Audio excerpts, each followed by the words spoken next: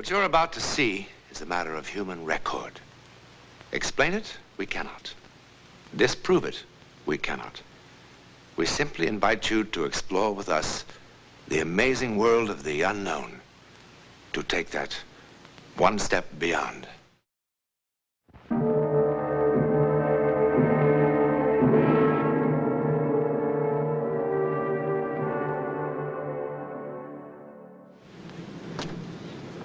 This is the scene of the crime.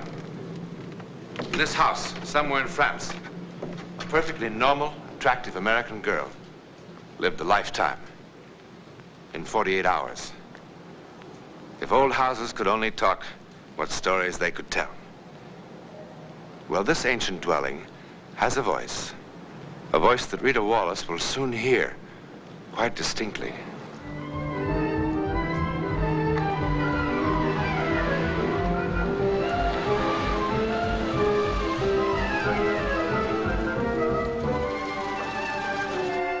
Not very modern. It's quite old, but very comfortable.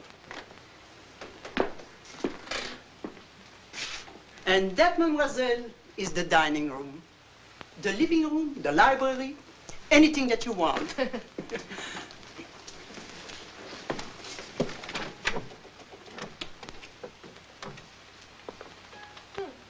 What's this? Oh, that's a storeroom now. Many years ago, that used to be the cool room. We used to keep the butter, eggs, milk, all sorts of things like that in there. I could use it for a dark room. It's right near the sink. Oh. The plumbing is quite old. It still goes. And that is Madame Recamier. It's lovely.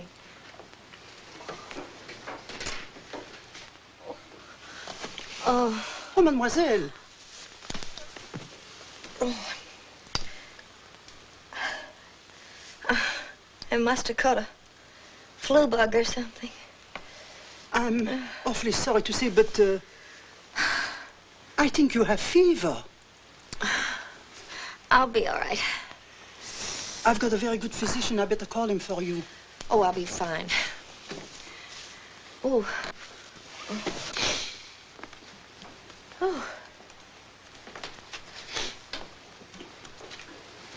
Oh.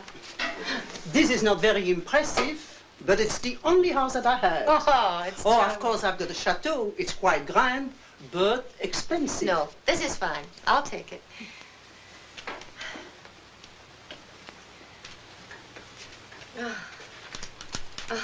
It'll do rotten to look any farther anyhow. Oh, I think you better see the doctor. My doctor is not very expensive. No, really, I'll be all right. I'll get some headache pills when I go out. Who's this? Oh, that is Tante Clara. Mademoiselle, did I understand you to say that you are with an American magazine? Yes, I'm a staff photographer. Oh, then you are here on your vacation, no? No. It's an assignment I've wanted to do for a long time, to be called the Face of France. The collective face, you see, caught in various individuals who altogether will express the nature and the spirit of the country. If I'm lucky. Oh, it must be very, very interesting. You know what? What? You could help make it interesting. How? Well, the pictures can be only as good as the models. If you know anyone whose face is interesting, expressing character, good or bad, I'd be very grateful if you could send him over. I'll pay, naturally. I think I'm going to look for somebody like that. Oh, good. Oh, that's wonderful. Oh, it is a very good bed, and I think you're going to sleep very good. If you need anything, call me. I'll be downstairs. Thank you, madame.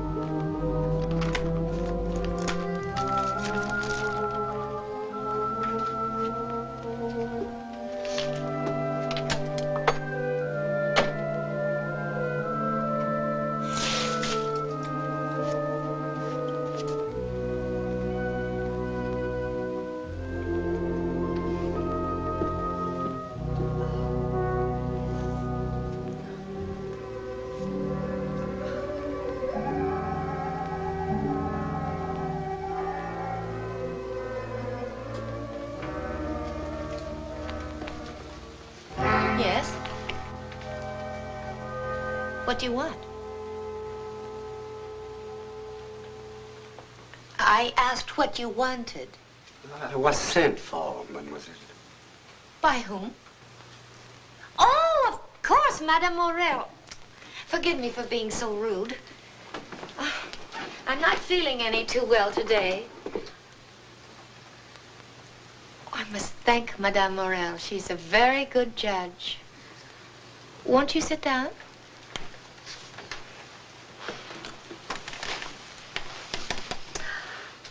You have quite a wonderful face, you know. Have you ever had your picture taken before? Some time ago. Oh, this is going to be just swell. Oh, where is my head? I left my camera and all my equipment in the car. Would you be so kind as to help me? S'il vous plaît. I hate to miss any of this light. It's all in the car, a whole lot of stuff. Oh, such eyes. This is going to be marvelous. That's nice. Oh, good. Lovely. Ah, lovely. Now, you just do whatever you feel like doing. Make yourself comfortable. If you feel like moving around, that's fine. You don't have to hold still. What are you doing? I'm taking your picture. You're not familiar with this camera? No. No, I'm not.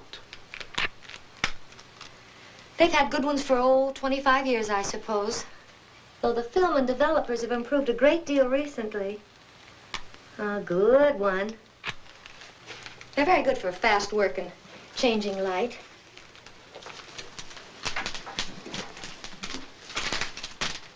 Oh, Monsieur Good. Turn, that good? Wonderful. Now then, look a little to your right. As close to the sun as you can without it hurting your eyes. It doesn't hurt. Oh, that's wonderful. Just one more. Oh, that's wonderful. Now, if you have time, I'd like to get some light set up. Oh. I don't know if I'll be able to do it after all. I'm awfully sorry. I feel just awful. Everything goes in and out of focus. Almost like a bad camera. I mean, it isn't the camera, it's me. Oh, what a shame. Could you come back tomorrow night? Yes, I think I can do it again since I have this time. Oh, good. I'd like to get some very careful shots. Oh,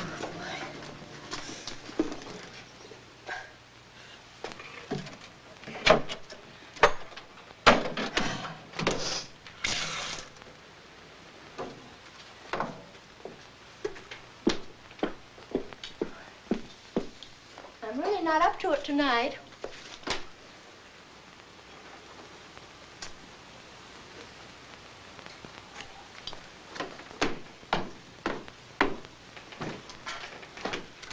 Monsieur?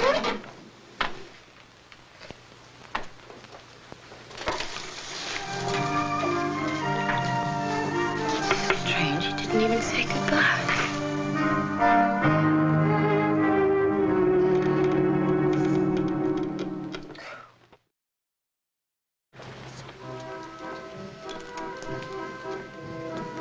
Ah, bonjour. Oh, hello.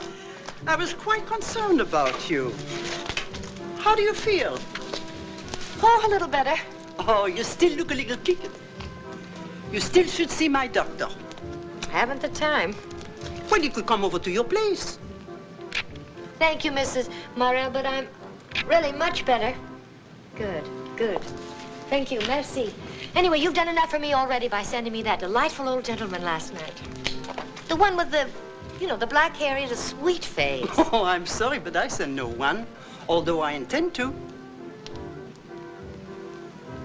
Well, that's odd. I was sure you had. just sort of appeared. He must have thought I was crazy. Well, who was he then?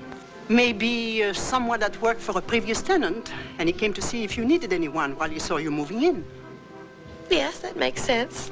Anyway, he's coming back tonight. He's a wonderful model. Merci, merci. Thank you.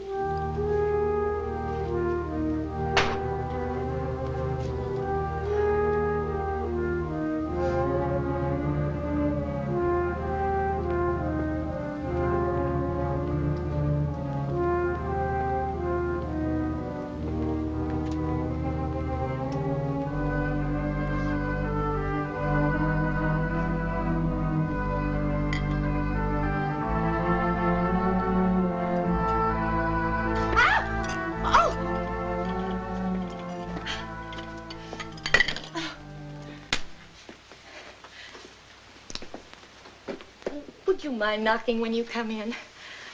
Perhaps it isn't the custom in your country, but it makes me terribly nervous. Forgive me, mademoiselle. I'm sorry. No, you forgive me. I just don't feel very well, and I'm just not myself today. Has mademoiselle's ailment improved? A little, but I'm afraid my disposition hasn't. Well, it was awfully nice of you to come back this evening. Would you like a cup of tea? No, thank you. Well, then shall we get started? Good. Would you sit here? By the way, how did you happen to come here last evening? I thought Madame Morel had sent you, but she said no. Oh, I just came. I've been here before. Oh, that's what she thought. Oh, by the way, I pay for the posing. No pay is necessary. Oh, but of course I wouldn't expect you to do it for nothing. Do the lights bother your eyes? No, I don't mind. Good. Now then, I'm using a slower shutter than yesterday, so I'll have to ask you to hold still when I make each shot. Now, could you lean back just a little? There, that's good.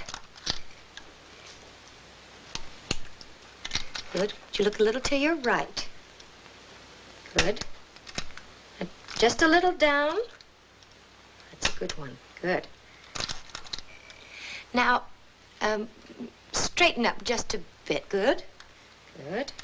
Let's turn your whole body. That's good. Oh, that's wonderful. You're not a professional by any chance? A professional model? No. All right. Now then, if you're quite comfortable, I'd like for you to think back. Remember something a little sad. Something that happened that made you unhappy, perhaps. Something you did, perhaps, that you regret. Just continue to sit that way. That's good, fine. Just keep on that way, thinking about it, so we can get what we call a mood picture. Oh, good one.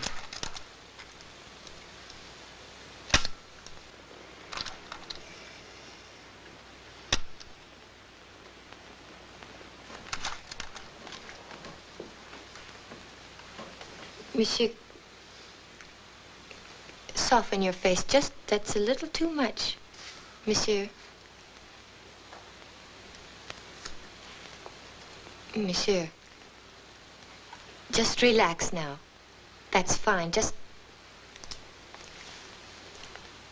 relax, monsieur. That's good. You can move now. I expect that's all we'll have to take today. Who Where have you been, Cecile? Cecile? What do you mean? You know what I mean, you filthy, cheap, rotten shame! I think you'd better go now. So you can meet him. Who is he now, Cecile? Who? The same one or new one, Cecile? Tell me, Cecile! Please, you're frightening me. Go away. I told you what would happen, Cecile! I warn you, Cecile! I warn you! I warn you, Cecile! Cecile!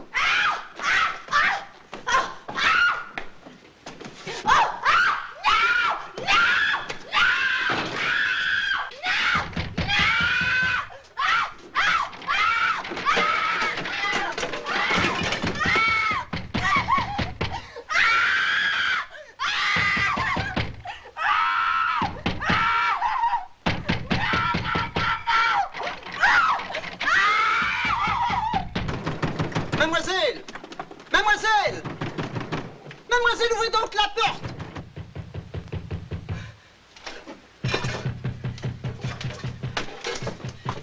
J'ai quelqu'un ici qui vous attend là dehors. What is it? What's the matter? Where is he? Who? Where is he? Who do you mean? He's hiding. Hiding? He's hiding. Where is he? There is nobody in the house. Huh? I'm worried about you. That's He why- was here. He tried to kill me. Wait a minute. He tried to kill me. Oh, look at He tried to kill me. I went out and I got the He song tried to down. kill me. Oh, la la la la la. Mademoiselle Wallace, the gendarme searched the entire house with you. True? And he found no one. He also searched the entire neighborhood. Is that not so?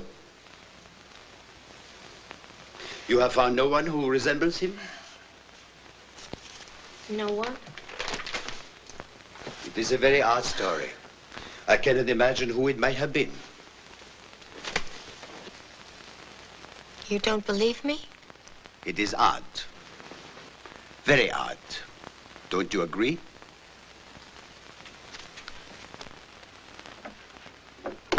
Mademoiselle, here's some hot coffee for you. Oh, thank you. Oh, how thoughtful you are. Tell me, mademoiselle, what was the address of that house again? 344 Avenue Bonaparte. We have covered everyone who have a record of in this district, mademoiselle. Of course, he could be from somewhere else. Eh, Mazak?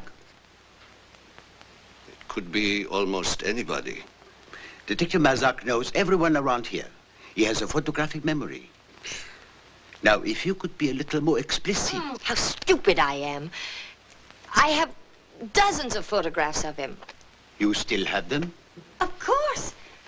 I could develop them in a few minutes if somebody could go back with me. I can't go back there alone. I would be very happy to take mademoiselle home. No, Mazak, you're going off duty. Brunel will... No. It's on my way. Mademoiselle, if you please. S'il vous plaît, merci. It's over there. I know. Do you mind if I smoke my pipe? Oh, not at all. It was nice of you to come with me. If you're off duty, though, you should have gone home. That's all right. I wanted to see the pictures. Tell me, how did the man first get in touch with you? Well, he didn't get in touch with me. He just was there. He didn't knock. Did it not seem peculiar? Did it not disturb you? Well, yes, but you see, he had such a wonderful face.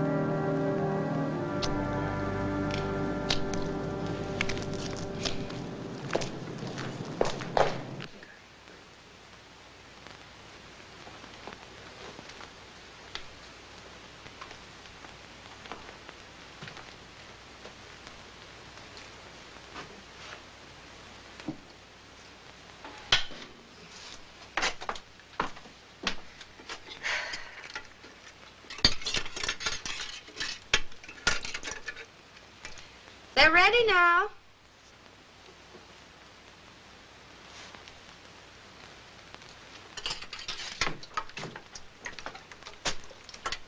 Now, perhaps the inspector won't think I'm just an hysterical woman. Oh, he does not. Oh, yes, he does.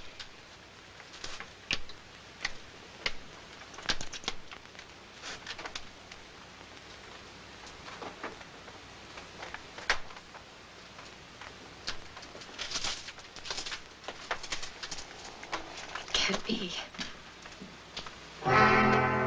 It can't be. How could it be?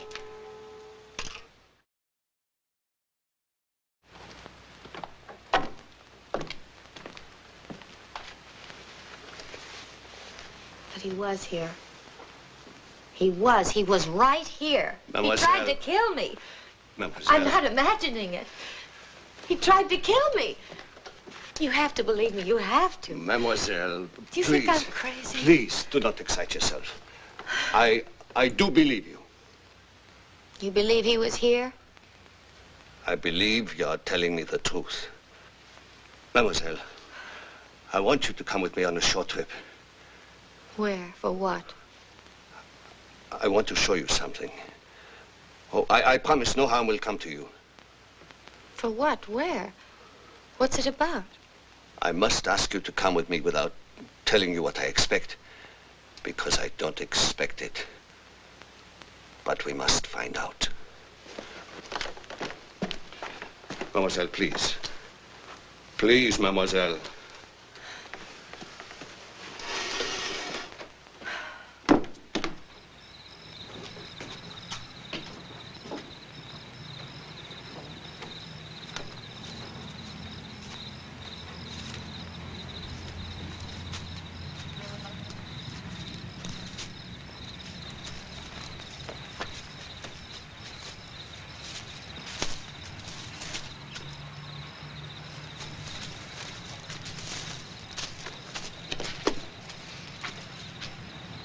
Mademoiselle.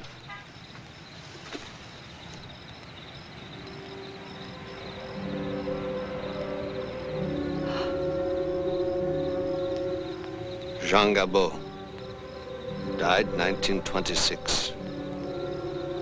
Executed for killing his young wife. The very same house, the very same room. What was her name? Cecile.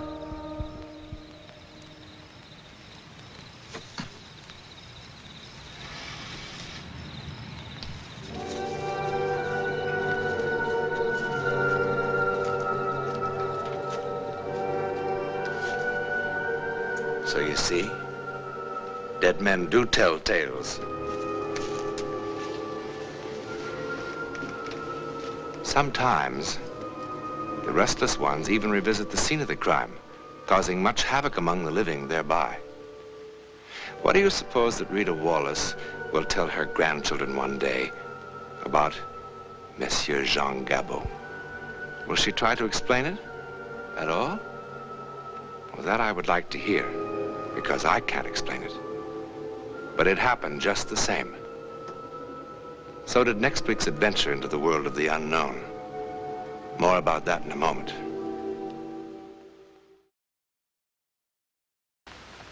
Oh, about next week. Well, it begins with a silly argument about this hat.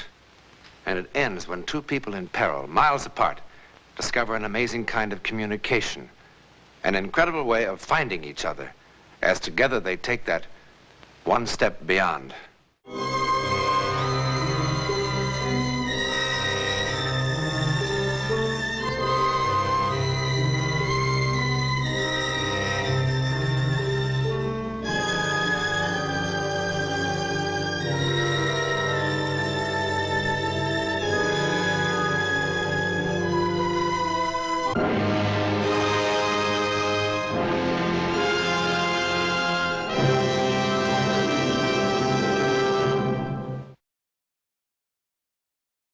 What you're about to see is a matter of human record.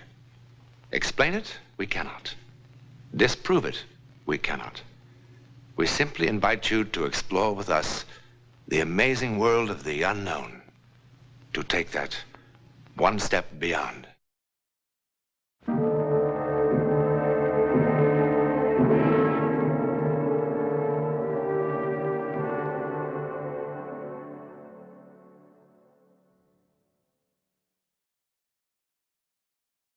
Like, thousands of other couples in Manhattan, Jim and Betty Hennessy are giving a cocktail party. Now, all those other parties will end with people falling in love with each other, with people getting sore at each other, with hangovers, and with plenty of work for the maid. But this one, oh boy, this one. I don't know. Sometimes I can't do it at all. Oh, stop that. What about the time that you told Marie Cooper that their house was going to burn down 3 days before it happened? Yeah, that was really out of this world. It was really horrible. It wasn't your fault, darling. After all, you got us married. How did she manage that? She told me I was going to meet a man in Bermuda because of a flat bicycle tire. And a year later, I would marry him. And we were married to the day. How come you could fix a bicycle tire? In the Army, you couldn't clean your rifle. I still can't. Oh, well, now, come on, it's not that bad. Oh, he's very handy. No kidding. She's really terrific. She went into some kind of hypnotic sleep a year before Betty and I ever laid eyes on each other. And she called all the shots right on the button. Sure she did. You don't believe it, huh? I believe she saved lots of cocktail parties. Look, next time you're in Chicago, remind me to take you on State Street to a little old woman. She's got a genuine African monkey paw. All she does is touch it, and the whole future lights up. And she told me I'd be the next governor of Illinois. Oh, you'd love her. Okay, buddy. Ladies and gentlemen, we have a wise guy from Chicago in our midst. He doesn't believe in our Ellen. What do you say, Ellen? Would you be willing to do it? Oh, please, I'd rather not. Well, maybe the spirits are with Miss Larrabee today. Some other time. Well, you mean when there are no cynics on the premises? No, just some other time. But there can't be any other time, Ellen. He's flying back to Chicago tonight. Come on, don't make a jackass out of me. I think this is wonderful. You and Arthur have never seen each other before. You know absolutely nothing about him. And you might be able to tell him something. It'll wipe that smug smile off his face. Charlie, come on. You make her do it. Now, what's Charlie got to do with it? Well, they sort of work together. That's an act. Well, maybe it is an act. Sometimes it works out, sometimes it doesn't. You want to, Ellen? I just don't feel up to it now. Well, then forget about it. You don't have to sing for your supper around here. It's too bad. I like party games. Like post office. Well, where's the post office? Well, I'm sorry I'm such a wet blanket. Oh, look, for Pete's sake, I hope I didn't hurt your feelings. You didn't hurt my feelings, Mr. Douglas. Mr. Douglas. All right. I'm ready. Oh, marvelous. Oh, good. Good. Ellen, you don't have to do this. I want to. Mr. Douglas, I hope you'll be amused. Well, come on, everybody. Get comfortable. Grab a chair. Now the party livens up. Excuse me. Marvelous. All right, Ellen, now close your eyes. Now relax. Relax completely. Now you're sinking. Down, down, down. You're floating. The mind is free in space. World's far away. Far away. You feel wonderful. Light and wonderful. Wonderful. Wonderful. Wonderful. Now, where are you, Ellen? Moving. Moving. Do you see anything? Nothing. Nothing. Oh. He doesn't notice them. Notice what? They're not his anyway. What's not his, Ellen? The keys.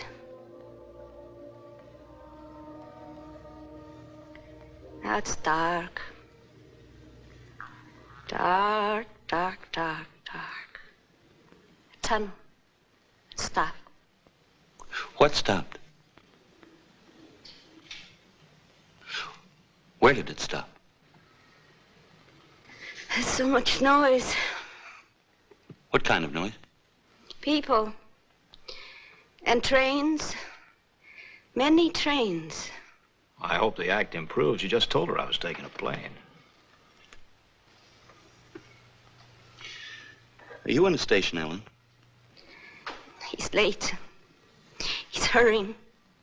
Now run. Run. Running. He's running. Where's he running? 102, B. 102? B. Compartment B. Car 102. Shouldn't someone tell her I'm flying? They shouldn't. They're making him go. Things making him go. Oh, he shouldn't have. He shouldn't have.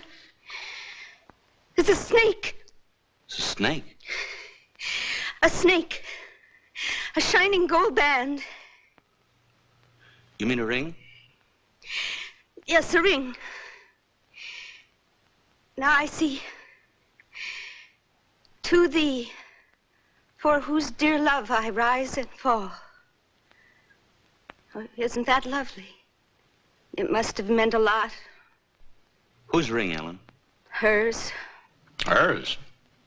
Well, well, well. Now, Arthur, if this bores you, we can stop right now. No, don't be silly. Now it's getting interesting. Oh, she's so pretty. Dark hair. Very interesting. Traveling suit. Gray. Fur bow.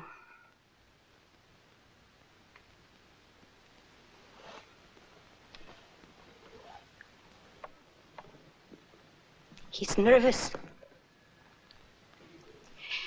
He's frightened. He's spilling her drink. And now he's running. Running. 102, quickly, quickly. Oh, he's so frightened. Oh, he's all alone. In the dark. Ah! The light is blinding.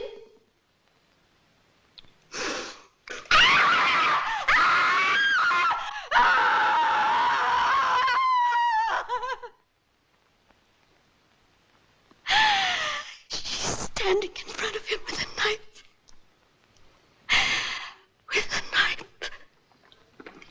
With a knife. Ellen. Ellen! You're all right, darling. You're all right now. Well, nothing like this ever happened before, Arthur. I'm sorry. Guess it was a lousy idea. What did I say?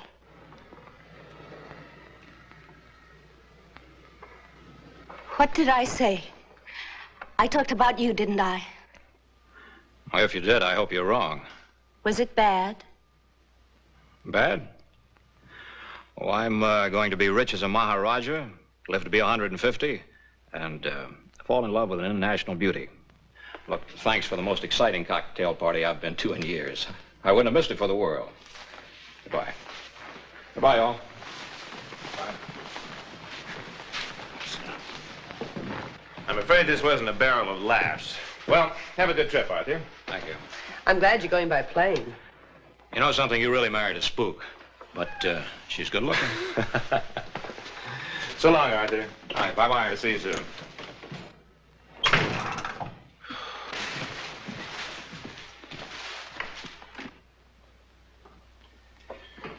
For being such a bust, there's an awful lot to clean up. Never mind, Manny, I'll get it. I wonder who that could be. I hope nobody forgot anything. One thing I can't stand is a party that never ends. Arthur! Hey, where's the party? Well, what happened? Why aren't you in the plane? Well, don't you ever look out your windows? Nothing's leaving Idlewild for who knows how long. What are you going to do? Exactly what you Miss Larrabee said I was going to do. Well, I knew you wouldn't mind my waiting here instead of the station. You're not going to take a train.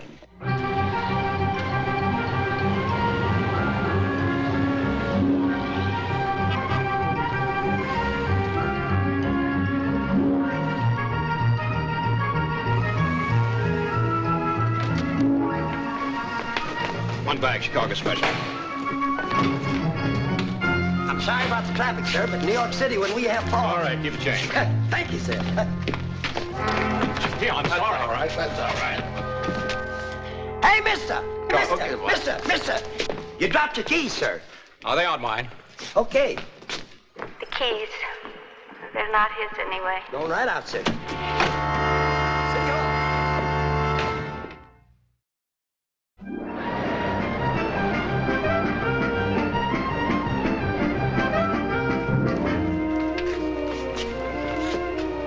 Good evening. Good evening. Douglas. Oh, yes, Mr. Douglas, because of this storm and all the reservations that were made at the last minute like yours, there's been a mix-up in your space. Now, I can give you compartment L in car 271 or, let's see, car 102, compartment B. Compartment B, car 102. What were those numbers? Car 271. I mean the last. Compartment B, car 102. Well,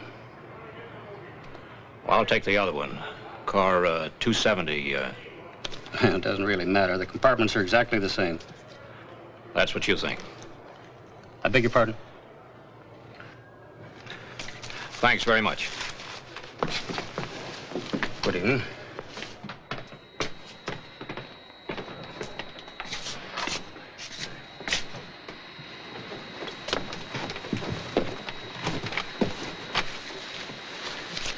There you go.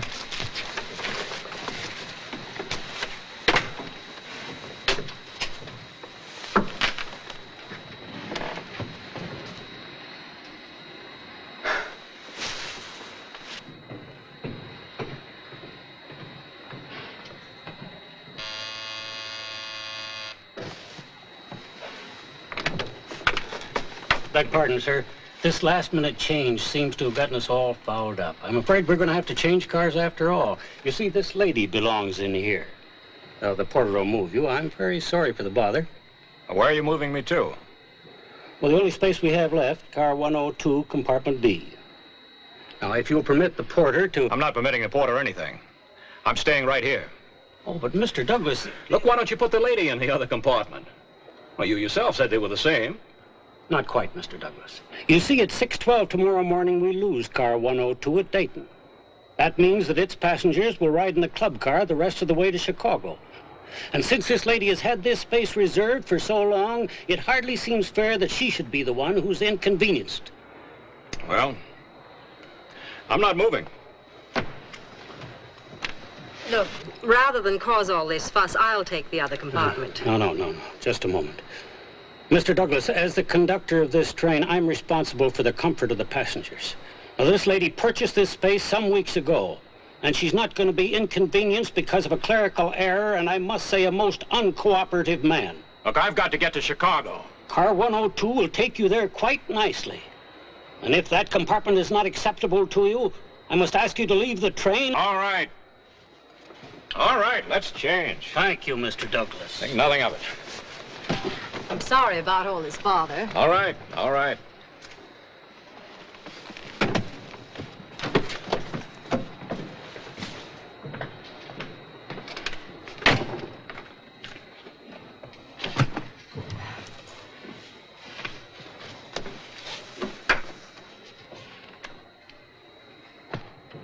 aboard!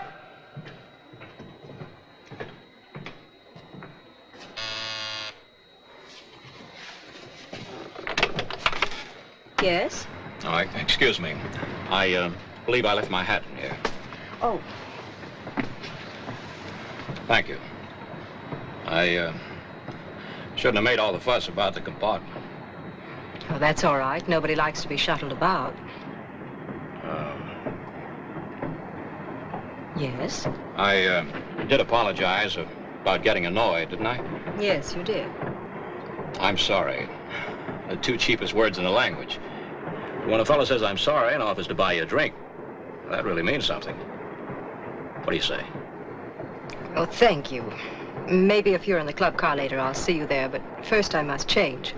Well, you look fine the way you are. I'm glad you approve. I do. I'll, be waiting for you.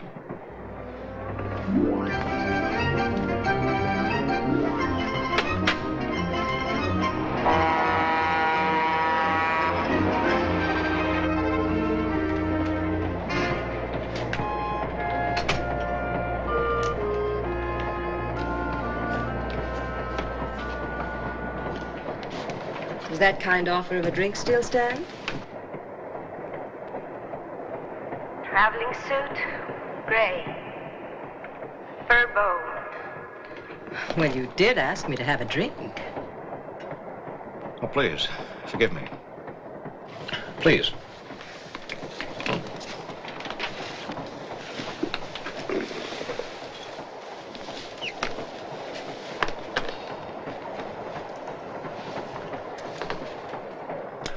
What'll you have?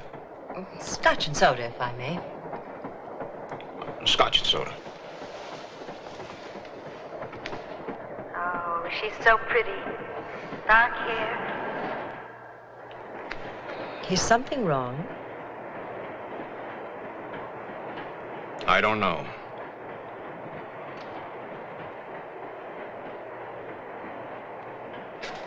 You know, I can live without this drink. Oh, please, please, forgive me. Please. Would you, mind if I ask you a question about, your dress? It's a suit. Tell me, is that what you, call an original?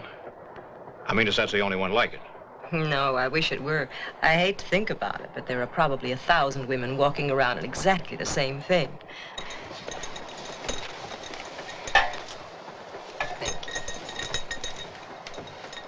Here's to the man in compartment B. Live in Chicago? Not exactly in Chicago. Evanston. Have friends in New York? A few, not many. Tell me, by some wild chance, you happen to know Ellen Larrabee? No, I don't think so. Thank you. You're sure? Quite sure. Now, she's small, brown hair and eyes are sort of... I really don't know Ellen Larrabee. I'm glad. What? You want to hear something really crazy? I went to a cocktail party this afternoon. A perfectly normal cocktail party. And then it was this completely average-looking woman there, this Ellen Larrabee.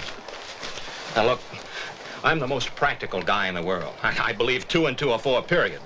But this Ellen Larrabee told me that I was...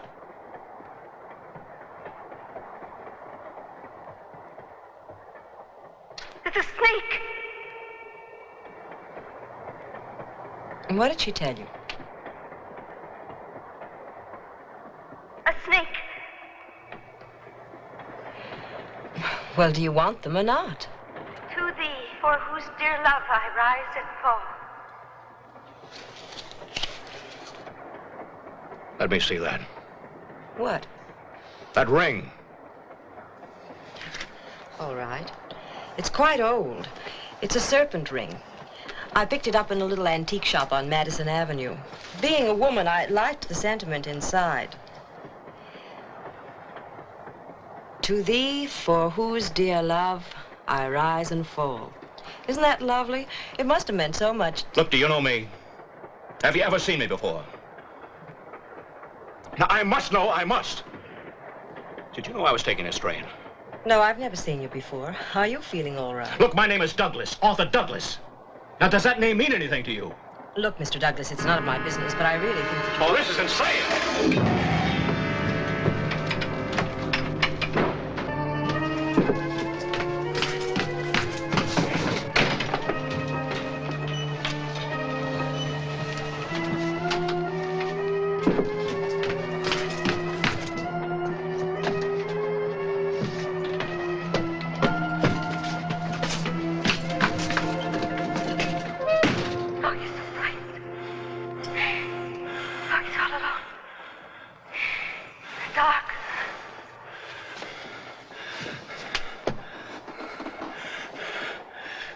What is this?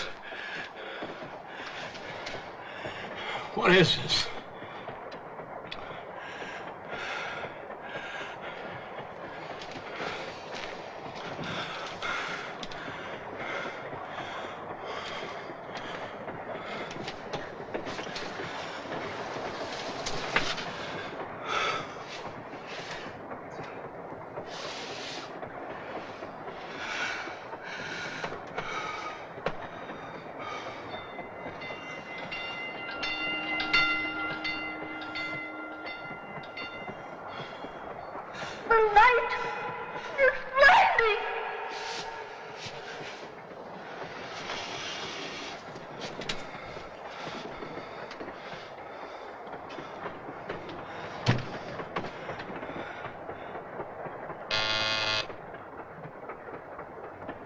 Mr. Douglas? Mr. Douglas?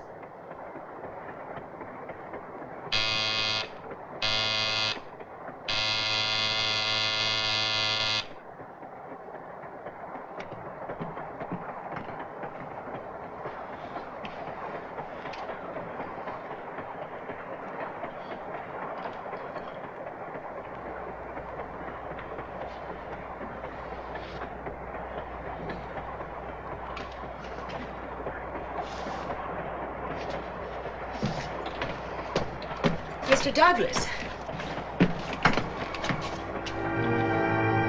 Mr. Douglas.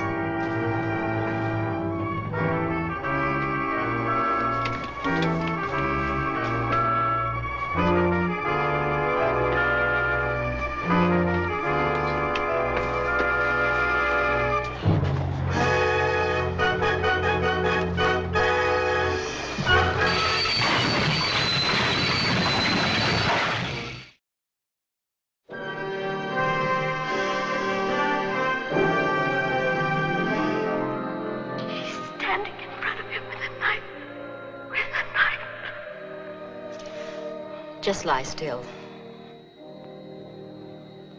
You'll be all right now. You've got quite a slice in the head, but you'll be all right. You're lucky. Lucky? Why, sure. Look at the service you're getting. I'm a first-class surgical nurse, and this gentleman here, he's a doctor. Happened to be in the next car. You're going to be all right. Lost a little blood, that's all.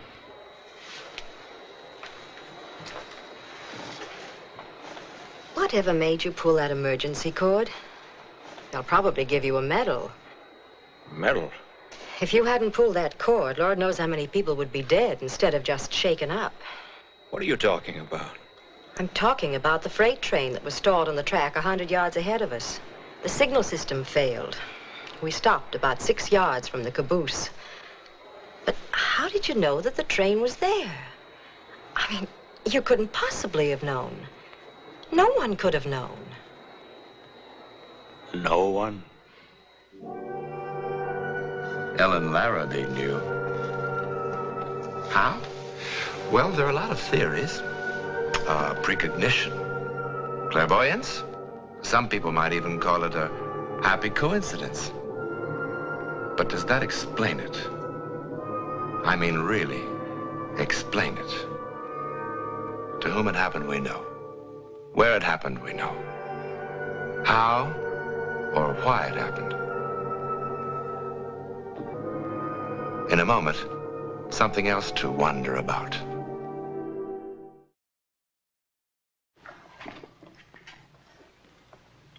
Next week? This is a film developing tray, a rather ordinary object.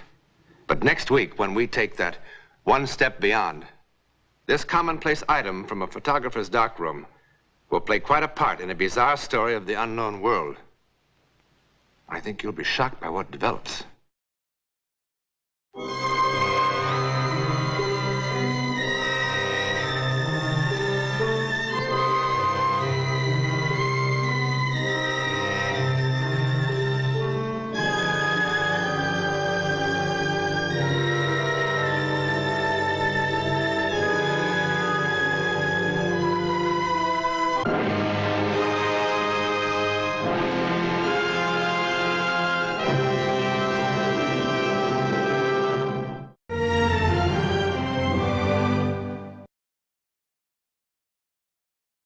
What you're about to see is a matter of human record.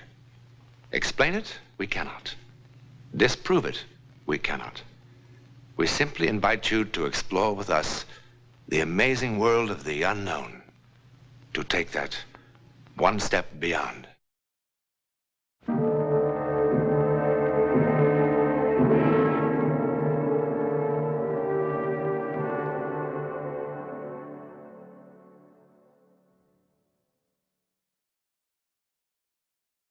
Like, thousands of other couples in Manhattan, Jim and Betty Hennessy are giving a cocktail party.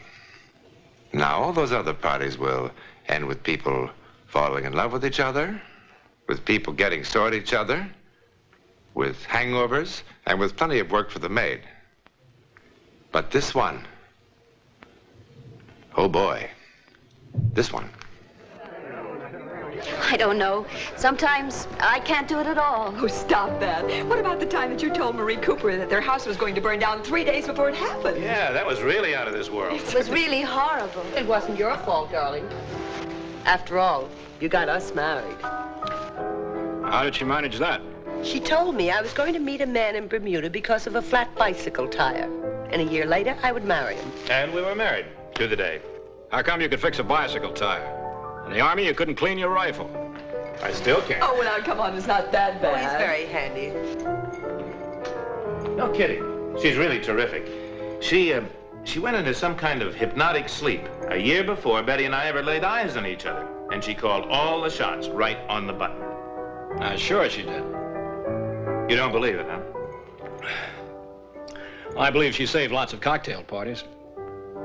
Look, next time you're in Chicago, remind me to take you on State Street to a little old woman. She's got a genuine African monkey paw. All she does is touch it, and the whole future lights up. Now, she told me I'd be the next governor of Illinois. Oh, you'd love her. Okay, buddy. Ladies and gentlemen, we have a wise guy from Chicago in our midst. He doesn't believe in our Ellen. What do you say, Ellen? Would you be willing to do it? Oh, please, I'd rather not. Well, maybe the spirits are with Miss Larrabee today. Some other time. Well, you mean when there are no cynics on the premises? No, just some other time. But there can't be any other time, Ellen. He's flying back to Chicago tonight. Come on, don't make a jackass out of me. I think this is wonderful. You and Arthur have never seen each other before. You know absolutely nothing about him. And you might be able to tell him something. It'll wipe that smug smile off his face. Charlie, come on. You make her do it. Now, what's Charlie got to do with it? Well, they sort of work together. That's an act. Well, maybe it is an act. Sometimes it works out, sometimes it doesn't. You want to, Ellen? I just don't feel up to it now. Well, then forget about it. You don't have to sing for your supper around here. It's too bad. I like party games. Like post office. I'm a whiz at post office. Well, I'm sorry I'm such a wet blanket. Oh, look, for Pete's sake, I hope I didn't hurt your feelings. You didn't hurt my feelings, Mr. Douglas. Mr. Douglas. All right. I'm ready. Oh, marvelous. Oh, good. Good. Now, Ellen, you don't have to do this. I want to. Mr. Douglas, I hope you'll be amused. Well, come on, everybody. Get comfortable. Grab a chair. Now the party livens up. Excuse me. Marvelous. All right, Ellen, now close your eyes. Now relax. Relax completely. Now you're sinking. Down, down, down. You're floating. The mind is free in space. World's far away. Far away. You feel wonderful. Light and wonderful. Wonderful. Wonderful. Wonderful. Now, where are you, Ellen? Moving. Moving. Do you see anything? Nothing. Nothing. Oh. He doesn't notice them. Notice what? They're not his anyway. What's not his, Ellen? The keys.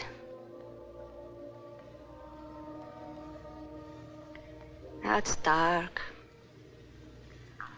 Dark, dark, dark, dark. A tunnel.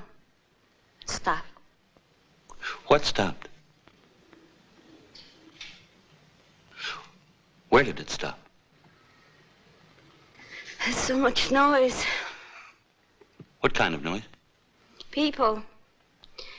And trains. Many trains. I hope the act improves. You just told her I was taking a plane. Are you in the station, Ellen? He's late. He's hurrying. Now run. Run. Running. He's running. Where's he running? 102, B. 102? B. Compartment B. Car 102. Shouldn't someone tell her I'm flying? They shouldn't. They're making him go. Things making him go. Oh, he shouldn't have. He shouldn't have. It's a snake. It's a snake? A snake. A shining gold band. You mean a ring? Yes, a ring. Now I see. To thee, for whose dear love I rise and fall. Oh, isn't that lovely? It must have meant a lot. Whose ring, Ellen? Hers. Hers? Well, well, well. Now, Arthur, if this bores you, we can stop right now. No, don't be silly. Now it's getting interesting. Oh, she's so pretty. Dark hair. Very interesting. Traveling suit. Gray. Fur bow.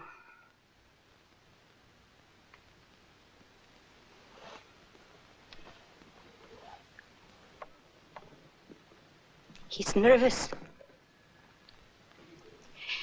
He's frightened. He's spilling her drink. And now he's running. Running.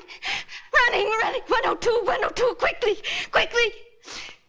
Oh, he's so frightened. Oh, he's all alone. In the dark. Ah! The light is blinding.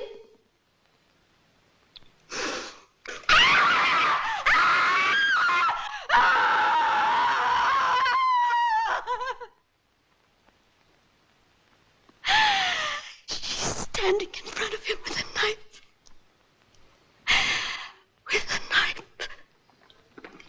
With a knife. Ellen. Ellen! You're all right, darling. You're all right now. Well, nothing like this ever happened before, Arthur. I'm sorry. Guess it was a lousy idea. What did I say?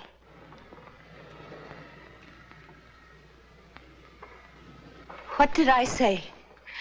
I talked about you, didn't I? Well, if you did, I hope you're wrong. Was it bad? Bad? Oh, I'm going to be rich as a Maharaja, live to be 150, and fall in love with an international beauty. Look, thanks for the most exciting cocktail party I've been to in years. I wouldn't have missed it for the world. Goodbye. Goodbye, all. Bye. I'm afraid this wasn't a barrel of laughs. Well, have a good trip, Arthur. Thank you. I'm glad you're going by plane. You know something? You really married a spook. But she's good looking. So long, Arthur. All right, bye-bye. I'll see you soon.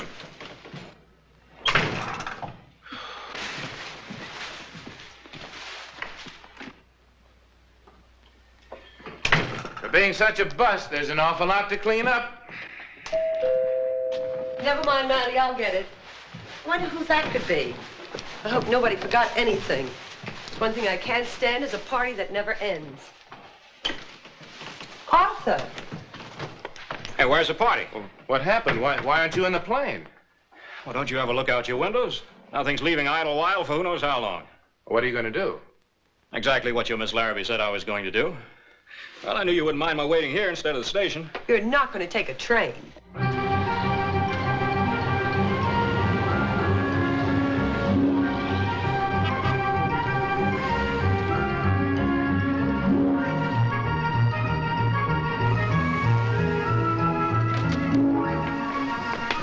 One bag, Chicago special. I'm sorry about the traffic, sir, but New York City, when we have fog... All right, give a change. Thank you, sir. Gee, I'm sorry. All right, that's all right. Hey, mister! Okay, what? Mister! You dropped your keys, sir. Oh, they aren't mine. Okay. The keys. They're not his anyway. Going right out, sir.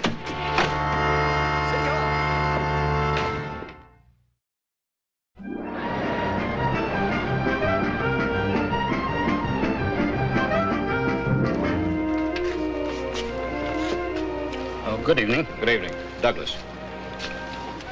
Oh, yes, Mr. Douglas, because of this storm and all the reservations that were made at the last minute, like yours, there's been a mix-up in your space.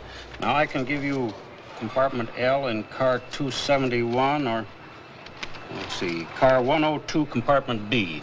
Compartment B, car 102. What were those numbers? Car 271. I mean the last. Compartment B, car 102. Well, I'll take the other one. Car 270. It doesn't really matter. The compartments are exactly the same. That's what you think. I beg your pardon? Thanks very much. Good evening.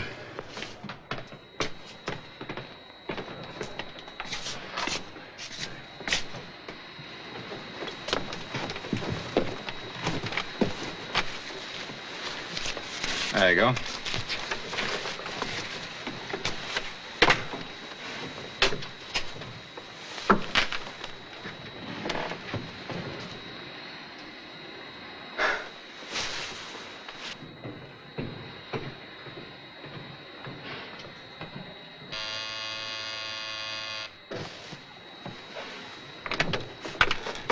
Beg pardon, sir. This last-minute change seems to have gotten us all fouled up. I'm afraid we're going to have to change cars after all. You see, this lady belongs in here. The porter will move you. I'm very sorry for the bother. Where are you moving me to? Well, the only space we have left, car 102, compartment B.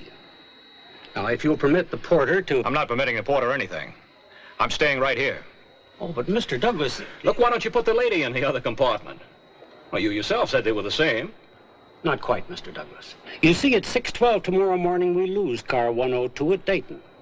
That means that its passengers will ride in the club car the rest of the way to Chicago. And since this lady has had this space reserved for so long, it hardly seems fair that she should be the one who's inconvenienced. Well, I'm not moving. Look, rather than cause all this fuss, I'll take the other compartment. No. Just a moment. Mr. Douglas, as the conductor of this train, I'm responsible for the comfort of the passengers. Now, this lady purchased this space some weeks ago, and she's not going to be inconvenienced because of a clerical error, and I must say a most uncooperative man. Look, I've got to get to Chicago. Car 102 will take you there quite nicely. And if that compartment is not acceptable to you, I must ask you to leave the train. All right. All right, let's change. Thank you, Mr. Douglas. Think nothing of it.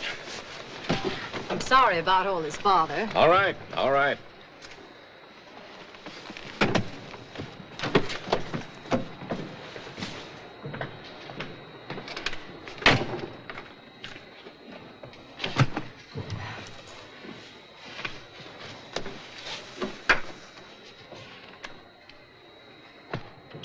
aboard!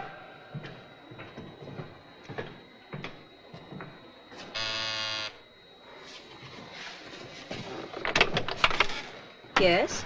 Oh, excuse me. I believe I left my hat in here. Oh. Thank you. I shouldn't have made all the fuss about the compartment.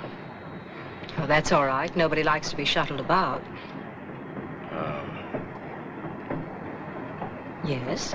I did apologize about getting annoyed, didn't I? Yes, you did. I'm sorry. The two cheapest words in the language. When a fellow says I'm sorry and offers to buy you a drink, that really means something. What do you say? Oh, thank you. Maybe if you're in the club car later, I'll see you there, but first I must change.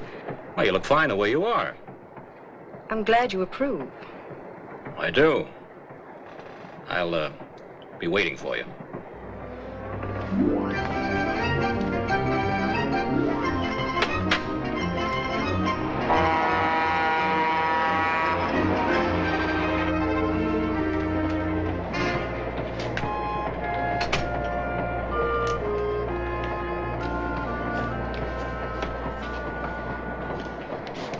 Does that kind offer of a drink still stand? Traveling suit, gray. Fur bow. Well, you did ask me to have a drink. Oh, please, forgive me. Please.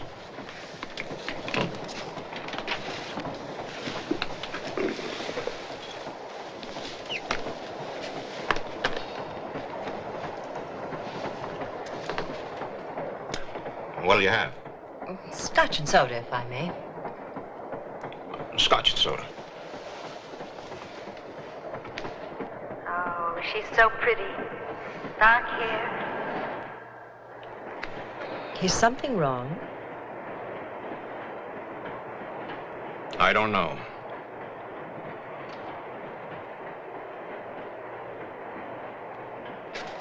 You know, I can live without this drink. Oh, please, please, forgive me. Please. Would you, mind if I ask you a question about, your dress? It's a suit. Tell me, is that what you, call an original? I mean, is that the only one like it? No, I wish it were. I hate to think about it, but there are probably 1,000 women walking around in exactly the same thing.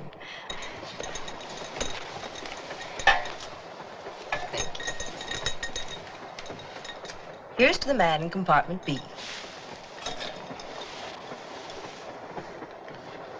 Live in Chicago? Not exactly in Chicago. Evanston. Have friends in New York? A few, not many.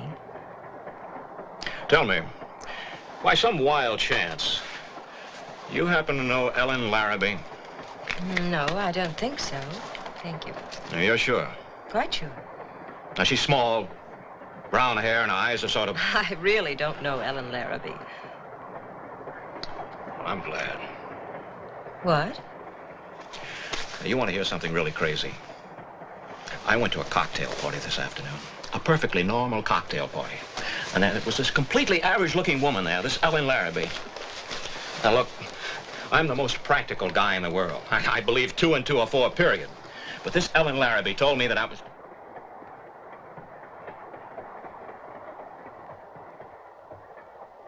It's a snake. And what did she tell you?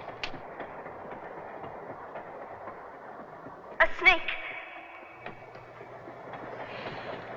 Well, do you want them or not? To thee, for whose dear love I rise and fall.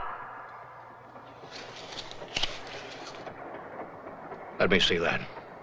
What? That ring. All right. It's quite old. It's a serpent ring. I picked it up in a little antique shop on Madison Avenue. Being a woman, I liked the sentiment inside. To thee, for whose dear love I rise and fall. Isn't that lovely? It must have meant so much. Look, do you know me?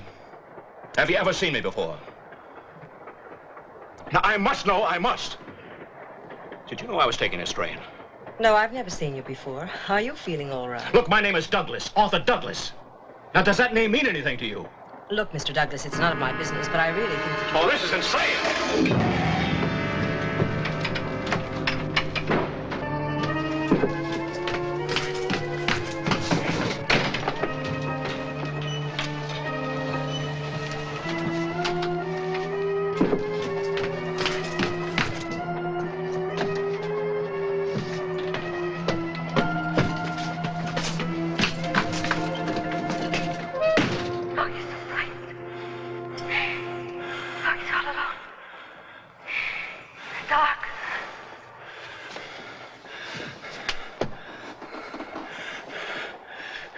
What is this?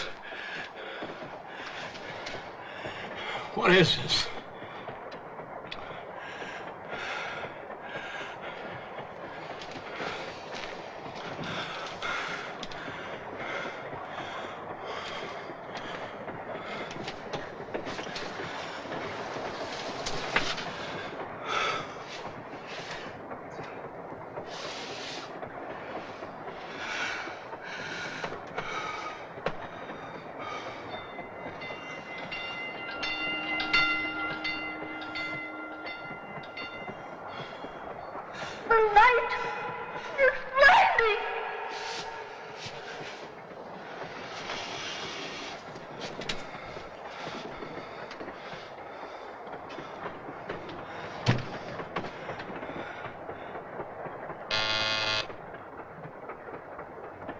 Mr. Douglas? Mr. Douglas?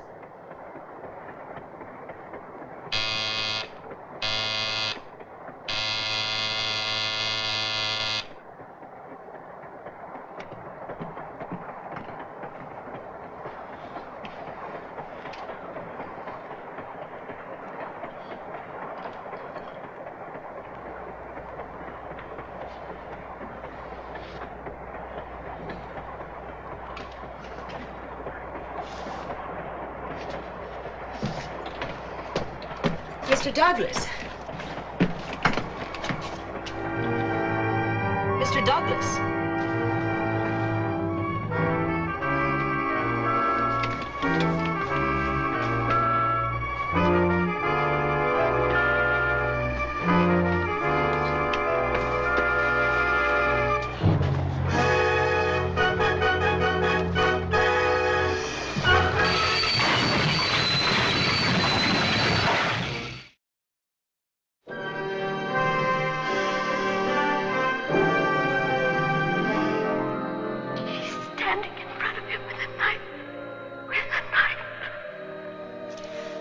Just lie still. You'll be all right now. You've got quite a slice in the head, but you'll be all right. You're lucky. Lucky? Why, sure. Look at the service you're getting. I'm a first-class surgical nurse, and this gentleman here, he's a doctor. Happened to be in the next car. You're gonna be all right. Lost a little blood, that's all.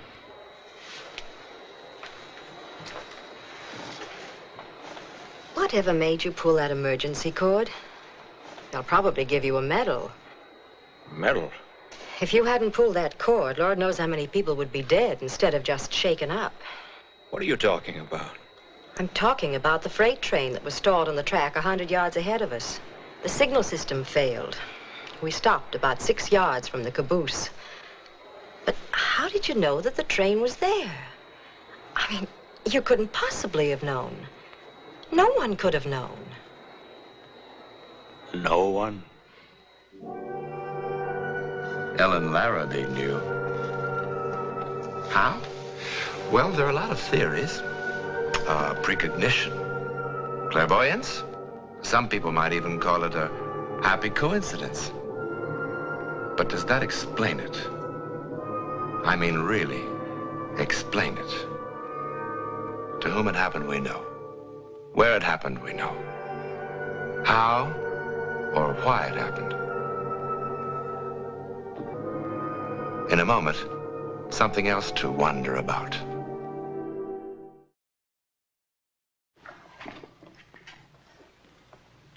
Next week, this is a film developing tray, a rather ordinary object.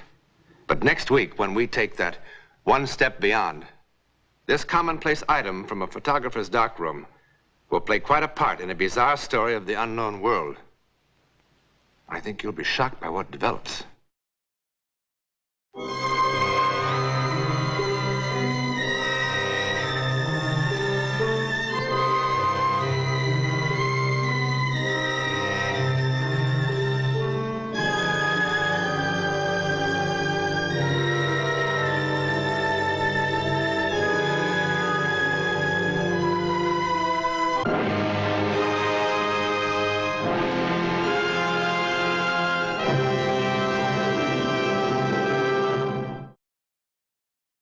about to see the rarest kind of human experience.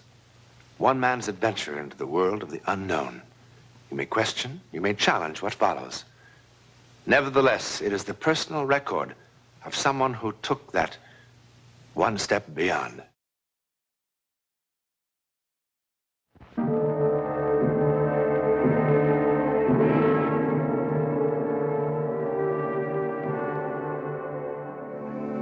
She was standing right here! I saw her! It was no hallucination.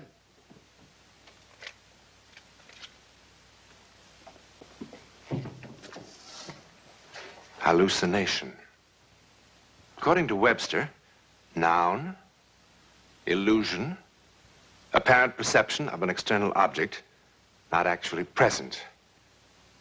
That's what the dictionary says. But inside that room, that well-ordered definition just won't do. Sometimes, repeating over and over again what we think we have seen... You want to hear it again? You just tell me you want to hear it again. You want to hear it 1,000 times. I'll tell it to you 1,000 times. But when do we stop? When that which cannot be is removed from that which was.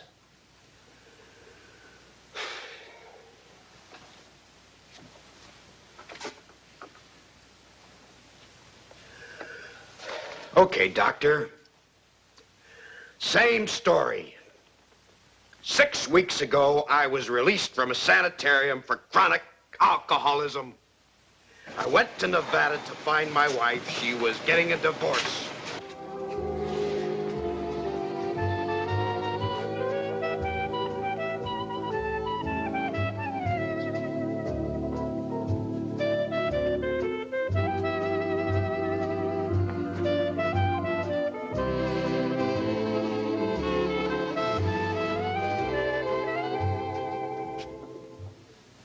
Hi, Dad. Wow. It's been a while, son. You know something, son? I missed you. Me too. But Ma said it'd be better if we didn't bother you. Well, she's right. She's right. That's no place to go visiting people. How is she? She's okay. Hey, what's the matter, huh? Nothing. Oh. Well, I'm not drunk, if that's what you're wondering. Dad. That was it, wasn't it?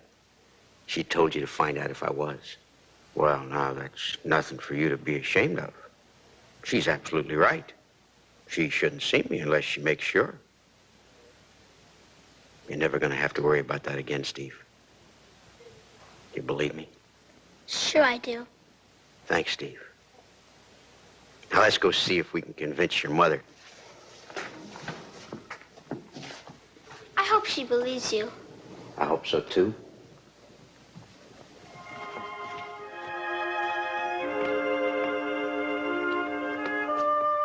Hey, wait a minute.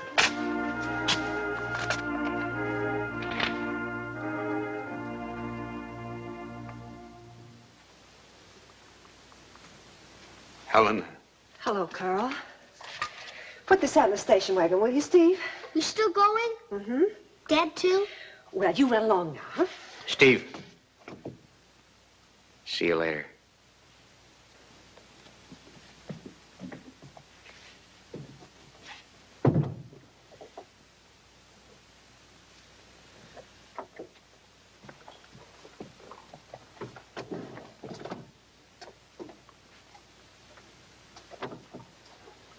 How'd you like the flowers? They're lovely. It's a much bigger bouquet than last time.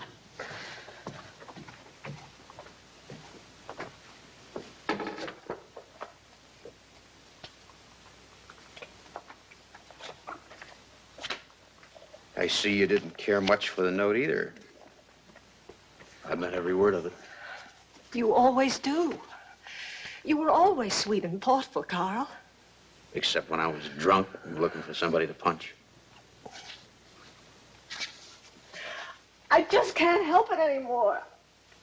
I used to be able to forget, but now I can't. Why did you come all the way out here? The answer is no. Helen? No, Carl, absolutely no. See, all the other times you were away, I used to be able to think of you the way you were when we first got married. The good times. But this last time, all I could see was you drunk and shouting and fighting and those two policemen, the way they looked at me. Carl, I've just forgiven and forgotten so many times that it's just all gone out of me. The forgiving and the forgetting.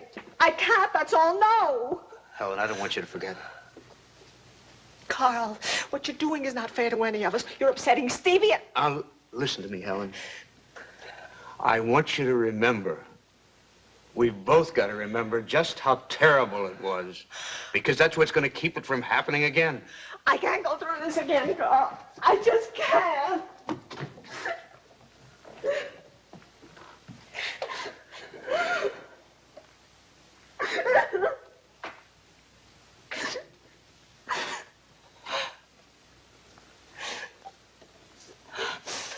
Why did you have to come out here? Why couldn't you just leave us alone? Helen, you remember where they put me the last time? It was pretty awful. I was never so scared my whole life. Not even when I was a little kid. I hated you for letting them put me there. Well, what was I supposed to have done? I hated you at first. But I'm grateful now. It gave me a lot of time to think. And when I got out, I realized that I'd never take another drink as long as I lived. But how do you know? Because now I know what made me drink. It was fear. Fear? Of what? You had a wonderful job, and we had Stevie. You knew how much I loved you. And I was afraid that I wasn't good enough for you. That doesn't make much sense, I guess. How can I make you understand? Well, I drank to forget the fear. And when I was drinking, I really wasn't good enough for you. Well, the fear got worse. I drank some more. And I lost my job. I hated myself for that. And I drank some more. Hated myself some more. And all the time I was afraid. But I'm not afraid anymore.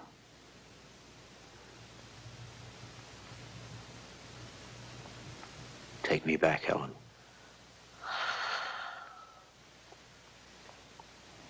What do you say?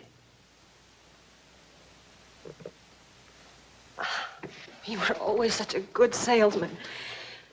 You make it sound so right. It is right.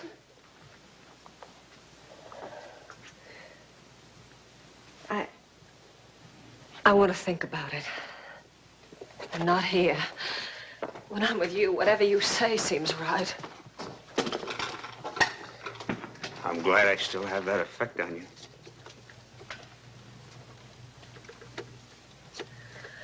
I promised Stevie I'd take him sightseeing this afternoon. Can I go with you? No, we'll be back before supper.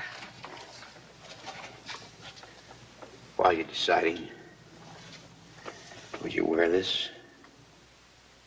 I'll never put that ring on again, Carl, unless I mean it. If it is no, I promise I won't argue. Thanks, Carl. Just in case it is no, I want you to remember this. I do love you.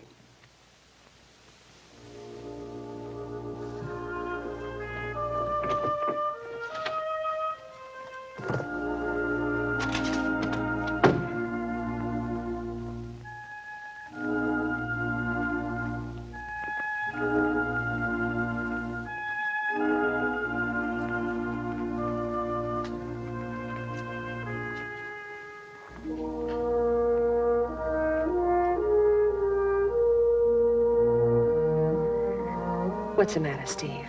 Nothing. You don't sound like nothing's the matter. It's not your fault, Mom. What is it? That I don't enjoy anything as much as I did when, no, I don't know. When what?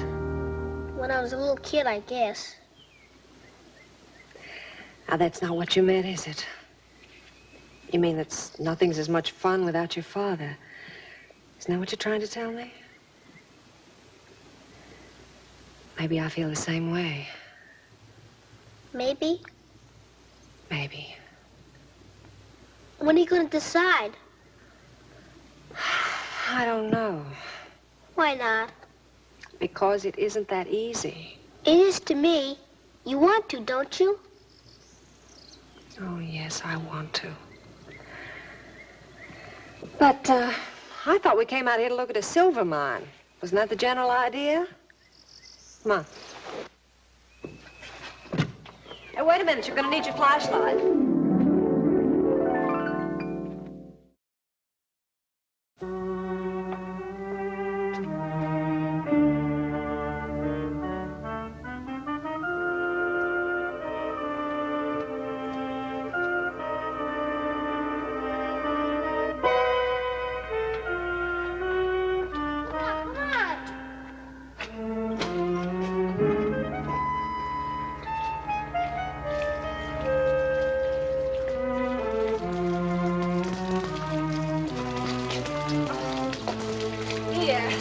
Carry this, honey.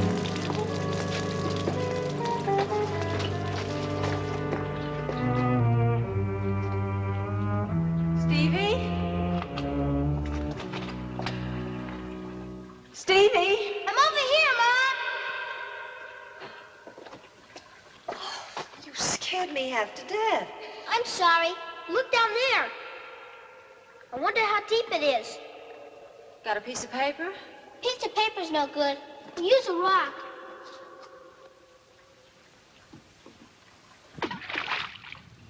There's water down there. I guess that's why they abandoned the mine. I don't know. Dad would. Will you give a lady a little time? Haven't you had enough time? Yes, Stevie, I guess I have. Then let's go back and tell him. No, not right now. Run on.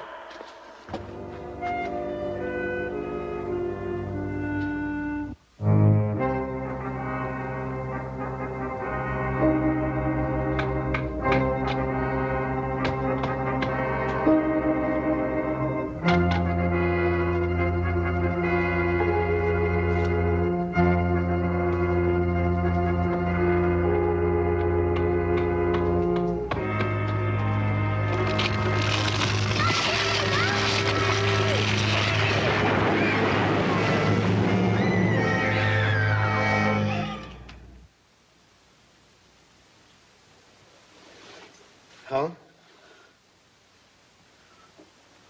Helen! Oh, Helen. What happened? He's trapped. Oh, where's Stevie? He's trapped. Where? He's trapped. Where? He's trapped in the mine. Oh, Helen! Hurry.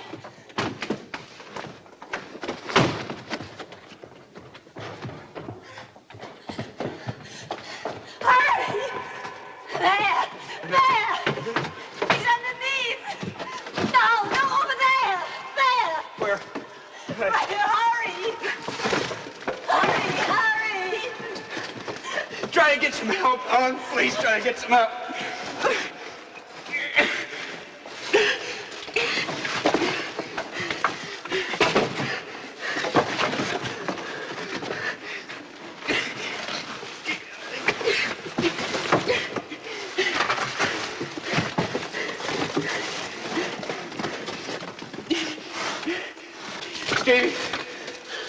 Steve, boy, you in there, boy? Steve.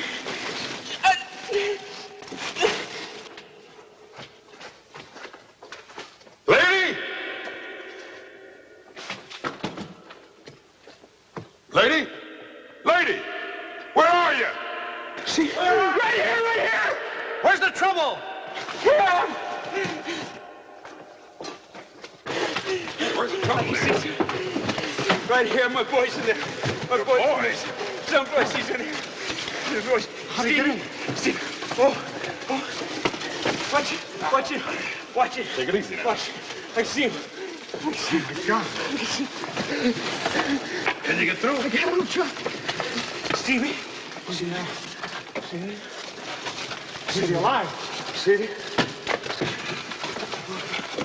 Stevie. Oh, Stevie. Oh, Stevie. Watch it. Go get him up here. I'll take him. I got him. Oh, watch it. Oh, listen. Let him through. Pardon me. Oh. Get him. Help him through. Where is he? Here you are. Get him. Do it, Stevie.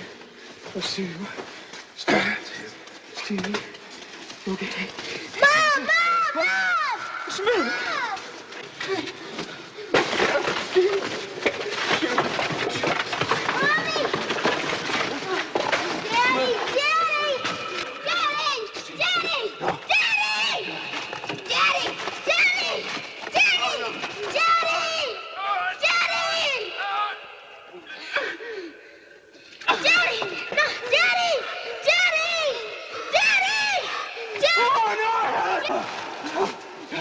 Mom!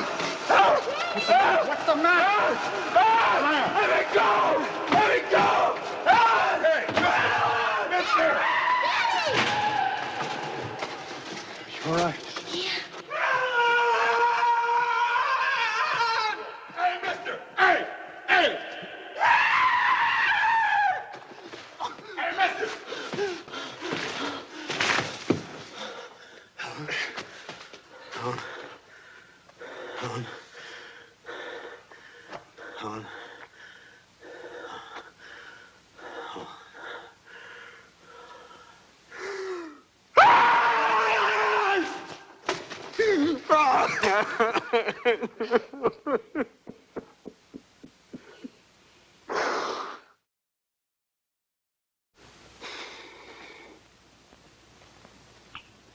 Well, that's it, huh?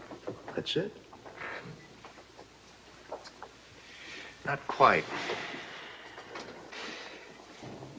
Your wife died instantly when that mind collapsed, Mr. Archer. That's a medical fact. Go ahead, state the other medical fact. Tell me I'm out of my mind. There's nothing wrong with your mind. But there are certain facts you have to face. For instance, do you have any idea how your wife got from the mine to the motel? Her station wagon never left that mine. You know that, don't you? It was an extremely hot day. You were fatigued from the long drive, and you were under considerable emotional stress. Now, isn't that true? Isn't that true? Yes, yes. Your wife was gone longer than you thought she would be. You were worried that perhaps she would never come back. So you invented reasons why she was gone. I saw her! She was standing right here! All right, come on.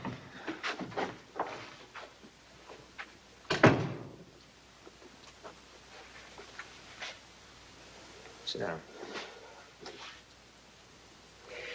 You saw what you wished to see. You have to believe that. The mirage is quite real to the man who's dying of thirst, you know. I didn't wish for that mine to cave in. How could I have known about that? Well, out of the thousands of wild hunches that people get for one reason or another, some are bound to be accurate. Oh, you wouldn't believe me if I was... Mr. Archer, as a doctor, I also have certain facts to face. Among them, that I'm dealing with a man who has a record of chronic alcoholism. I knew you'd get around to that.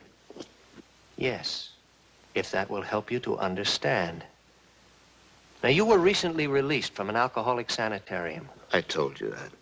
One of the most common symptoms of the seriously ill victim of alcoholism is hallucinations.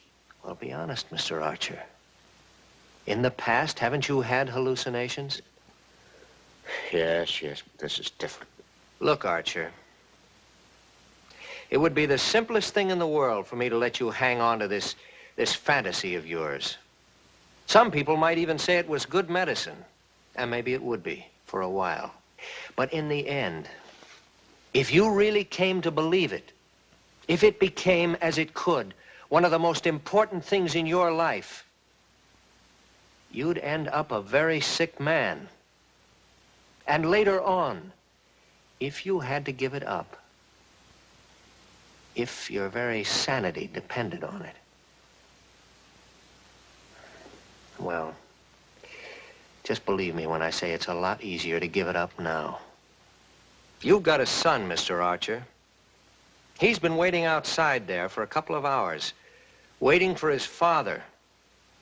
Because now that's all he's got to hold on to for all the years ahead when he needs somebody strong. And you're gonna fail him if you're a neurotic who has to hang on to a mirage for a crutch.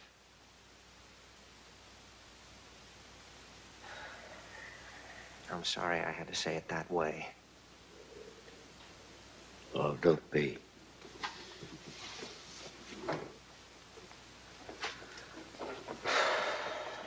Is it all right if I go home right away now? Yeah, of course. Look, it's not going to be easy for you. When you have a bad night, I want you to take one of these. I thought you didn't like crutches. They're all right if they wear off in a couple of hours.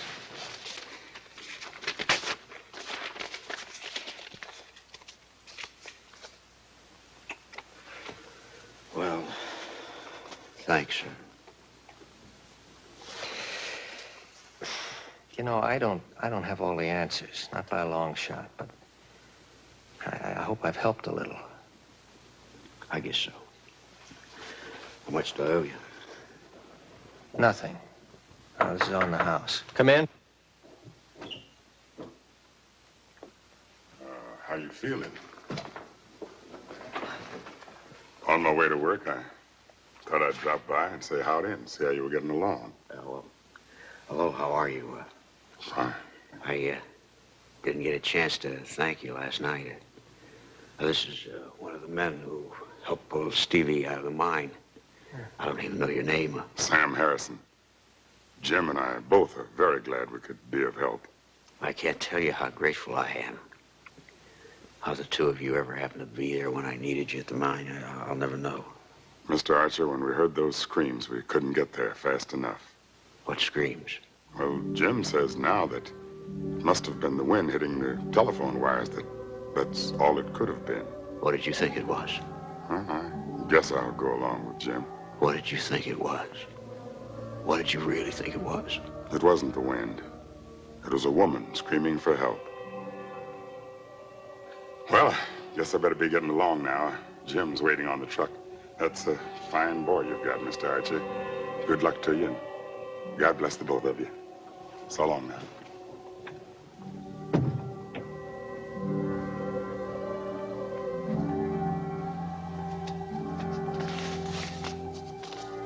I don't think I'll need these.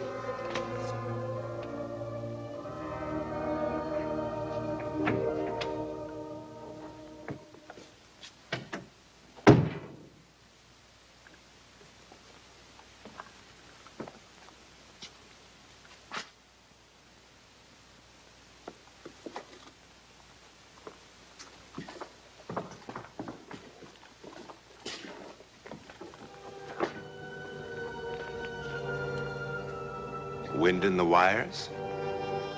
Illusion? Hallucination? Certainly you have your own very personal explanation or rejection. But is it possible that love knows no boundaries? Not even death? That sometimes a loving hand, beyond life itself, can reach out to shield the living? Is it possible? In a moment, something about next week. Doesn't look much like a weapon of war, does it? It is, though. This, pitchforks, bird guns, all sorts of things were used by England's Home Guard as they faced the threat of Nazi invasion after Dunkirk. There was another weapon, too. Psychic power. Very potent. Next week, we'll show you how it worked.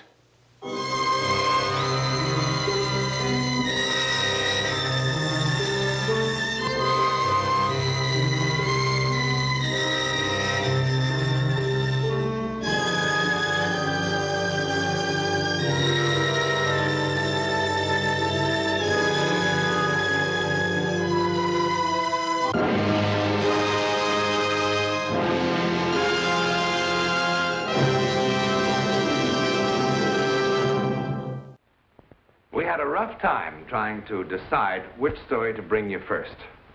That's how truly rich our source material is. Now, there were some members of our group who said, let's do the one about John Pellegrini's gallstones. Did you ever hear of Edgar Casey, the man who amazed the medical world 30,000 times by correctly diagnosing illnesses without the benefit of blood tests or x-rays or even laying a hand on the patient? As a matter of fact, in the case of Mr. Pellegrini, he and his troublesome gallstones were 15,000 miles away. Oh, there's one other thing you should know about Edgar Casey. He was a streetcar conductor. Now, how did he come by his supernatural power? Who knows? But he had it. Members of the American Medical Association say he had it. And then there was one stubborn fellow. And he said, you know what we ought to do? We ought to do the story of the beautiful girl and this portrait. Of course, this is not our girl. However, some years ago, a very famous English portrait painter, impelled by an overwhelming urge that he could neither understand nor control, suddenly discovered that he could paint only one thing over and over again. The face of a girl he had never seen in his entire life. His livelihood, his talent, his very sanity were almost destroyed. And then many years later, in a remote Sicilian village he had never read about or seen or heard about, he found the girl herself. But that's not all. In the background of his picture, he had painted an ancient church destroyed by earthquake 300 years before. Explain it? I wouldn't even try. But the material never ends. There are over 150,000 cases of such phenomena. And I assure you that somewhere, something unexplainable is happening to someone at this very moment. Hair-raising, romantic, dramatic, even humorous, like the Phi Beta Kappa student who had to flee his college and change his name because he couldn't stop dreaming the correct results of sporting events. Well, quite naturally, the bookies moved in. Then what about that family on Long Island? The Hermans. Do you suppose that their furniture is still flying through the air? There's even a story in this glass of water. Right now, living in Oslo, Norway, is a manicurist named Sigrid Hansen. Now, why should she interest us? Because for the last 11 years, Sigrid Hansen has remained in perfect health, eating nothing and drinking only this, plain, ordinary water. And more than that, she has developed extraordinary powers of extrasensory perception. So much for the samples. But about this startling new show as a whole, we say this: when ordinary people of our real world encounter the chilling world of the unknown, when normal men and women take that one step beyond, that we think is incomparable drama. All the more memorable and amazing because these strange adventures are true. Absolutely true.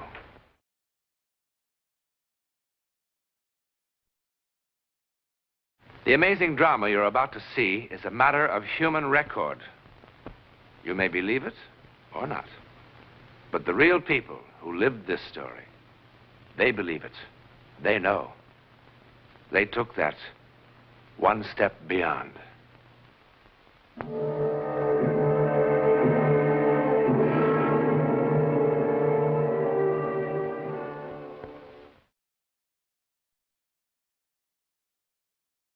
It begins here, in the Elite Bar and Grill, with a wedding party. There's not one thing that sets Sally and Matt Conroy apart from all the other couples who were married today in the United States. Not a thing. Not yet.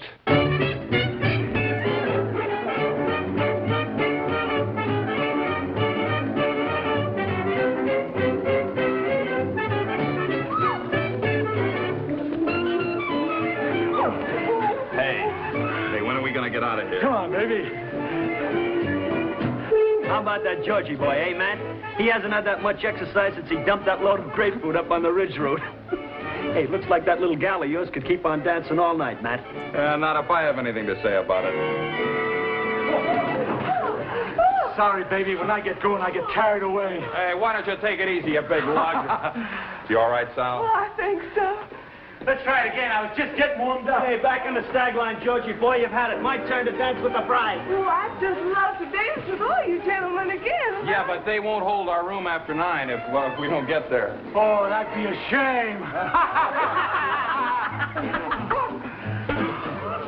We want to thank you for the party, fellas. Just one last round for the road on me. Hey, Tommy, say, how'd Conroy ever find you down among those bayous, honey?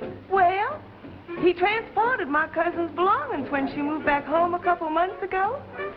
And, well, one thing led to another. Here I am. How do you like it? Oh, I love it. I've never been northeast or west of Louisiana before in my entire life. Well, no one would know it in the way you talk, honey child. Come on, Sal, let's get going. Well, thanks again for the party, fellas. Say, Matt, don't we get a chance to kiss the bride? Yeah!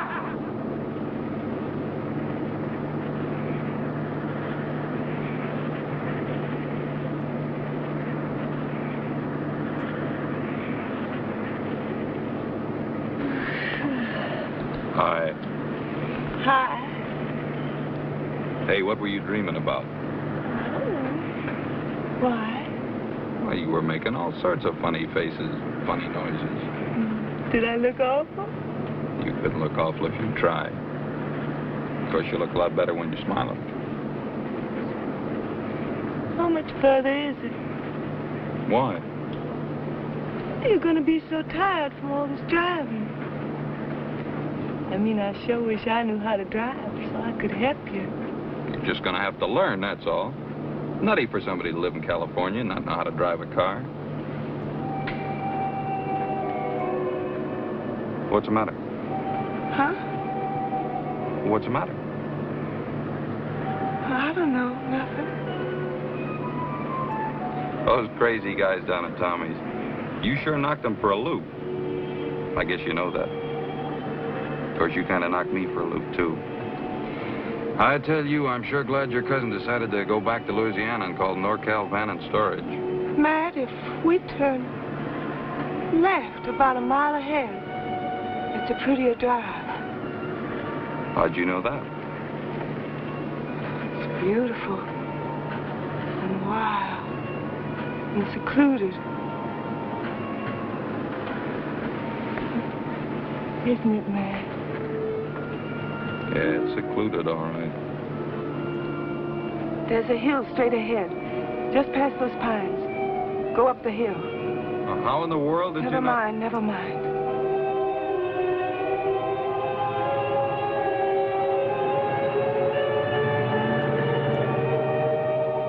That's it. Eagle Point's just ahead.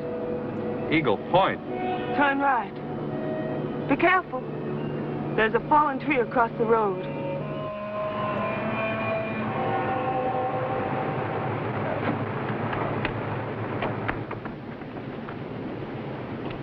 Hey, wait for me!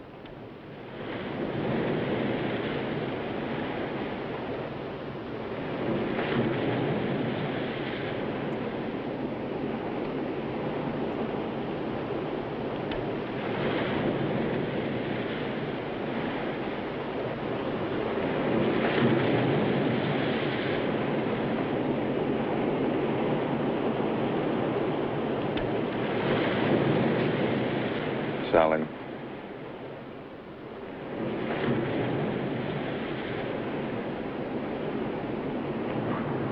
Sally, what's the matter with you?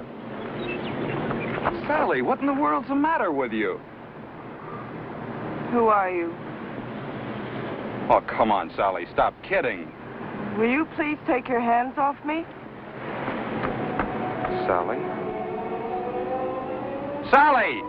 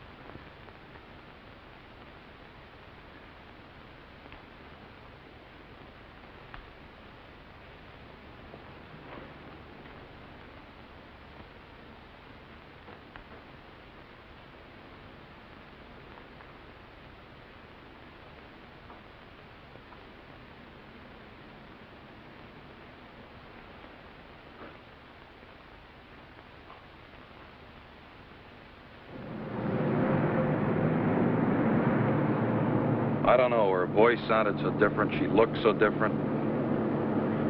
I don't know. Well, there aren't many roads through here. Shouldn't take us long to find her. Now, how would she know about a place like this?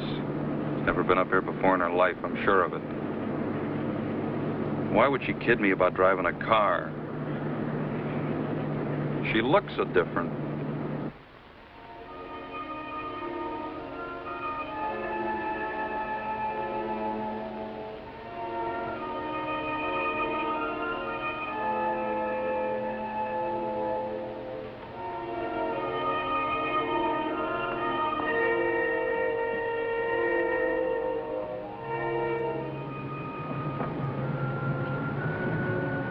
No, that's mighty strange. What are the lights doing on in the Wharton place? Is that your car? Yeah.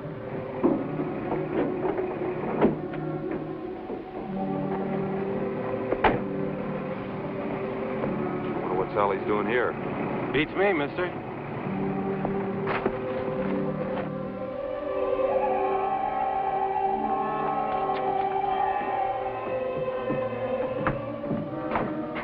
Who lives here?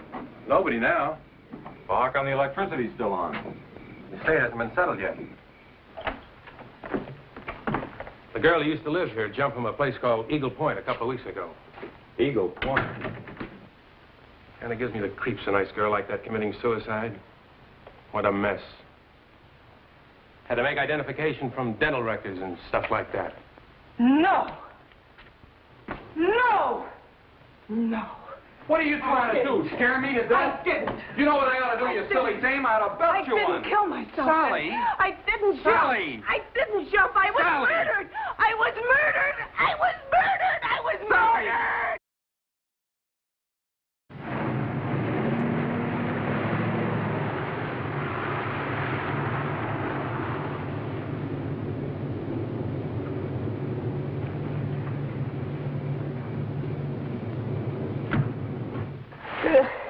Sally. Sally.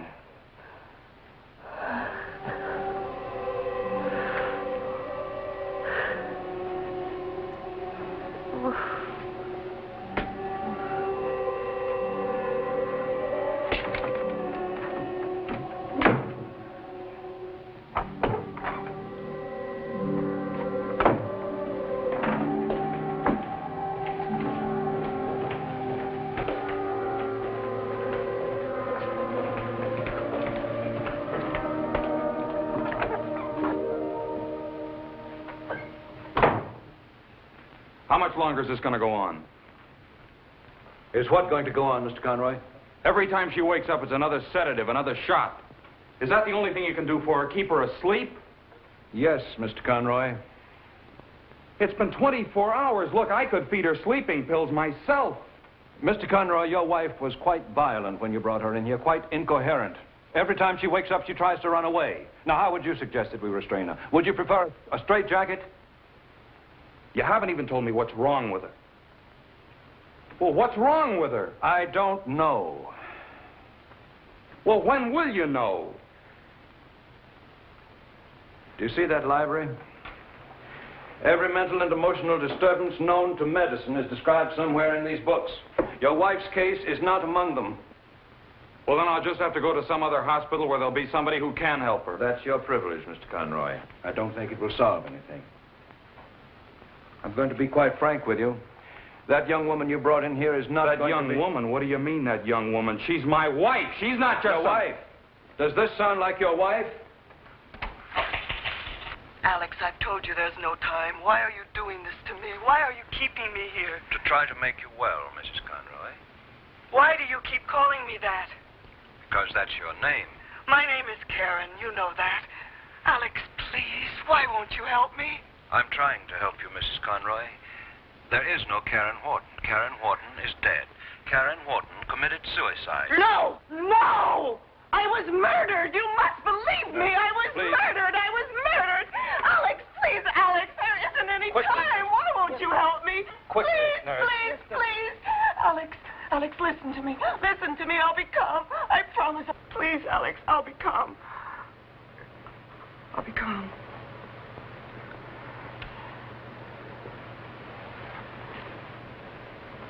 My name is Karen Wharton. I was born in Fort Washakie, Wyoming on February 10th, 1935. My mother's name is Mary Louise. My father, Philip Joseph Wharton, died of pneumonia on April 12th, 1939. Your wife, Ellen, drowned at the 4th of July picnic in 1941 at Lake Etna. And 4 years ago at the Harvest Moon Ball at the Country Club, you asked me to marry you, Alex.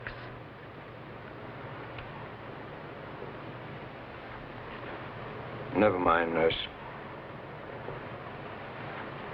Who murdered you? Dan Stapler. Dan Stapler. Why? Because I wouldn't give him a divorce. Dan Stapler isn't married. We were married secretly last year in Mexicali. Why secretly? You know why. Mother hated him. And she was right. His passion cooled considerably when he found out that none of Daddy's money was in my name. Then why didn't you give him a divorce? Because I loved him. I would have been anything he wanted me to be if he'd only loved me. I can't tell you how mortifying it was. How revolted I was when I saw him at the beach with other women and at parties. I loathed him and I loathed myself because later, when he'd come to me, when he'd touch me,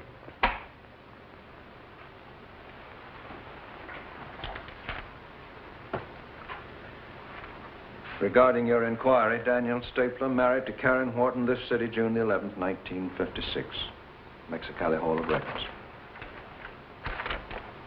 Well, can't there be some sort of explanation? Maybe she read about the death in a newspaper.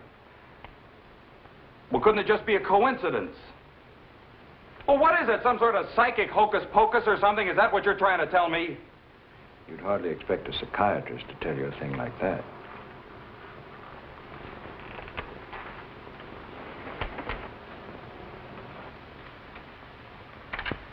Why did he murder you? because he found somebody who did have money. That night.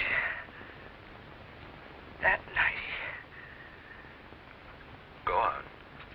It had been weeks since I'd seen him. He dropped by that night without any notice at all. And the famous stapler charm was in full bloom again. And of course I fell for it again. Dan always had a divine sense of timing. He told me his real reason for the visit, that he wanted a divorce. While he was making love to me, I told him I'd never divorce him, not ever. And then he behaved like a 6-year-old child having a temper tantrum. He cried out that I cheated him, ruined his life. He stomped his feet, and his voice screeched like a petulant woman. He looked so ridiculous. He suddenly looked so ridiculous that I started to laugh. I suppose it was hysteria more than anything else, but I couldn't stop. He turned very white and came at me. He struck me with his fist. And before I could tell him that, yes, you can have your divorce, he killed me. How? It wasn't a pleasant death, Alex. I didn't die quickly. Finally, he crushed my skull with something heavy. And then he took my body to Eagle Point and flung it off the edge to make it appear as suicide. Alex, do you believe me?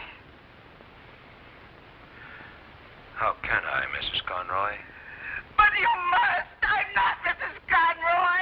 He murdered me!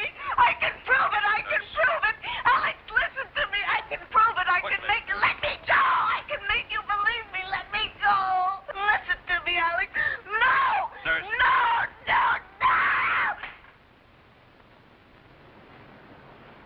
What am I going to do?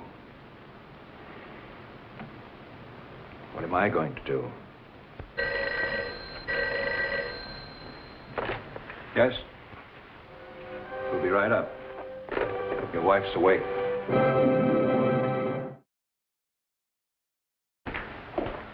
Dr. Slauson, let me go in first.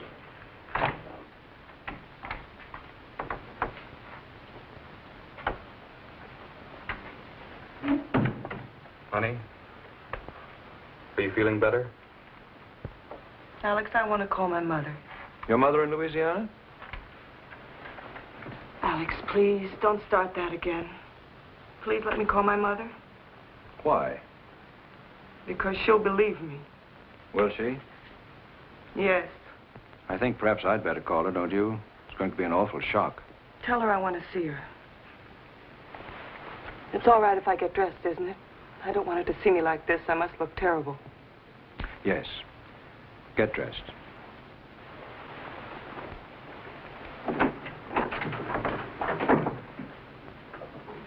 You know, Sal, we promised your cousin Diana we were going to wire her right after the ceremony.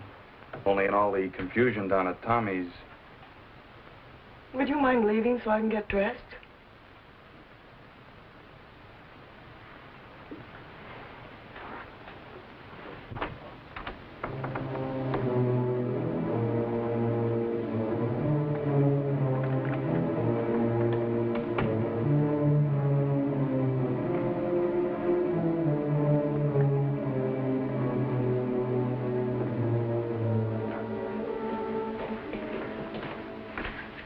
Did you call her mother? I mean Mrs. Wharton. No. No, I didn't. Mr. Conroy, I'm going to try something drastic.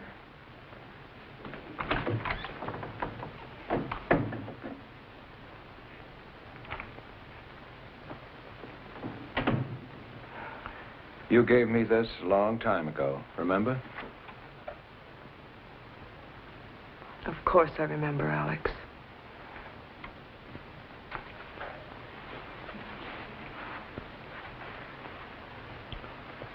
There been much change in 5 years?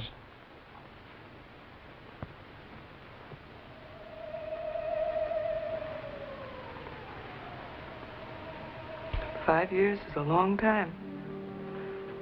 Did you call my mother? Not yet. In case you've forgotten, the number's 5211. I remember. Will you call her now? Why don't you rest for a while? I'll take care of it. Miss Peterson?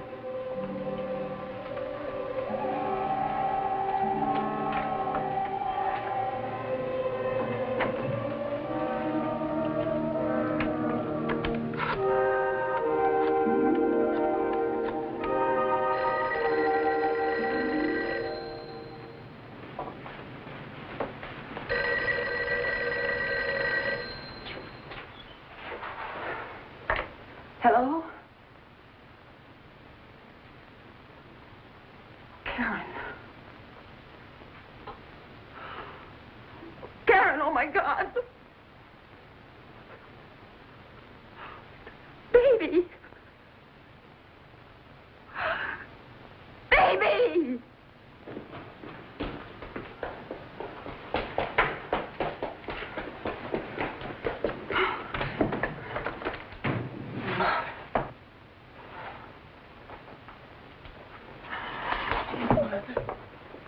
Mother, I'm so glad to see you. Alex won't believe me. No one will believe me. They're treating me like I'm insane. Mother, please help me. Tell them who I am. Tell them who I am. Who are you? Who are you and why are you doing this to me? Why are you doing this to me?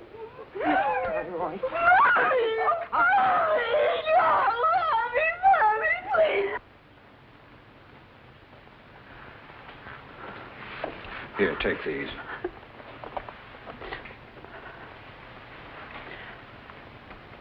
When she put her arms around me, it was Karen. I know it was. And it was Karen's voice. Oh. But she is dead, Doctor, isn't she?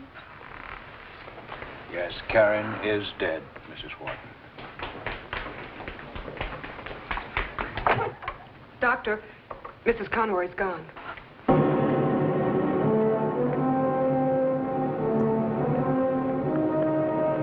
There she is.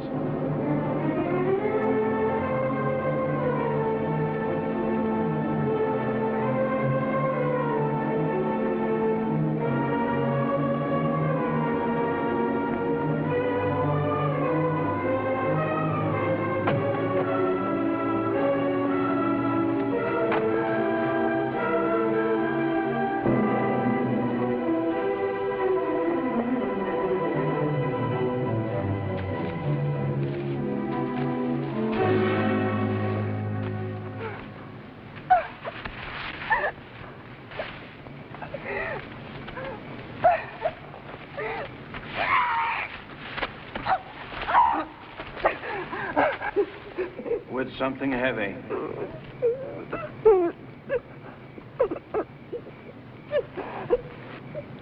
With something heavy.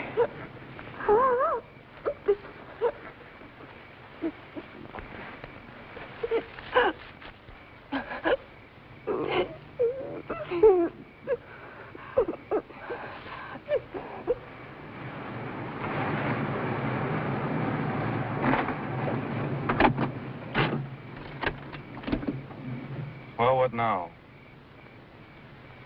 We start with this. The police, Dan Stapler. No, I mean about her. I don't know about her. Hi, darling.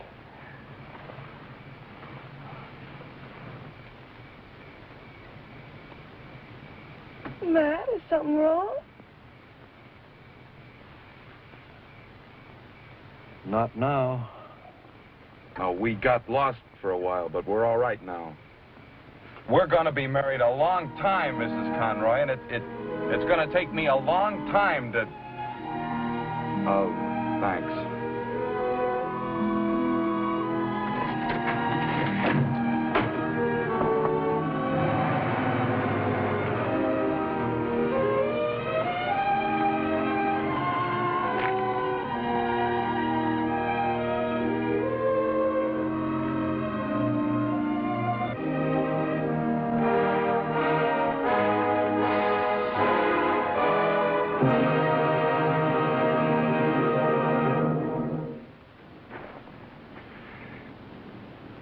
There's a nice technical word for what happened to Sally Conroy. It's called possession. That is, the dead temporarily taking over the body of the living. Terrifying? It terrified Dan Stapler into a quick and full confession. There are thousands of cases of possession in the records, many of them fully authenticated by respected scientists. We've seen one. To whom it happened, we know. Where it happened, we know. How or why it happened. Good night.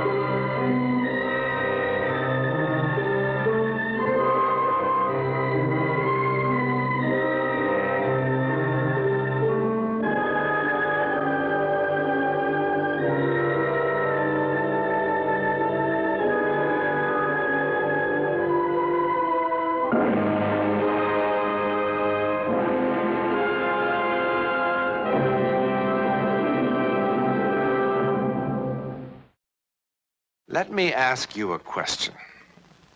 Has anything ever happened to you that you couldn't explain?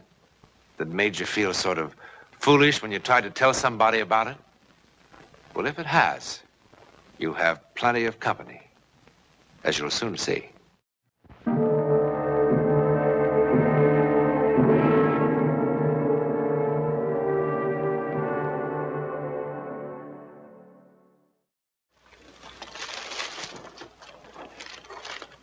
Jennifer, Rose, and Mary.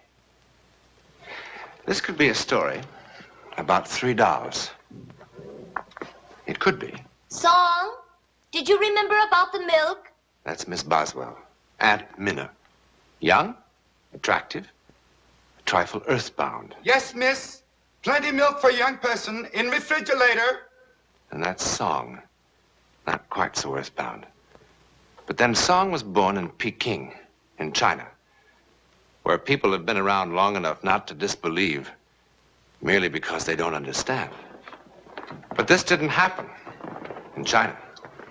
It happened here in Sausalito, across the Golden Gate from San Francisco. Well, it's a miracle we've gotten the place ready at all. Very healthy for house to be lived in again, especially with young person. Oh, song. About the young person. About Anne. You understand she's had a terrible shock. Her mother. Yes. We'll have to help her try to forget it. We want to avoid reminding her of it unnecessarily. Then why picture? I don't know. My brother especially asked that it be here. Oh, I don't mean that she should forget her mother or anything like that, but... Attitude, very sympathetic, but intelligent. Exactly. Oh, they're here.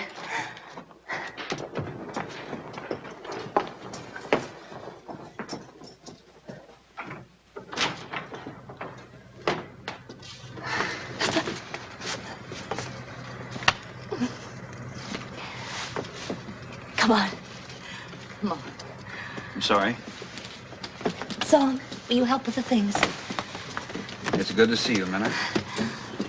Well, where is she? Anne?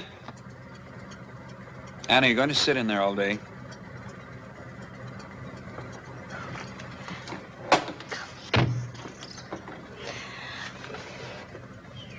It's incredible. Her eyes and her mouth is exactly like her. Anne? You remember your Aunt Minna? Aren't you going to say something? Well, of course she doesn't. She was just a baby. Cat got your tongue? She's just tired from the flight. Oh, Song. This is Song. He was with the other people who had the house. How do you do, Song? Well, Paul, come and take a look at your new home.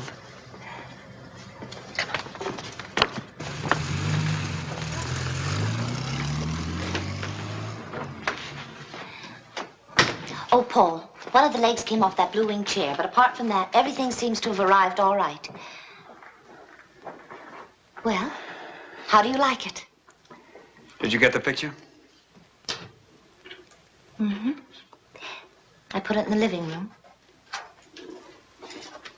Paul? You know, there was just enough furniture for down here. But it looks quite good, don't you think? It'll be fine, Minna. You know, we haven't even had a chance to clean upstairs.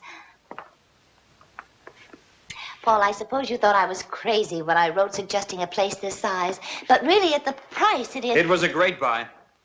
It was. It was an incredible buy. And you know, you'd think that there was something wrong, but it's perfect, really. And there'll be plenty of room for all three of us down here. Do you like it?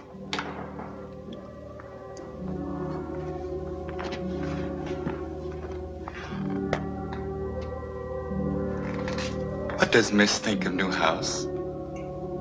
Who's up there? No one. Empty looms. No, they're not empty. Anne, dear, come on, honey. There's so much else to see, and I've got a surprise for you. They're not. Anne, did you hear your aunt?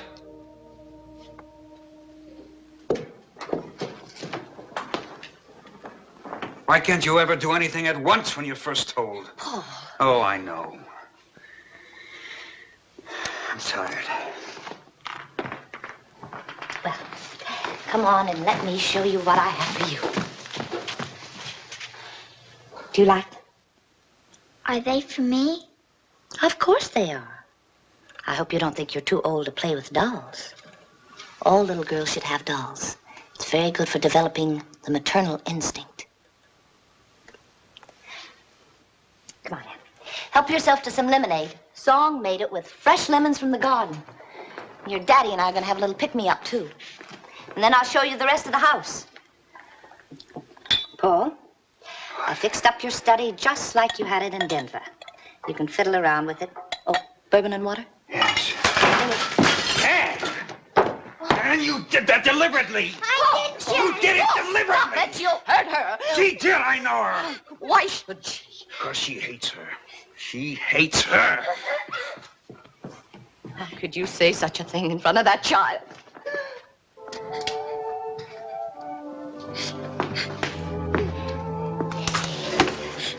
Come on.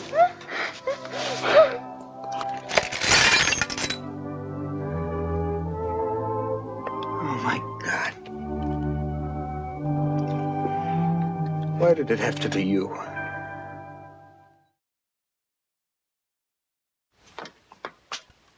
And we've got to be patient with your daddy, the both of us. You're the one to help him through this. Because he loves you. He doesn't love me. He only loved Mommy. He wishes I was killed in the accident and not Mommy. Don't you ever let me hear you say a thing like that again. It's just that he's hurt now. And when people are hurt, it's much harder for them to show their love. It'll take some time for him to get around to loving you again. No, he won't. He didn't before and he won't ever. And, darling, you're just upset. I guess it's like you and Uncle Jeffrey. Sometimes I wish Daddy and I could get divorced. Hey.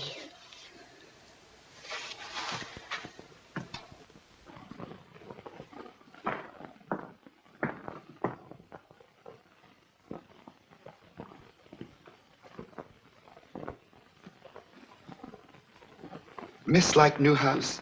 Real cool, eh? Can I go up there? Honey, that's a dead part of the house. We're not using that now. But I want to see something. Then we go on tour of inspection. House quite old by some standards. Built in 1890s, but has survived many decorators since. Last tenant used as one of many guest rooms. What happened to them, son? They decided the house was uncomfortable. That's ridiculous. Not intelligent people. This used as master bedroom. Yes? And? Someone called me. They called my name.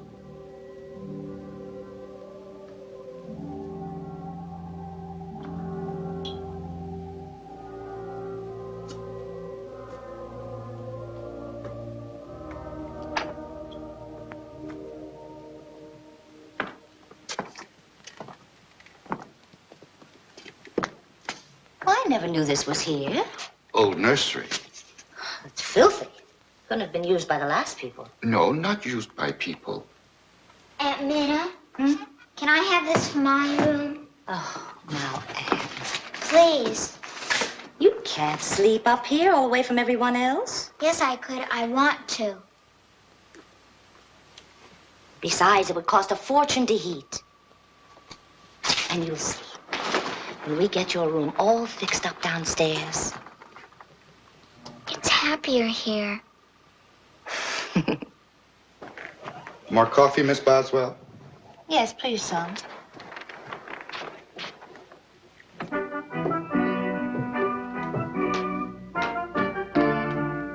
Aunt Minna, why did Daddy start to work right away? Oh, he needs to be kept busy now. Then tomorrow, will you wake me up real early before he goes? Yes, of course, darling. I'm supposed to kiss him goodbye.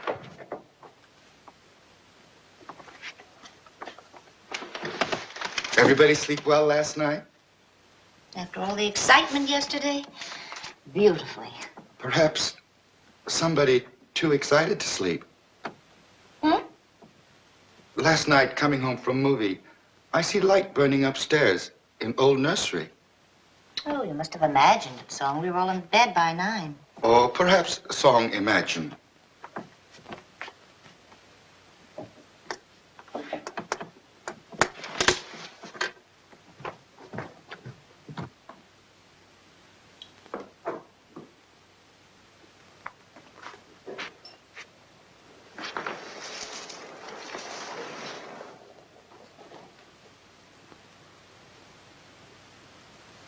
Miss not like flowers? Sometimes. But they don't talk to you, eh? Maybe because Miss not listen. Voices of flowers not so easy to hear as other voices. Will you help me get the music box? Music box? Come on, I'll show you.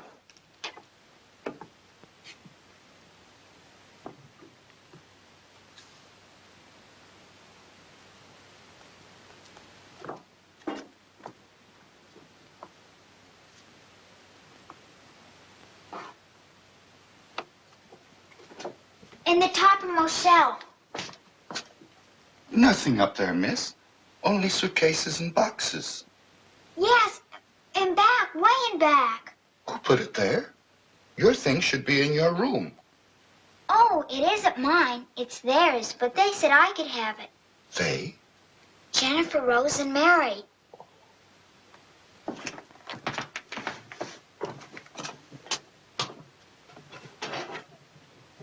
Nothing here. Yes, way in the back.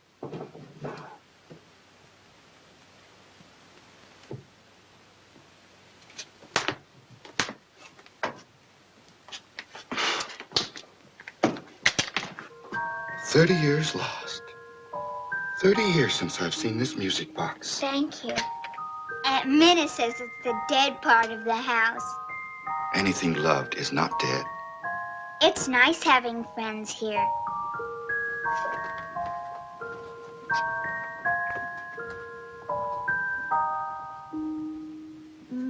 All right, we'll try it once again, though. I don't care what you say, Minnie. You're gonna spoil that child. Oh, honestly, Paul, you spend one Saturday giving her a playroom, you'd think she'd ask for the moon. She'll be sick of it in a week. Could be. But in the meantime, you could at least act like you're interested in where she's going. Now there's nothing. That's probably why she's been sneaking up here all the time, rebelling because she knows you don't want her to have a playroom. That's nice, too. It's your own fault. The child's got to assert herself somehow. That's the screwiest darn thing I ever saw. Can't you find the blockage? There isn't any blockage. I put a whole new pipe through. The gas comes on in every room except this one. You sure the gas is turned on down at the main? I tried everything. Don't ask me why, but the gas just doesn't come on in here. You better get an electric heater or something. I've done all I can do. All right, thanks anyway. Just leave the bill downstairs. Isn't that odd? I gotta waste $50 on an electric heater just so she can get sick of it. Boy. Will you stop it? Stop what? Honestly, Paul, you become a very selfish man. What do you want her to do? Hate you so you can pity yourself even more? Oh, don't start that. I want to tell you something. I don't pity you. I'm envious. At least you know what it's like to be loved. Oh, man, I don't know how to approach her. She embarrasses me.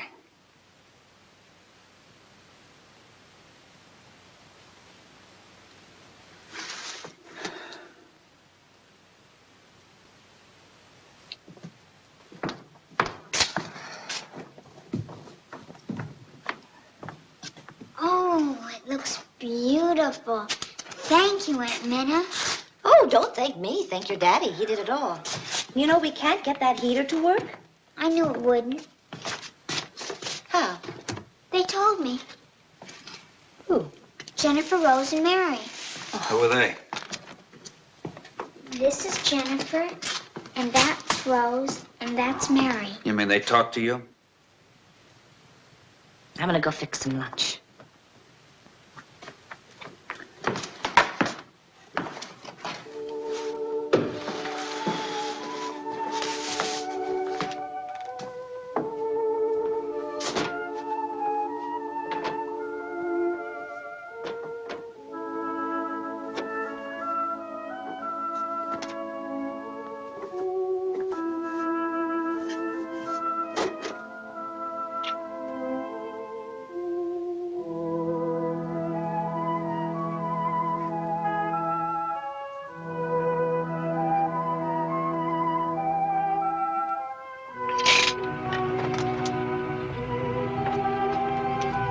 Paul? Paul?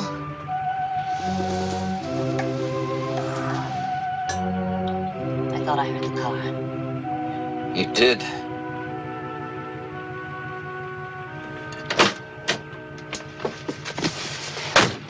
Anne's waiting for you. Paul, please. It's no good, Minna. I can't stand it here either. You'll never be able to stand it anywhere until you learn to accept Janie's death, learn to live with it. Go home, Paul. Go back to Denver where you belong. It'll be so much easier for you there. Your friends are there. They'll be able to help you. Where Anne can feel a little secure. I hate Denver. I hate everything that reminds me of her. What about your daughter? What about Anne? I suppose it'd be easier if you could run away from her, too. Maybe. Well, then why don't you go on? Oh, come on, Minna. This is none of your You're business. gonna listen to me. That child sits upstairs in that room all day long with no one to talk to but a servant. Then an aunt she doesn't even know. Even those dolls have become more real to her than her own father. Well, I wish she were mine. I only wish she were mine. She told me to call her just as soon as I heard the car, so she could be downstairs to kiss you home.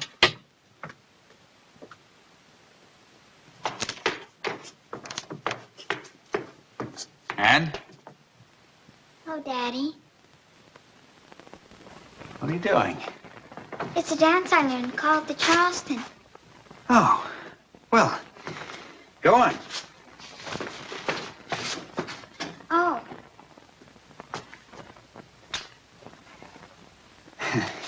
I didn't know you could Charleston. Well, you'll be a smash with that when school starts. I just learned today. Oh, your Aunt Minna?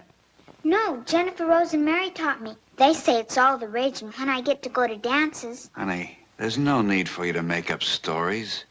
I think it's swell if your Aunt Minna teaches you. I'm not telling stories. Okay, have it your own way. It's true, Daddy. Jennifer, Rose, and Mary teach me everything. Come on. I won't go. I won't go to Denver. I won't ever leave them. Ever. Anne! All right. What chapter is this in How to Raise a Child? I tell her we're going home, and look what happens. Oh, no, Paul, listen. No, I'm trying to act like a father at least. And look what I get.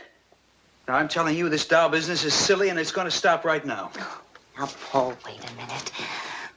Perhaps the dolls have become too real to her, but after all, whose fault is that? Let me talk to her. Miss, be most careful.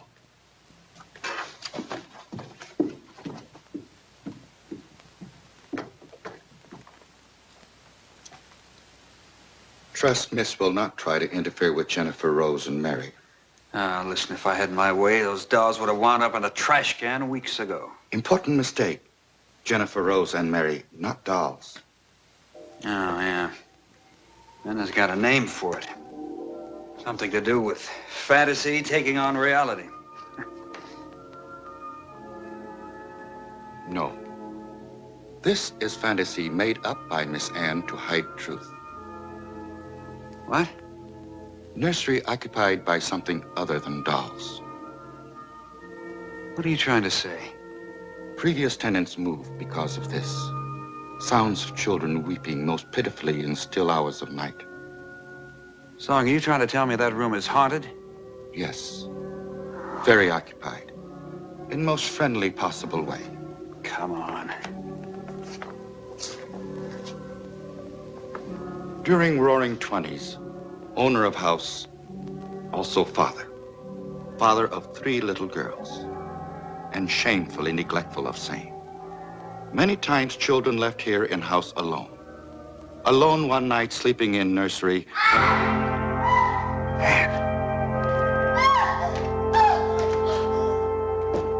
Minna!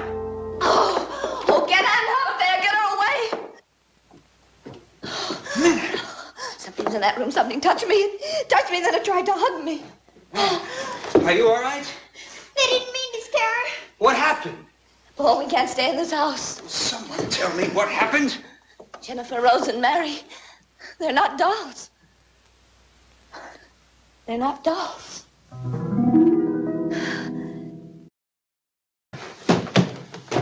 Song, did you put that story into Anne's head? No. Miss Anne tell me story. I listen. Have heard story many times. Same story. All right. So 3 children died up there from escaping gas 30 years ago, but you could have heard it from one of the neighbors. Has seen no neighbors. Did Miss Boswell teach Charleston dance to Miss Anne?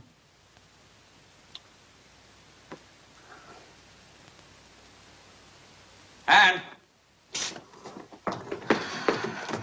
All ready to go? Yes. Paul. Oh, come on, Minna. Oh, I know it's the 20th century, and I know it's impossible. But I also know something touched me. I've had enough of this nonsense. Anne, come on down here now, dear. We're going. Paul, you didn't let her go up there. Why not? There's nothing up there that can hurt her. No? Then why are you in such a hurry to get her out of the house? Oh, I'll tell you why. She's my child, and I don't want her head stuffed full of a lot of crazy ghost talk from both of you. We're going home now, and I'll drag her out of here by the ears if I have to. She's my child, and I want her with me because I love her. I love her. Daddy? Come on, dear. We're going now. No more arguments. I was just saying goodbye to Jennifer, Rose, and Mary. They said fathers are very nice people, and they thought I should go. I'm ready, if you want me. Oh, I want you. I want you.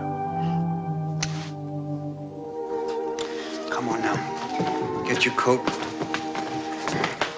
Come on. We're gonna miss the plane. Oh, that's right. Is everything all set, Song? All ready. Okay. Oh, Daddy, my music box. Oh. Well, I'll get it, darling. Song, take these things out to the car.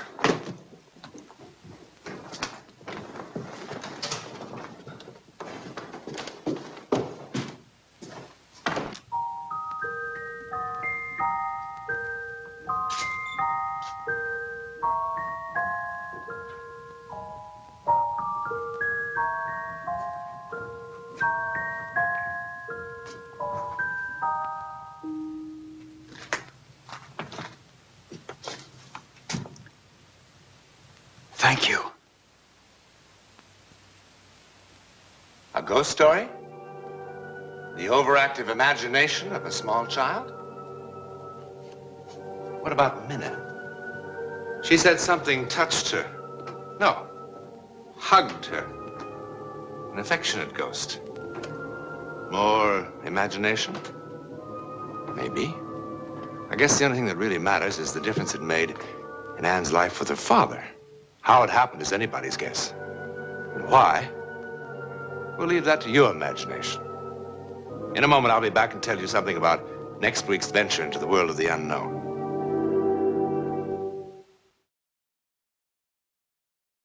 Perhaps the most remarkable case of psychic phenomena ever recorded is the one you'll see next week. I can't describe it because the men to whom it happened could not agree as to what it was. But they never forgot it, and neither will you.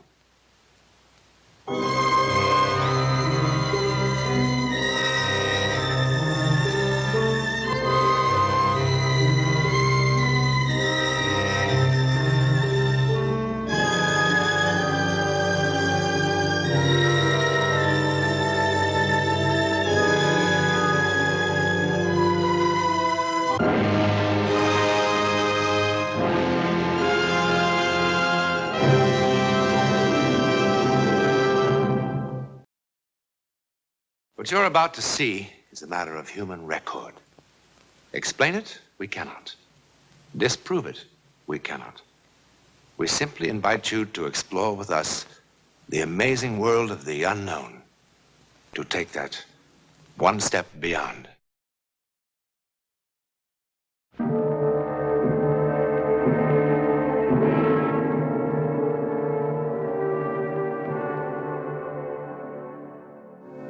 What you're about to see has haunted the minds of men for 40 years.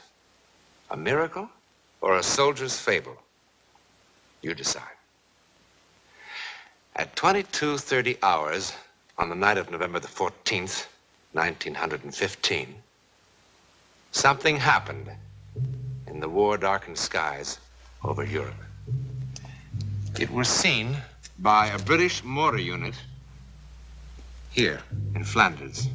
It was reported by a Russian sentry on the East Prussian front. It interrupted the maneuvers of an Italian infantry company here.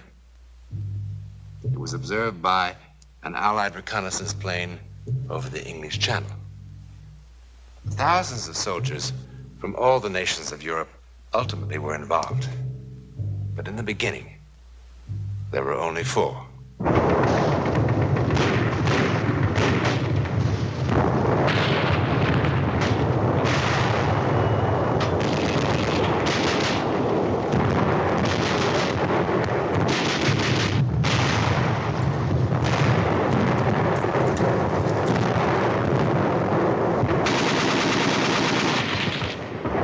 French soldiers, an unimportant patrol on a trivial mission, set out on this gloomy November night in 1915 to attack a minor mortar position, kill a few enemy soldiers, and return to its lines. Indeed, a modest beginning for what is now just seconds away.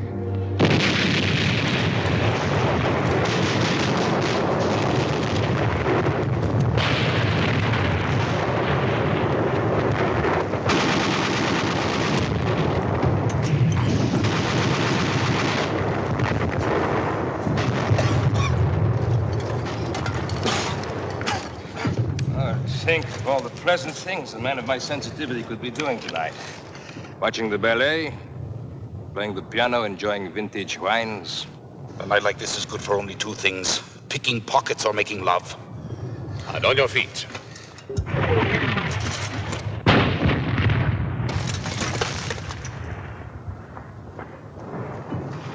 On your stomach, on your feet, on your stomach, on your feet.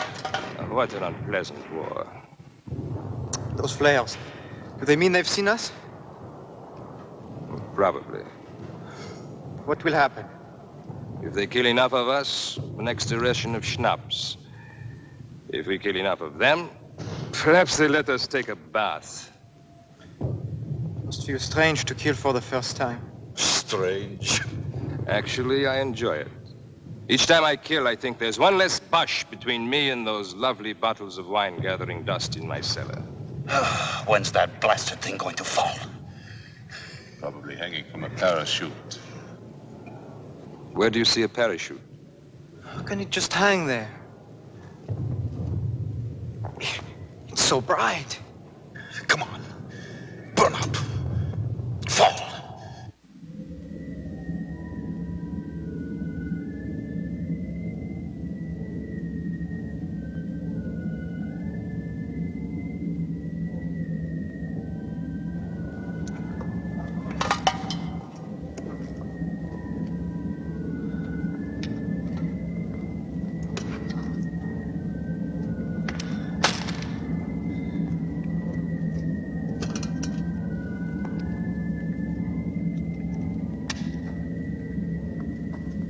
Get down, you fool. Get down, you'll get your heads blown off. Come back here. Come back, pick up your guns. Come back here. What are you running from? It is only a dirty bush. Think it is just a flare.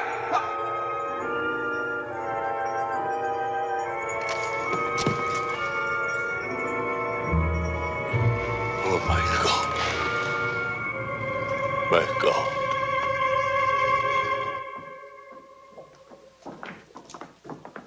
On your feet. On your feet, you pup. At ease, as you were. No need for formality. I am Captain Tremaine of the Adjutant General's office. I've been appointed to defend you at your court-martial tomorrow. Tomorrow? What's the big hurry? It's the cooks they should court-martial. They're poisoning the whole army. I don't know why they chose me. My practice was civil law. What do I know about a mess like this? It's reassuring to know that our defense is in such good hands. Well, there's not much of a defense, soldier. Obvious what happened. The charges say it all. Cowardice in the face of the enemy. Cowardice? It wasn't that at all. Quiet. Show respect. But I wasn't afraid. I mean, I was at first, but it wasn't that. Do you know who the prosecutor is? Major Lamar of the High Command, that's all. I've just been a captain for the last 2.5 weeks. I don't suppose the captain would be demoted if he should lose his case. Oh, don't worry about that. He'll lose all right. It's bang, bang, bang for us. Well, how can I win? It's all here in black and white. At a time when the Boche are defeating us everywhere, Lamar will eat me up alive. Well, I'll do the best I can. But you'll have to be absolutely honest with me. No need to hold back anything. Sergeant Vai, look at this record. I just don't understand it. The Croix de Guerre. What happened? How could a brave man like you run from the enemy? Ask the others. I'm asking you.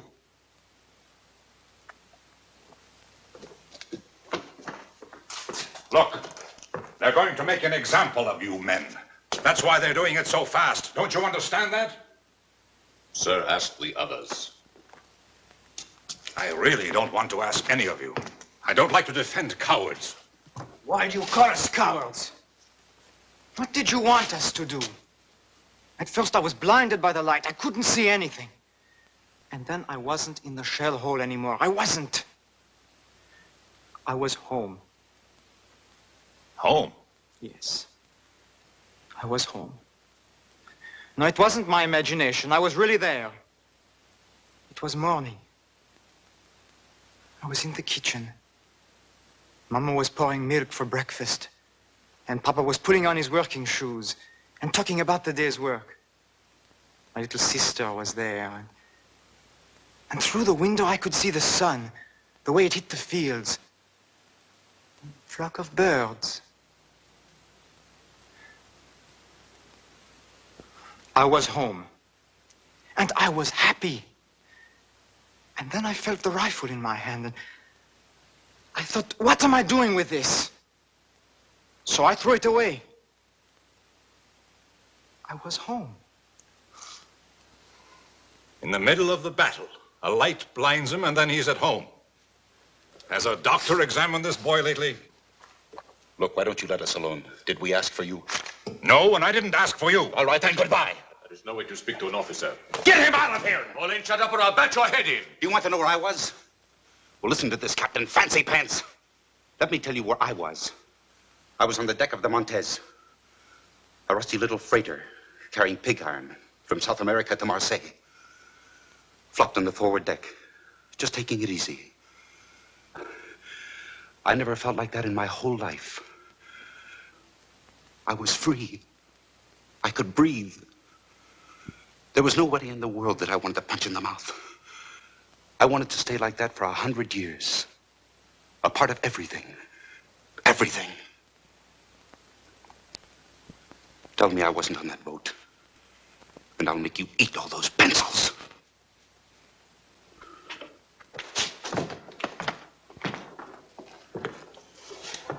I'm sorry, sir, but what can you expect in today's army? When that flare burst, I really didn't see a thing. Well, that's better. Then why did you run? Somehow the air had changed. It had become soft and warm like summer's night. In November? Oh, logic told me it was freezing cold. And yet I felt a warm breeze on my face, and my feet were no longer cold. And the air was suddenly filled with all sorts of remarkable scents. Tangerines, night flowers, dust, the way it settles after it's been watered down. And I think even incense. The kind my aunt used to burn under her favorite saints in church. Feast of odors after the stink of war. I felt an exaltation, a love of life. And the gun in my hand suddenly, well, it suddenly felt obscene.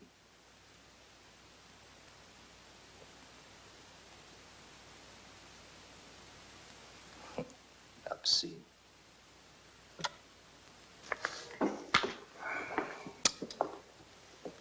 Sergeant, sometimes on a patrol, it's no secret, the men take along a little brandy in their canteens to keep warm. Ha! Now we were all drunk. Well, you're all talking like drunks. Nobody had a drop. What did you see, Sergeant? I'm going to look like the world's biggest fool. I was in the kitchen. Mama was pouring milk.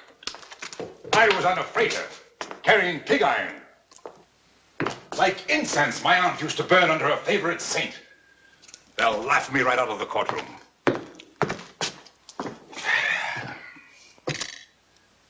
All right, let's begin again. I continue from the testimony of your men, Sergeant. Let me see. Ah, yes. It wasn't what I saw or smelled, but what I heard. The light could have come from many things, but not the singing.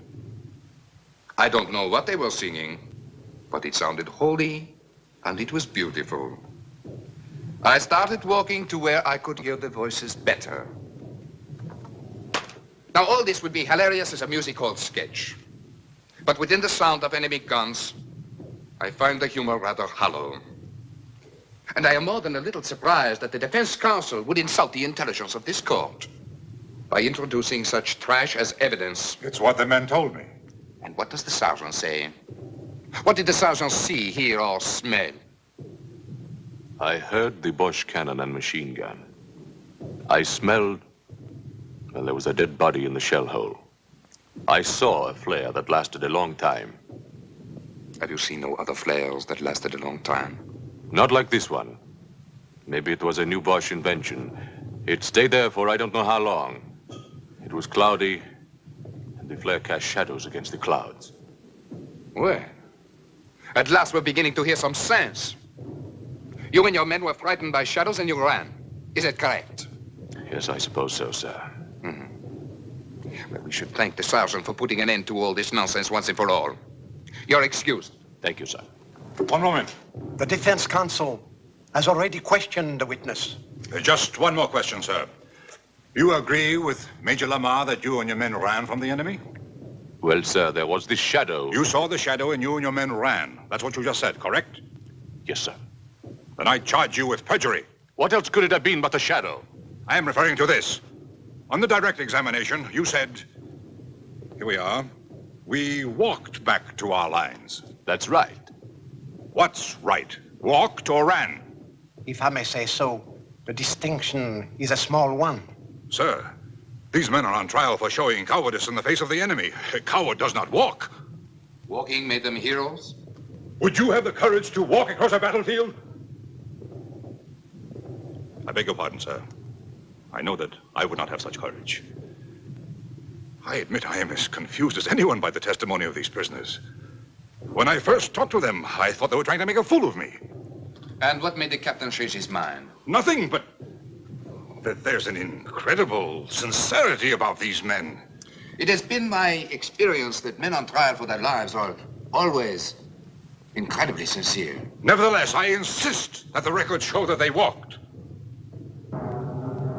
That the aforementioned soldiers are guilty of having shown cowardice in the face of the enemy. And by a unanimous vote, this court condemned them to the penalty of death by shooting, as provided for by the Code of Military Justice. This court is adjourned. Aye. Face. Column right. March.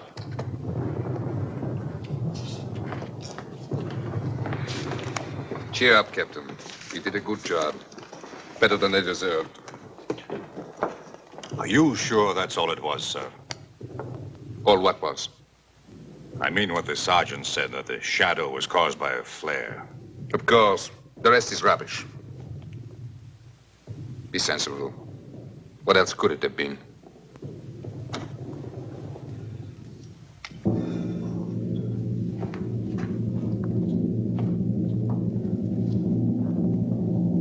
What else could it have been?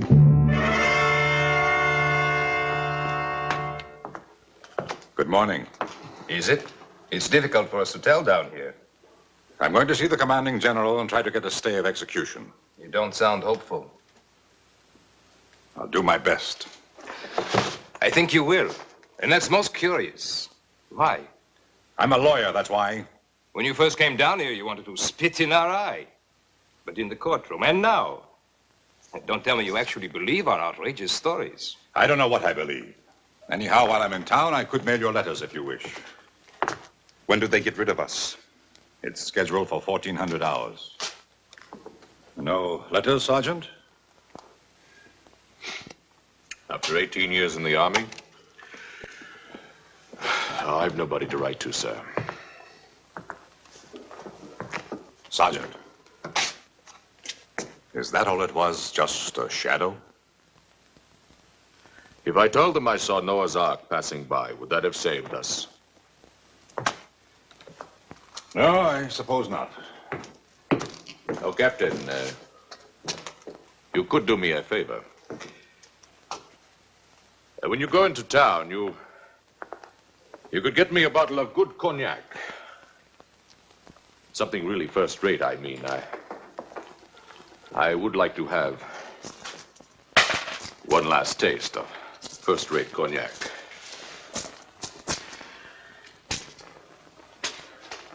Of course. It wasn't the shadow. And I don't imagine things. I'm as hard-headed as an ox. What I saw, I saw. When I looked up, the flare was still burning bright. And there, as big as the sky itself, was the face of the first man I ever killed. He was an Algerian, maybe even younger than me. And if I didn't cut his throat, he was going to cut mine. Then he was dead. His eyes were staring up at me. That's what I saw. That Algerian kid. And you know how he looked? As if he was saying, "It's all right, my friend. It wasn't your fault." That didn't make me feel any better about it. For there I was again with a gun in my hand and a belt of grenades around my neck. And if it wasn't my fault that Algerian kid was dead, well, then whose fault was it? You think I would say something like that in court and let them laugh at me, too?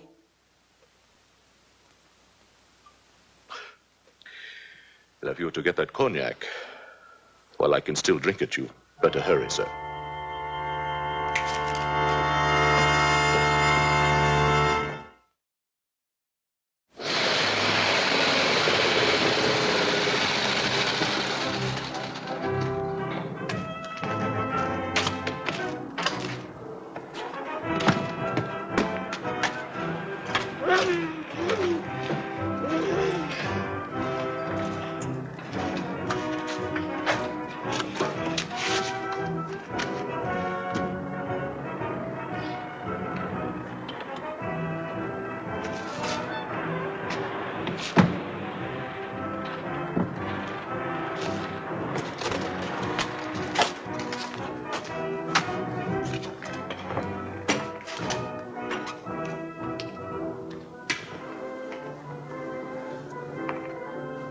Could the captain spare a cigarette?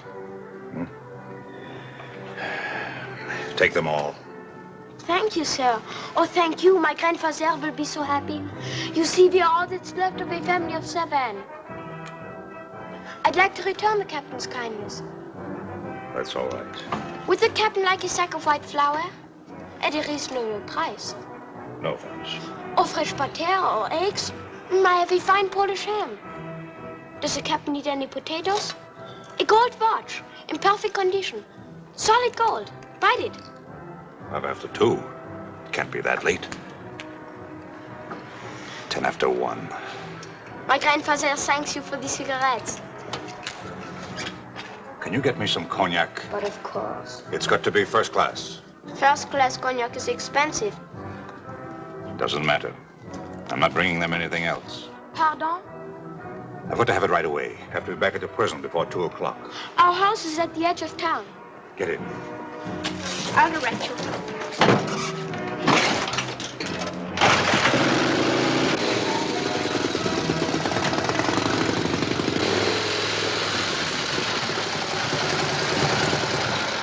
The Borsche are just just a few kilometers behind those woods. So pretty soon you'll be able to sell them potatoes and ham and butter. I am learning a few German words. It's a difficult language.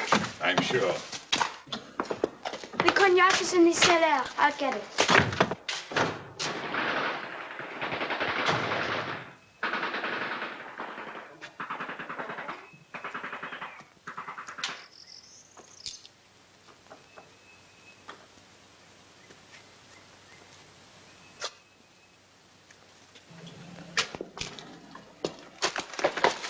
You do not need a gun. I threw mine in the river. I've been walking through the trees for I don't know how long. I'm tired. Very tired.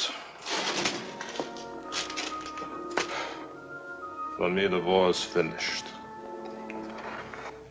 Let someone else call ready, aim. And let someone else call fire. And let someone else watch 10 young soldiers of the fatherland fall dead on the parade grounds. What? Warning to cowards, says the field marshal. An example. Let someone else do it. What are you talking about? What if they were telling the truth? What? Cowards? They didn't look like cowards. What are you talking about?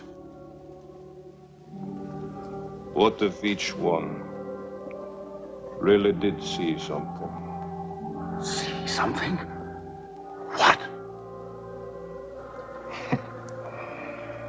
You wouldn't believe me. See something? What? Where? What? There will be no execution until further notice. I'll give you my reasons later. Yes, I sent you an official order. When were you meant to be executed? Sometime late today. Operator. Operator. I want to talk to someone in the International Red Cross. Someone with authority to contact the German commander of this sector. Hurry. This is an emergency. Of everything that happened, perhaps the final miracle was the chance meeting of two enemy soldiers because a sergeant wanted a taste of cognac. Within 24 hours, similar reports were coming in from all over Europe. Actually, no one was ever sure of what happened in the sky that dark November night. Ours is one version of the story. There are many others. But the one fact to remember is that more than 1,000 men did see or sense something. In any event, it is a matter of public record that for a while, men could not kill each other. And in the end, if all else is false, that is miracle enough.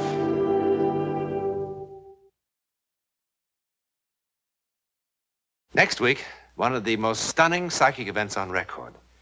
It began with a garish succession of surprises that shocked all England. It ended with an important change in the very laws by which we live.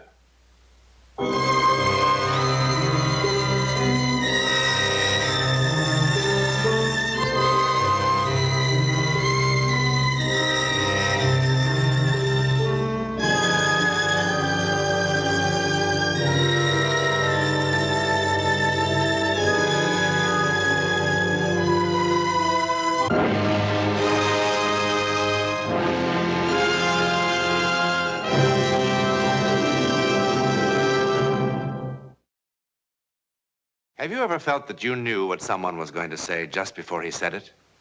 Or have you ever stepped into a strange room and had the sensation you'd been there before? If you have, you've taken a small step beyond. Now watch a giant step.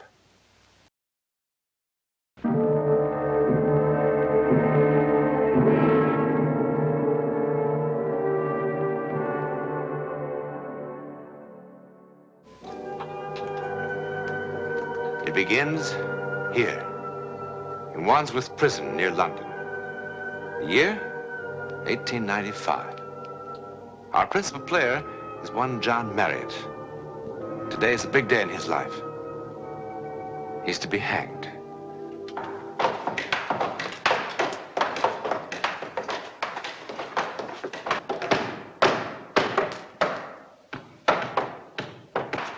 Now then, Johnny lad, no need for you to look at that, you know. Here. Have a smoke.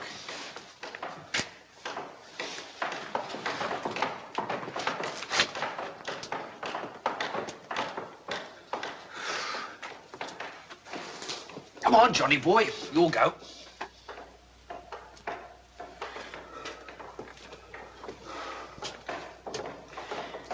It's hot in here. It's hot. Well, ain't not.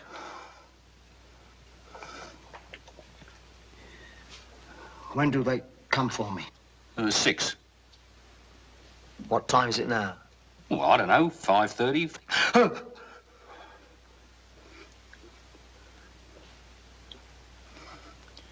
Does it take long?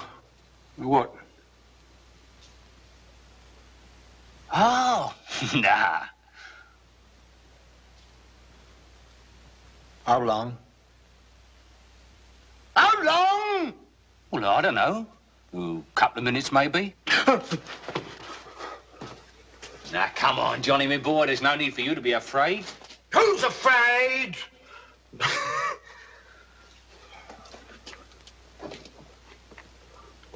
Well, a bloke as popular with the ladies as what you was. What do you mean, was? I ain't dead yet.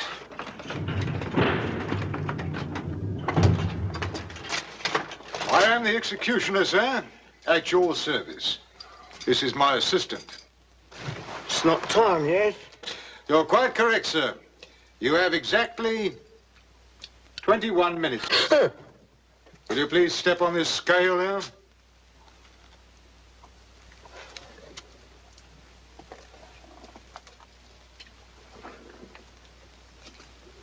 What do you need my weight for?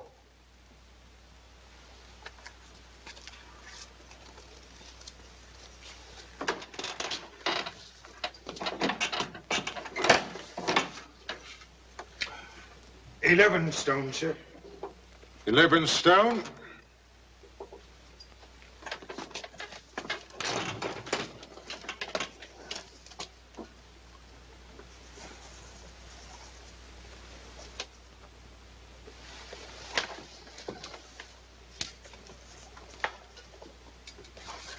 $71 inches. 71 inches?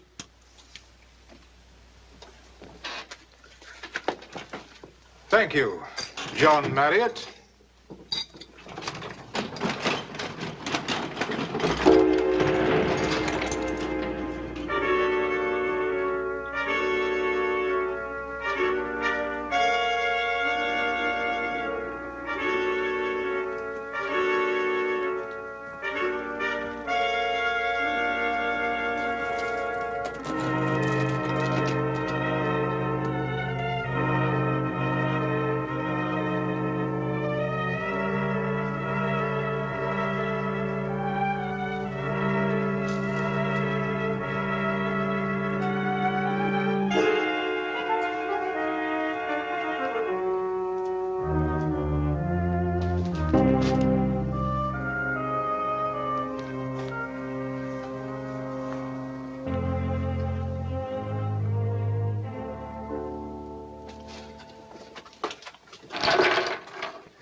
Breakfast here, Johnny boy.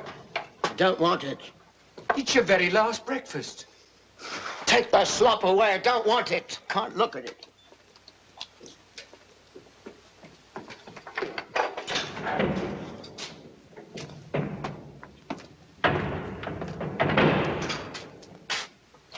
I don't.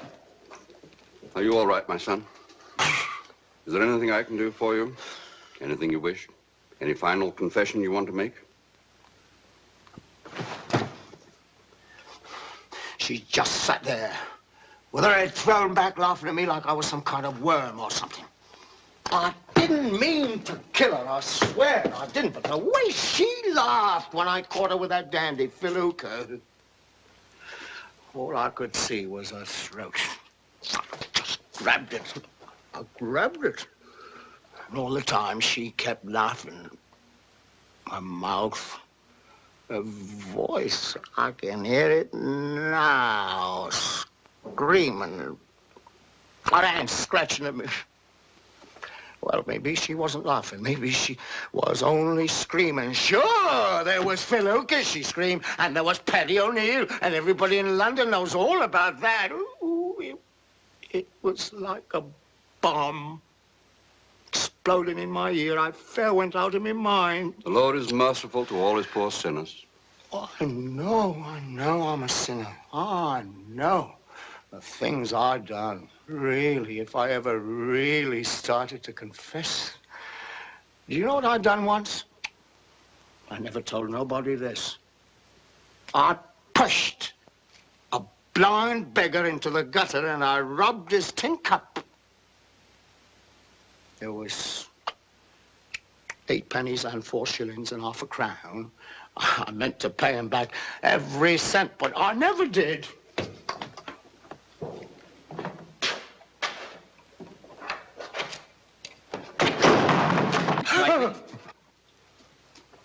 I went to Epsom, see, and I laid a wager on a nag named Alma's Eyes. That nag is still running. There was this sweet old lady there, see, and she'd never seen a race before, so I swapped my ticket with hers, and hers was a winner. Paid 15 to 1. That week, I crawled through every pub from here to Whitehall. That was the week I met Alma. I know, I never should have touched that blind man. And I never should have touched Alma. The things I do because a lady has a pretty pair of eyes. But I can't help myself. Please don't hang me. You must be brave, my son. Please. John Marriott, bend your knees. Pray. Pray. I can't. Try that. I can't. The Lord is my shepherd. I don't want to die. No. I don't want to die. He leadeth me. No.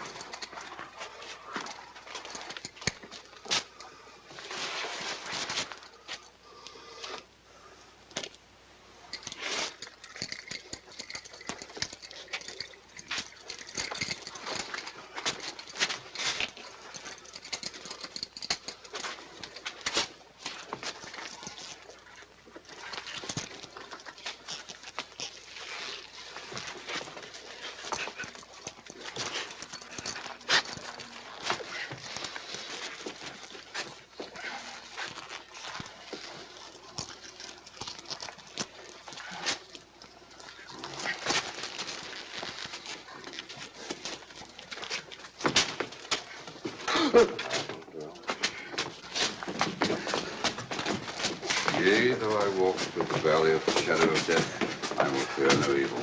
There is a table before me in the presence of mine enemies. Thou anointest my head with oil. My cup runneth over. Surely goodness and mercy will follow me all the days of my life.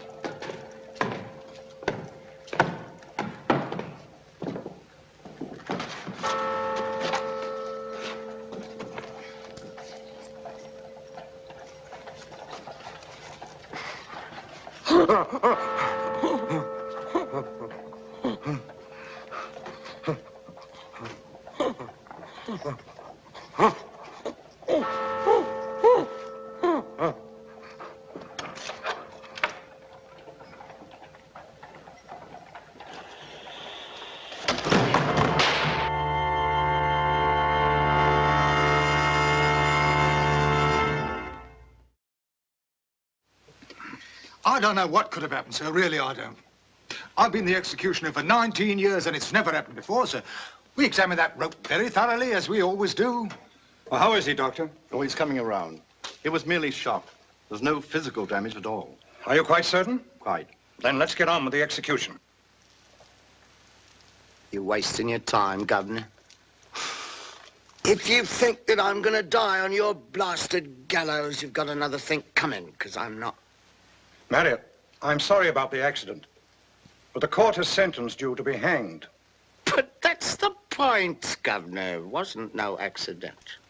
Let's get on with it.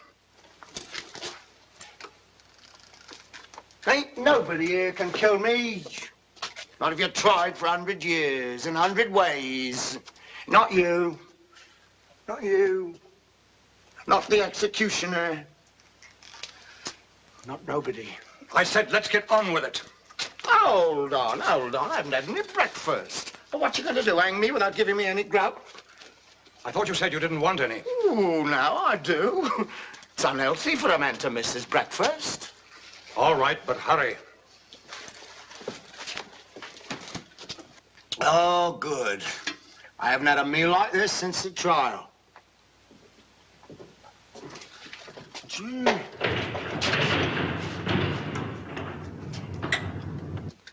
You blokes don't hardly give a man time to stow his grub, do you? Would you stand, please?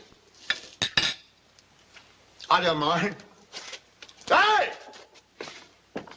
Hey, you blokes are just wasting your time. If you want to know why, I'll tell you. Don't you forget to have a nice lunch waiting for me. I want some roly-poly pie. Hey, where's me brandy? I want me brandy. What kind of a hanging is this? I'll follow me over the days of my life. Save your breath, Vicar. They're not hanging me. You're wasting time, mate. You really are. Oh, now, here we go. 1, 2, 3, 4, 5, 6, 7, 8, 9, 10, 11, 12, 13. That's my lucky number. Oh, no, I don't want that. You sure you don't want the odd? Might make it easier for you. I don't need it any easier, mate. All right. This time, just to make sure, we'll try it once more. Ready?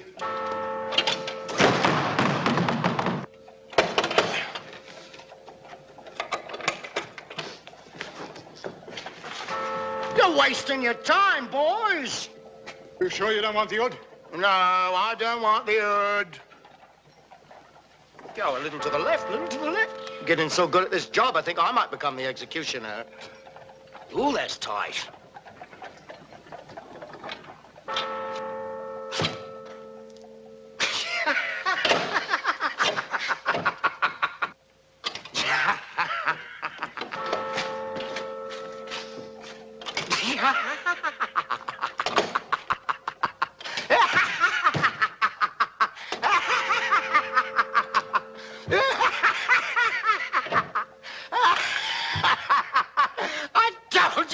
Wasting your time, Governor. You can't hang me. Why don't you give a... Enough. Take him back to his cell. The man who can't be hanged. But why? Why do you think they're unable to hang you, Mr. Marriott? Ooh, maybe there's a good angel watching over me. More than likely it's the devil, I'd say. Oh, I don't much mind who's watching over me, angel or devil. Just so long as it's somebody with influence. As a matter of fact, quite a lot of people with influence are interested in you, Mr. Marriott. Oh? Your case is being debated right now in the House of Commons. Mr. Gladstone thinks that you should be set free, that you've suffered enough. Well, now, that makes two of us. But seriously, Mr. Marriott, don't you have some theory as to why you couldn't be hanged? Oh, I know why I couldn't be hanged.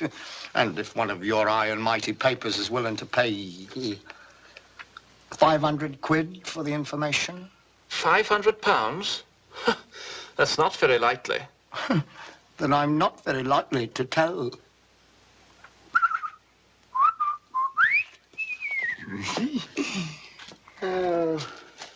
I wager you hate to see me go, eh, Governor?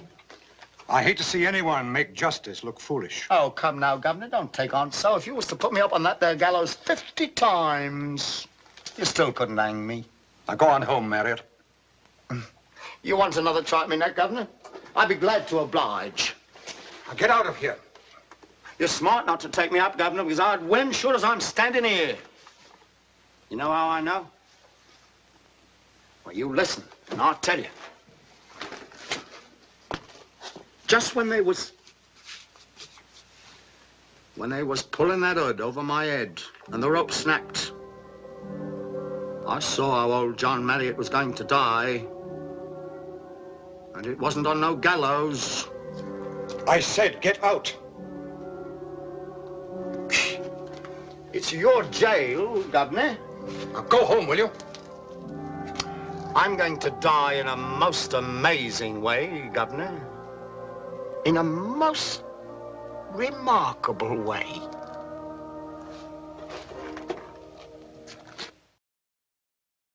Another one, Georgie, and some more for Marley, too. Don't let them ruby lips get dry. You know, when they takes you to the gallows, they offers you a glass of brandy. Now, ain't that sweet little... Oh, I bet you had the old bottle, eh, Johnny? Almost. You should have seen their faces when them gallows wouldn't work. That bloomin' executioner, he kept kicking that release bolt till I thought he'd have a stroke. You with that noose around your neck. Weren't you scared? Scared? What for? They couldn't hang me, not if they tried, till doomsday. Oh, come off it, Johnny. How could you know? Devil himself whispered in my ear. Johnny! Oh, Liz! Johnny!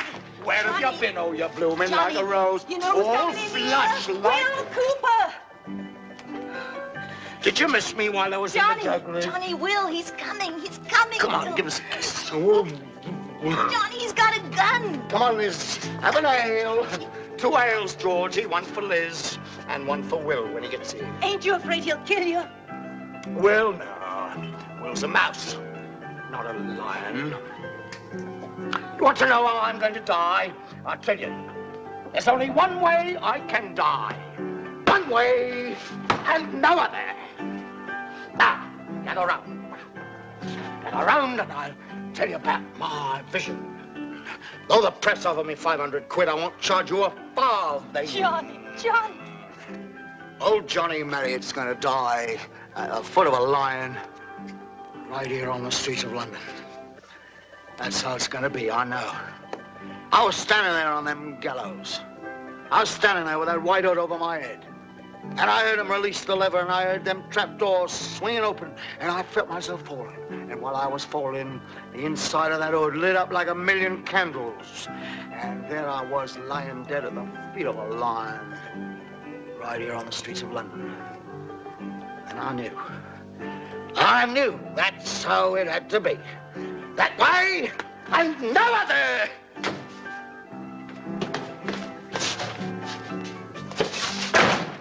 Turn around, John.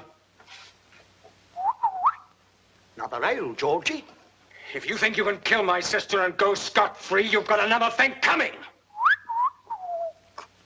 Too much head on that ale, Georgie.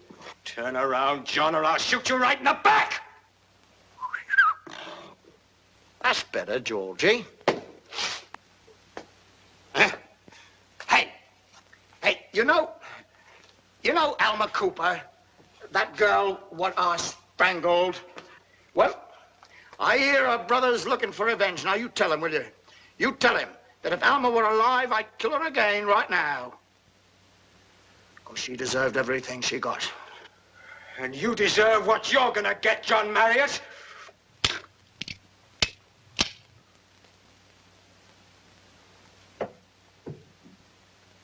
Try it again, Will. You couldn't hurt me.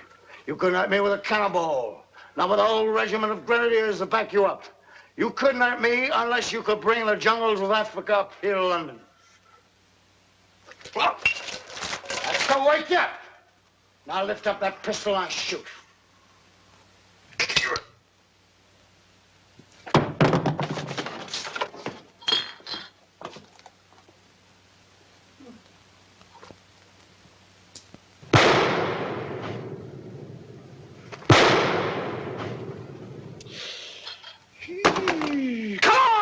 Oh, bang that piano. Let's have some dancing. What is it, a funeral? Ooh. Oh, now, what's wrong? What's everybody looking at me like that for? What do you think I am, some sort of spook? Oh, put your mind at rest on flesh and blood. Yes, and when that lion finally catches up with me, I'll prove it. Yes, I'll prove it.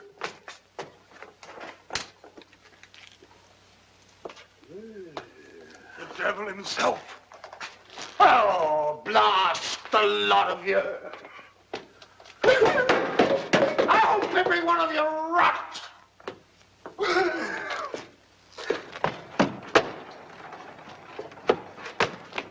I'm no more haunted than you are. You're all gonna die, same as me. Only difference is, I know how.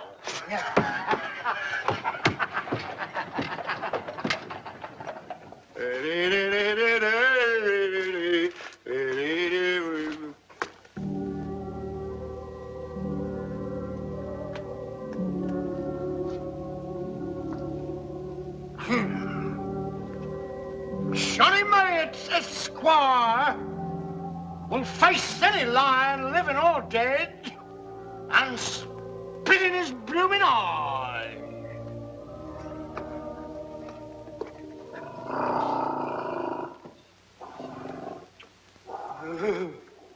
Hello. Hello. Oh, there you are, you beast. Ooh, you big big, aren't you? I suppose if you got me in your jaws, there wouldn't be much left now, would there? Who said I was to die at the foot of a lion anyways? Well, if you're gonna do me, you do me now, here. Come on. Drag him on. Drag him on. Well, I'm feeling a bit thirsty, so ta-ta, old cats. What are you doing here at this hour? Hey, come here, you! Come here! Come here! Hey, come back there! Come back there! Hey, come back!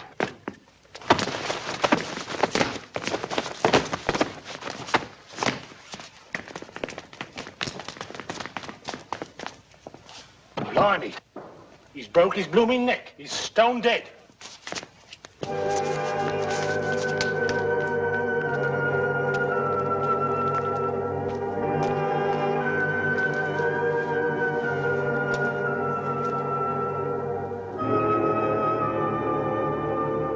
Find them all over London. The symbol of Britain, you know.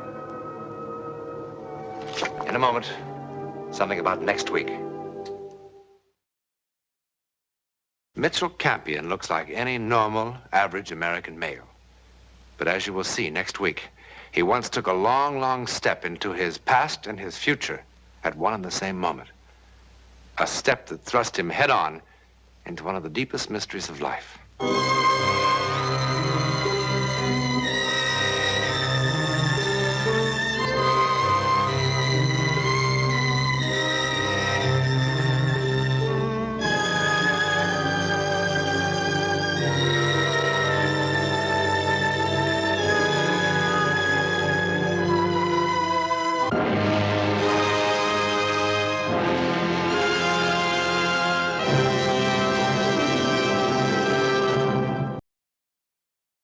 The amazing drama you're about to see is a matter of human record. You may believe it or not, but the real people who lived this story, they believe it. They know. They took that one step beyond.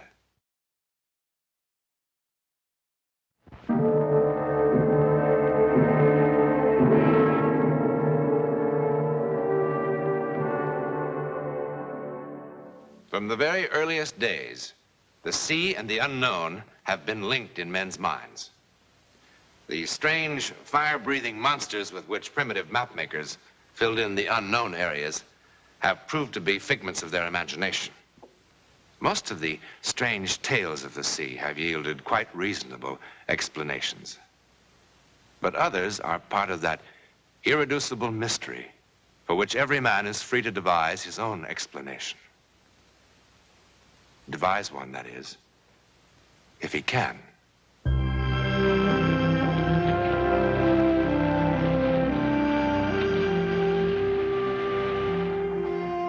As per my instructions, I've kept the captain under closest surveillance. Observation.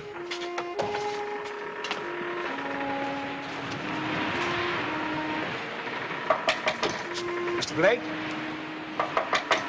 Mr. Blake? You got 10 minutes, Mr. Blake. You want some coffee?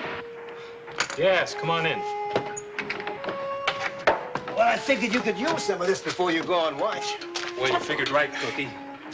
How we doing? Like lightning, smooth as silk since we have the sea at our back. Since what? Well, it's been like that since, well, just about midnight. Is anything wrong? What's the matter? No.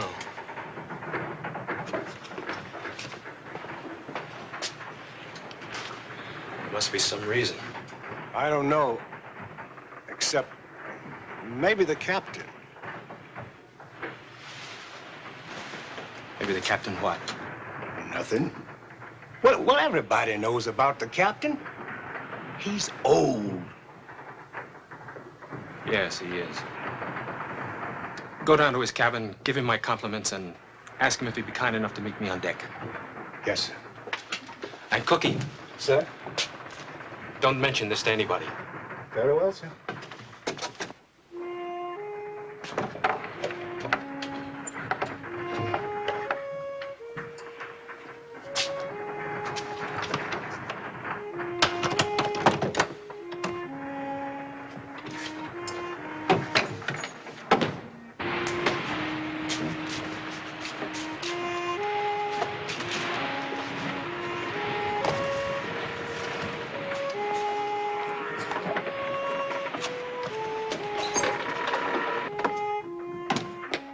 Mr. Dibble! What's the matter? Can't a man read? I don't care what you read. I'm only the mate. But I'd like to be informed when the course has been changed. What are you talking about? Nobody's changed the course. We've been west by northwest for the last 4 hours. Well, of course we have. You know how far off course that takes us? I wouldn't know. I'm not the navigator. Well, just try to remember that. I'll try to remember, Mr. Blake. You just try to remember what course you put down and don't blame other people. I put down? Take a look.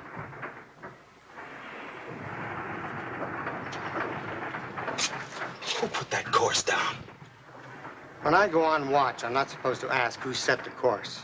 I'm just supposed to see the helmsman steers the course that's on that board, and that's just what I've done. Ford will tell you. He's had the wheel the whole watch. He'll tell you that board read west by northwest when we came on. It's impossible. I gave the order myself. And the next time, be more careful when you go around. Don't tell me to be more careful.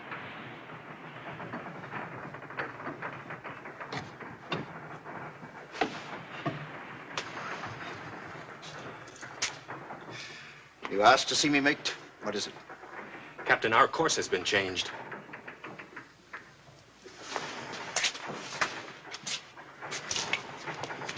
So I see. Change the course to south by southwest, helmsman. South by southwest. Aye, aye, sir. May I remind you, Mr. Blake, that while the duties of the mate on this vessel are also the duties of the navigator, those duties are executed at the approval of the captain, who is to be consulted prior to a change in course. Captain, we've been west by northwest for the last 4 hours. 4 hours? Upon whose authority did you do such No authority. I did. That's enough! All I want to hear from you is why you saw fit to change my vessel's course. I never changed that course. Then who did? Captain, somebody sneaked in and put a new course on the board. Probably during the last change of watch.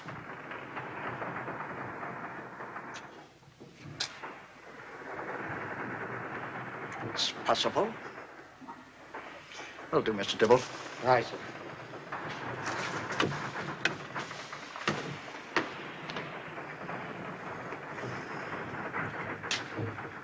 Meaning it's also possible that I'm a liar. You said it, Mr. Blake, not I. But you meant it. Perhaps, Mr. Blake. Well, I resent that. You can resent it all you like. But while you're resenting it, you'll keep your mouth shut. And that's an order, Mr. Blake. Very... An order! Captain! Yes? We'll be calm. Not a breath of wind.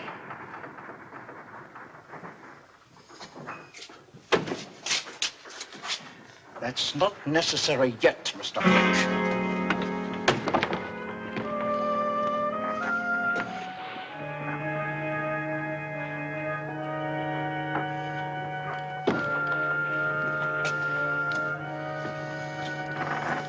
To whomever changed our course, my compliments.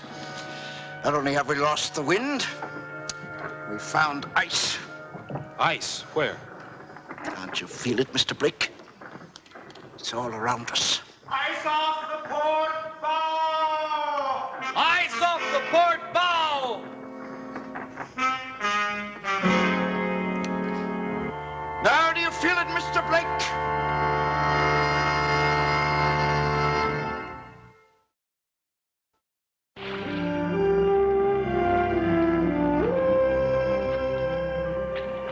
Now, whoever played this idiotic trick made one little mistake.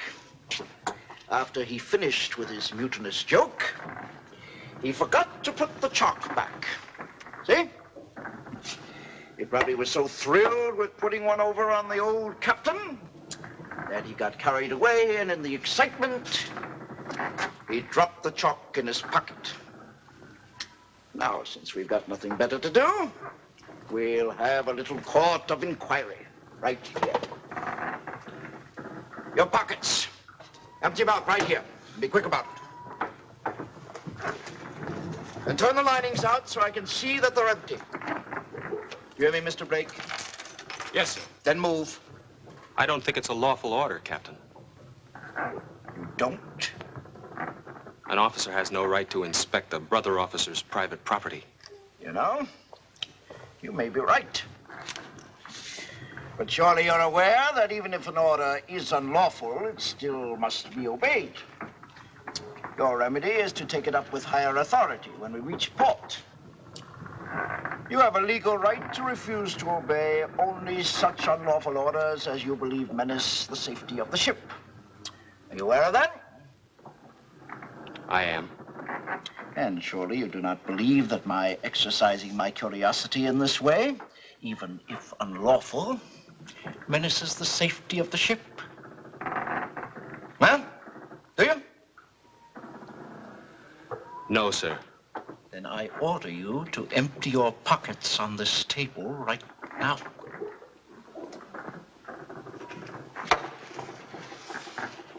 All right. All right, pick it up.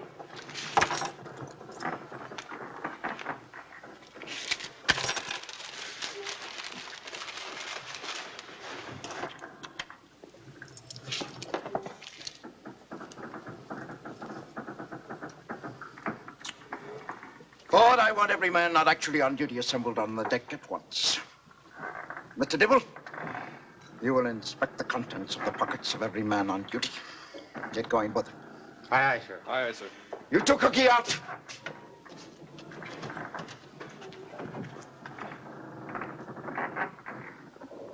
This certifies that Walter Blake is a security officer for the Triport Shipping Company and is authorized to investigate conditions aboard the bark Triport Queen, and so on. Pick it up.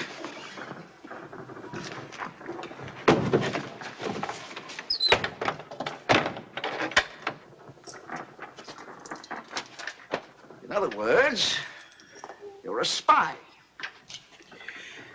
Don't you think I can guess what conditions you're investigating? Me, that's what. Look, it's nothing personal. But you've had cargo damage, and you've been late. Bad weather, bad luck. 3 trips out of 6. 4 trips out of 7. You're forgetting our present situation, Mr. Blake. Well, there must be some reason. Oh, surely. There always has to be a reason. Everything has to fit together. Maybe that's true on dry land. But there are things that happen at sea that just don't have any reason.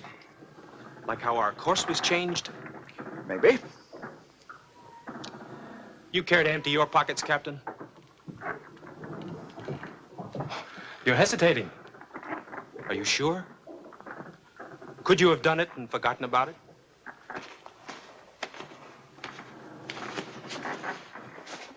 see any chalk there? Hmm? Now there? Oh, perhaps you think I've hidden it. Hmm? Now go ahead, look. No. I may be an old man, and perhaps I forget things now and then, but I keep my ship on course. Unless some cheap company spy is so anxious to turn in a nice fat report that he doesn't mind tricking me. Hmm? That's not my handwriting. Here, look, I'll show you. You could have had somebody else do it for you. You can put that in your report. You can say that I think people are picking on me. Now, there's lots of us old ones that think that. Oh, I've no doubt. Your report will put me on the beach. But you won't write it until you reach port. Until then, you're my first mate and subject to my orders, which are to get out of here and help round up the crew. Get on with it. Yes, sir.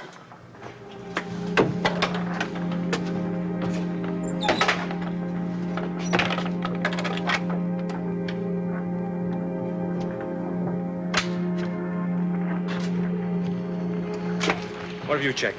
Check the forward hold and galley. I'll take this hatch.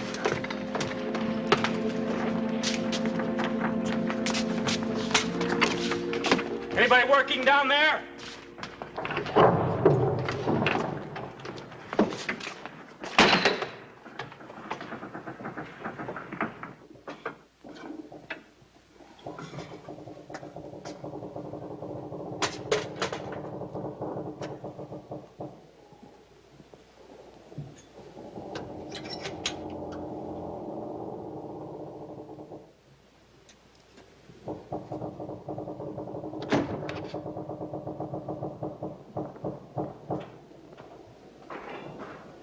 Mr. Blake? Mr. Dibble said the crew's assembled on the stern, all that aren't working. All of them? That's what he said, all present or accounted for. You coming? Yeah, in a moment. Mr. Blake! Mr. Blake, would you mind joining us topside? Captain, would you come down here?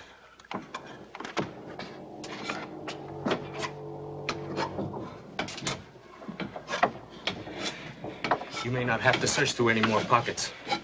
I think we've got a stowaway down here. If this is some kind of a trick, Mr.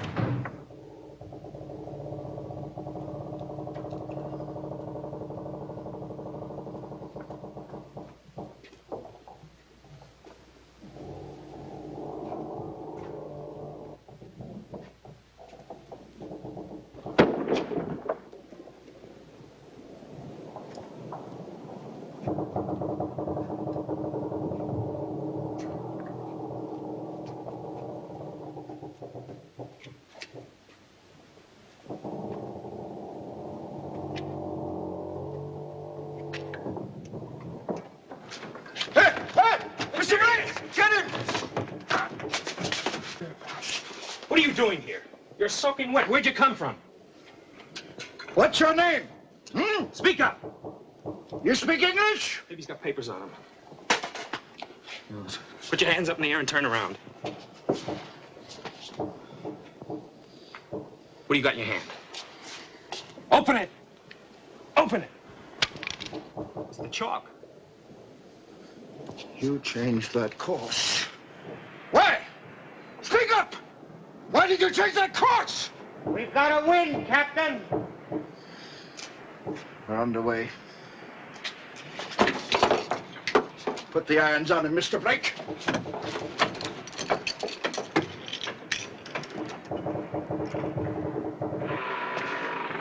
Keep a sharp lookout for ice!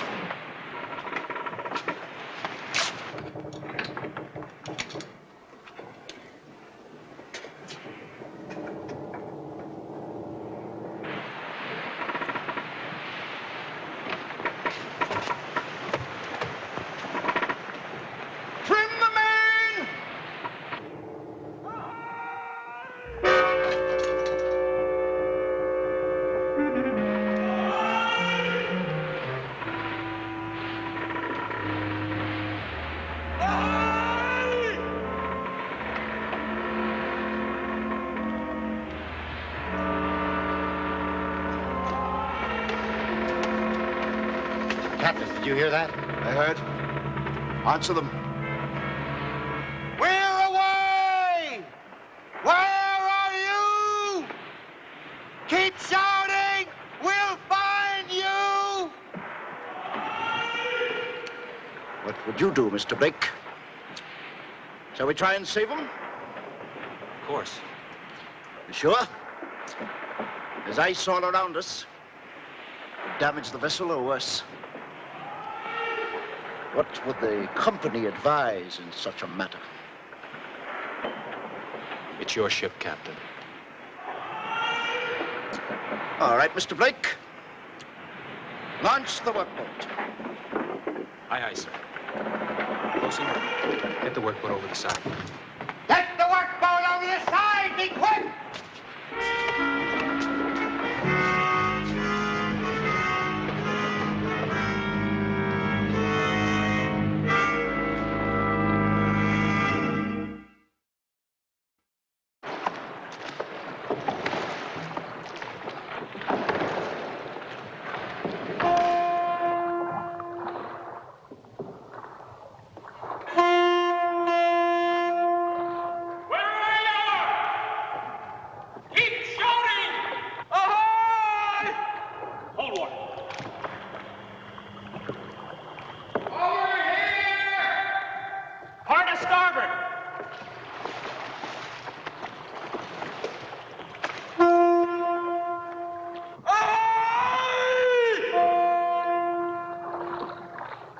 There they are. Thank God!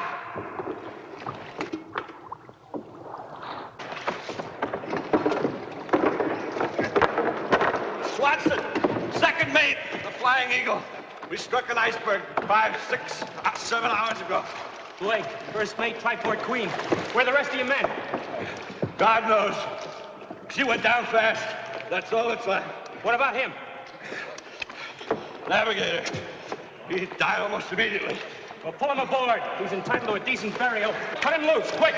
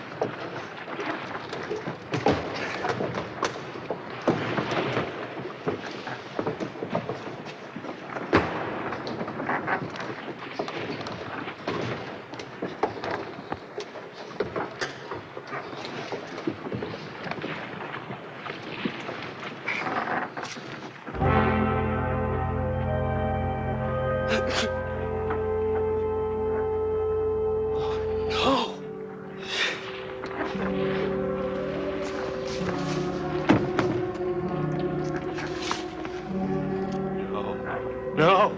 No, no, no! No! What is it? What's the matter? No! What do you think's the matter? This lad hasn't been to sea 40 years like you and me. He drags a body from the water, and it takes the billy out of him. That's right, isn't it, Mr. Blake? Isn't that it? Isn't that it?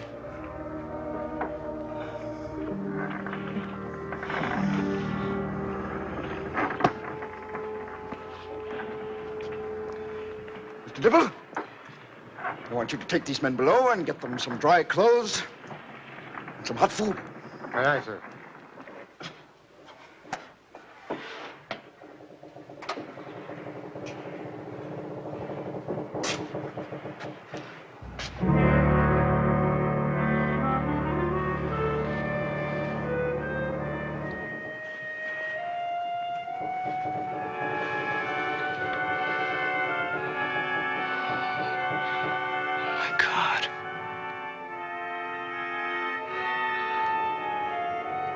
God.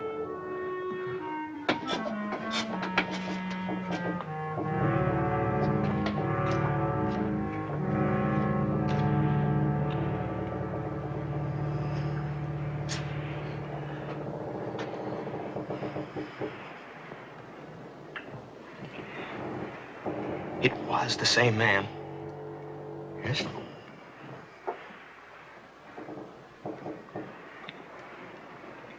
He was dead. Dead for hours. Yes. The course was changed. Men's lives were saved. Do you want a reason, Mr. Blake? Dry land reason? I don't have one. You saw him. What did you think? Well, I think... I thought that the company was right. That I was a very old man.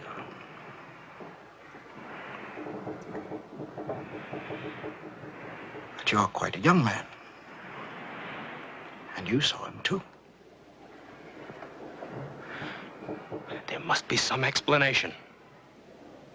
Some answer. And if there is no answer, what do you do, Mr. Blake? But I'm sure by the time you hand in your report, you'll have found an answer to satisfy the gentleman in Boston. Report?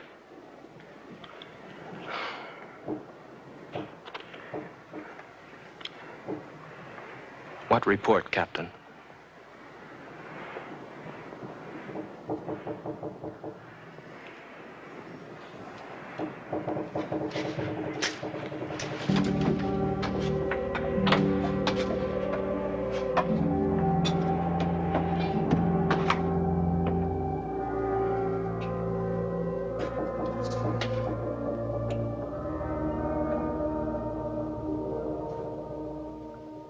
The Flying Eagle went down here, off the tip of Greenland.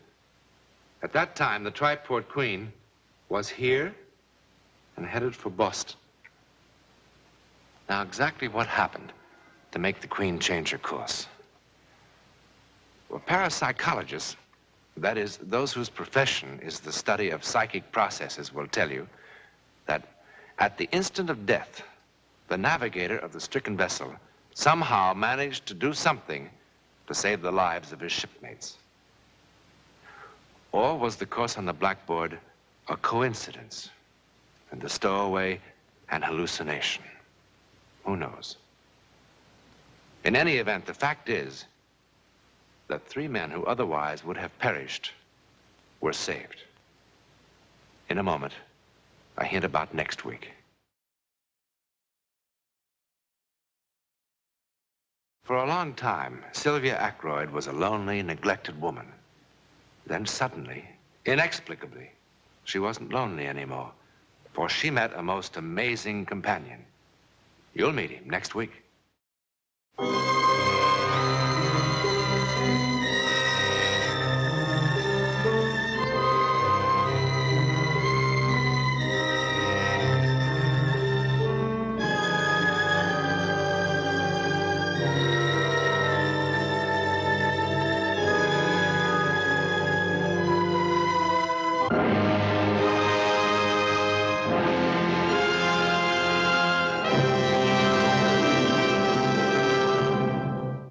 Have you ever been certain your telephone would ring in the next 10 seconds? Or have you ever walked down a strange street and had the feeling that you knew what lay beyond the unturned corner? Yes? Then you've had a brief encounter with the world of the unknown. You are ready for the actual human experience that follows.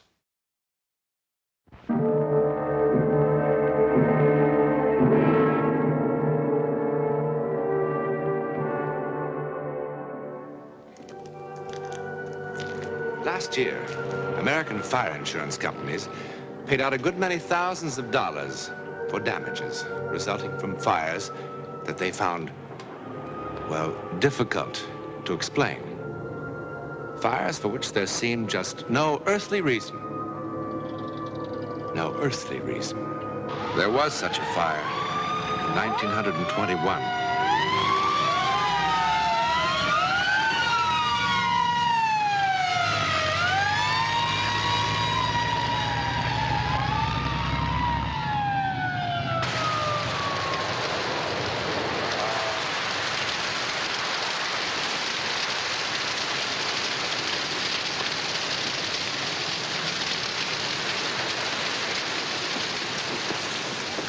almost out.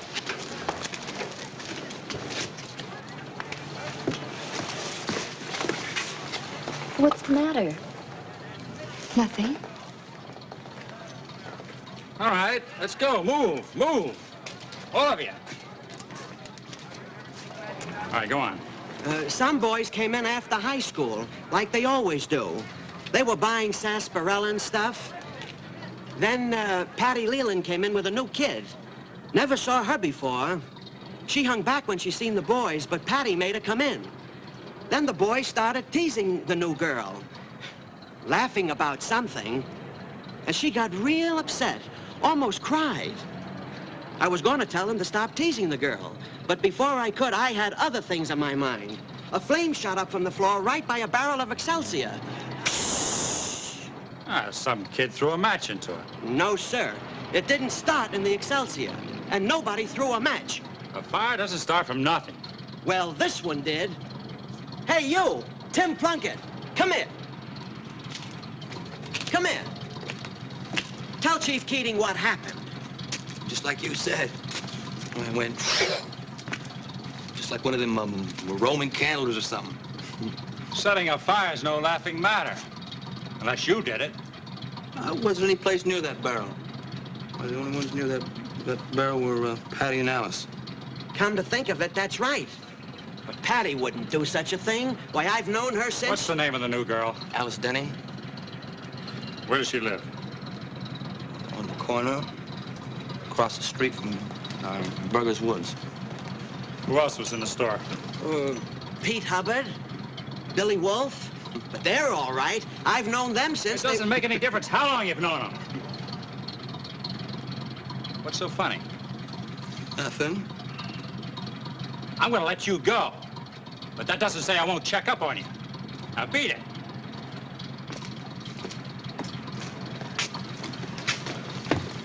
Why don't you leave her alone?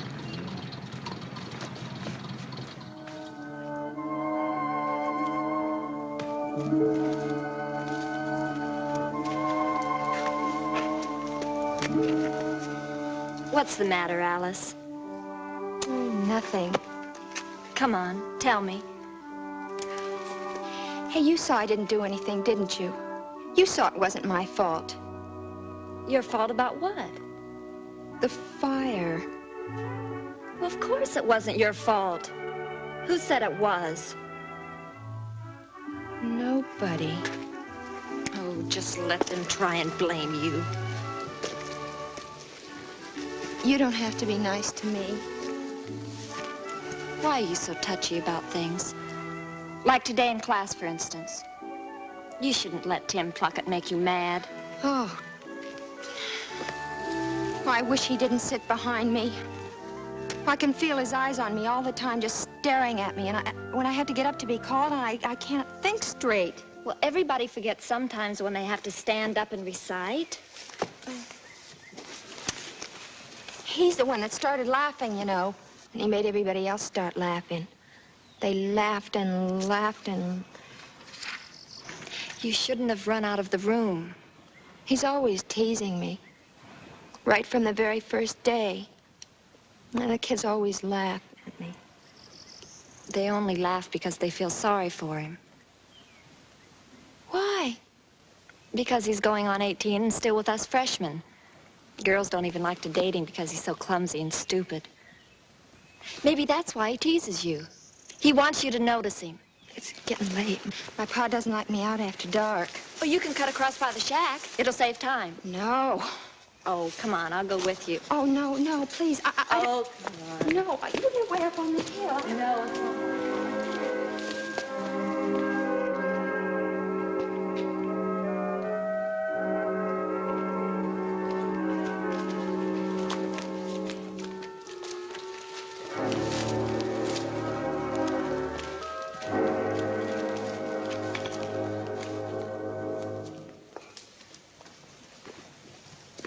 Is that old place what scares you? It's been vacant for years. Come on, I'll show you. No. What's wrong?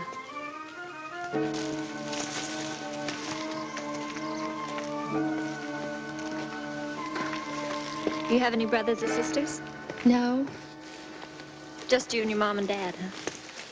Oh, my ma died. My aunt keeps house for us. It's nice of you to walk me home. I wanted to. I want to be friends with you. Best friends.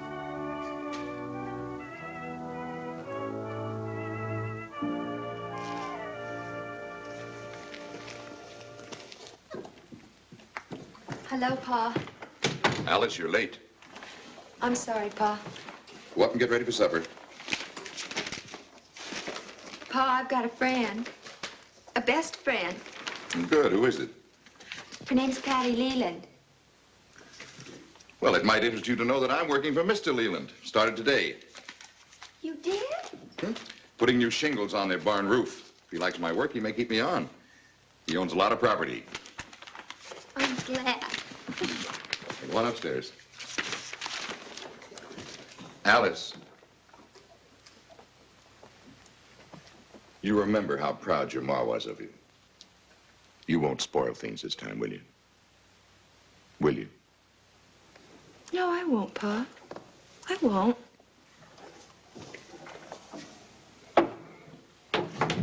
Supper's ready. It's been ready.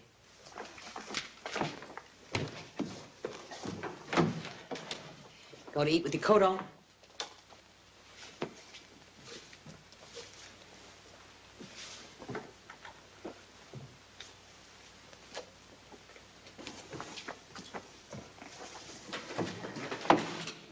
Hope it isn't spoiled. How's school, dear? Fine, Aunt Mildred. Well, now, this looks mighty good. I'll get it.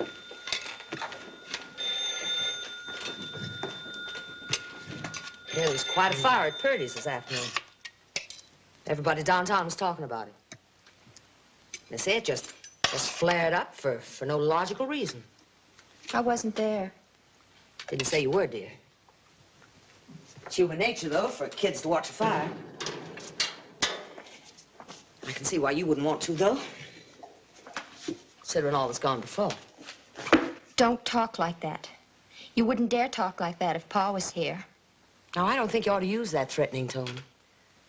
Not after what I've done for you. I haven't told you, Pa, what happened in the woods with that boy. I told you nothing happened. He was hiding in that shack. He came chasing after me. I came home all dirty because I fell down. I don't know. I think I better tell your Pa. Why do you have to make everything seem so awful? Why do you have to make me sound so rotten? I told you not to use that tone. Don't tell your Pa. Please don't tell my Pa. You'll say all the wrong things and you'll make me seem so bad. I don't know why I should go on being nice to you when you're planning to give me trouble with your Pa. I won't. I promise I won't. Alice, when you came in that front door, you knew you'd done it again. What? That was the fire chief. He's making a check on all the kids who were in Purdy's store when the fire started. Well, I didn't tell him anything about what had happened before, so you're in the clear once more. Alice, I give you my... I didn't do it, Pa. I swear I didn't do it. Stop lying. You threw that match? I didn't even have a match. Then how did you start it? I don't know how it started. It's like always, just before it happens, everything goes dark. I don't know! You do know. You start them. Now, you listen to me. I've had to move to 3 different towns in the past 4 years on account of you. Your Aunt Mildred and I have tried to stand by you. And all you've given us is headache and disgrace. Well, I've had enough. Oh, now, Willie, why don't you Mildred, sit down? you protected her long enough. Alice, you're old enough to know the difference between right and wrong. You listen to me. If you cause me to lose one more job, if you cause me any trouble at all, you're going to get yourself out of it. Do you understand me, Alice? I didn't do it, Pa. Do you understand me? I didn't do it, Pa. Alice, you've got to stop saying that. I didn't do it. I didn't do it. Wait a minute. Wait a minute. Want all the neighbors to hear? Isn't it shameful enough? Almost glad your mother isn't here to see this.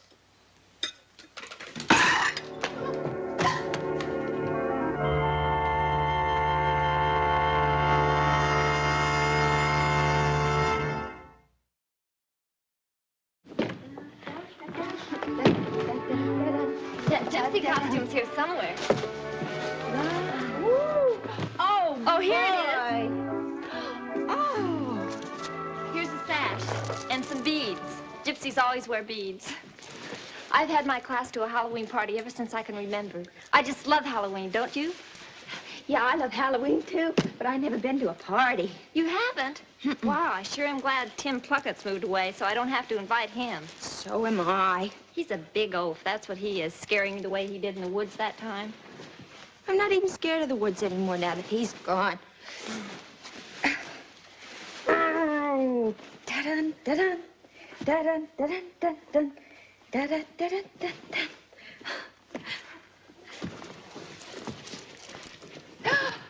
It's so naked. Well, don't you look nice? Thank you, Mrs. Leland. She thinks people will say it's too naked. Nonsense. Evil to him who evil thinketh. Oh, this costume does bring back memories. All 4 of my married daughters wore it at some time or another. Here, you two, you better take it back to the attic. The party begins at 8 sharp, and you've got to eat your dinner yet. Alice can't eat with us. Why not? My Aunt Mildred wouldn't want me to. Oh, well. Here, wait a minute. No self-respecting gypsy will ever wear braids. Come on, thank you. Down at the dresser. Here now. Oh, what lovely thick hair you've got. It's a shame to keep it braided. But my Aunt Mildred likes it braided. Well, do you think that just once she'd mind if maybe we put it up like this with a ribbon? Or down with a ribbon. Oh, that'll look nice. Shall we try it? All Come on. right. All right, let's take the braids out.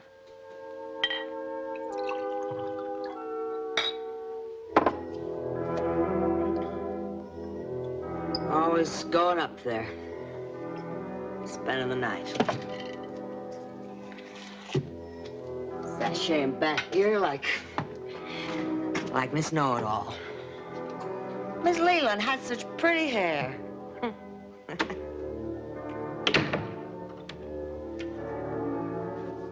guess if anybody in the world knew what I know about that brat, they wouldn't think she was so wonderful. Devil.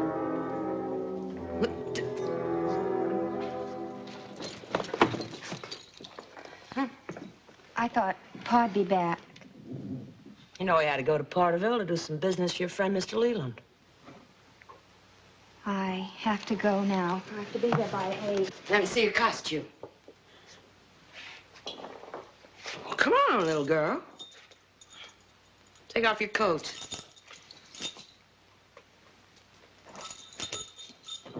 Well, you ought to be ashamed.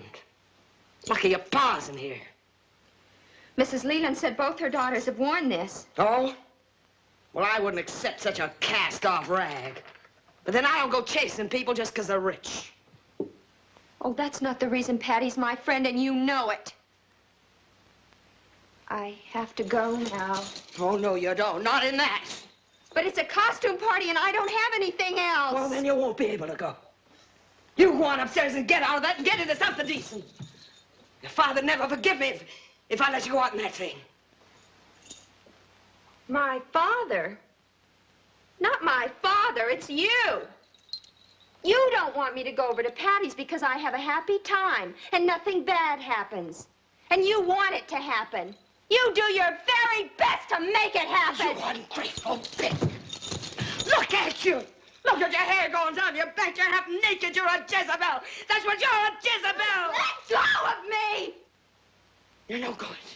You're no good. You're chasing after boys. You're just like your ma. That's what you are. You're just like your ma. Don't you dare talk about my ma. Those big eyes of hers, those tempting ways driving your pa half mad to marry her. Dirty.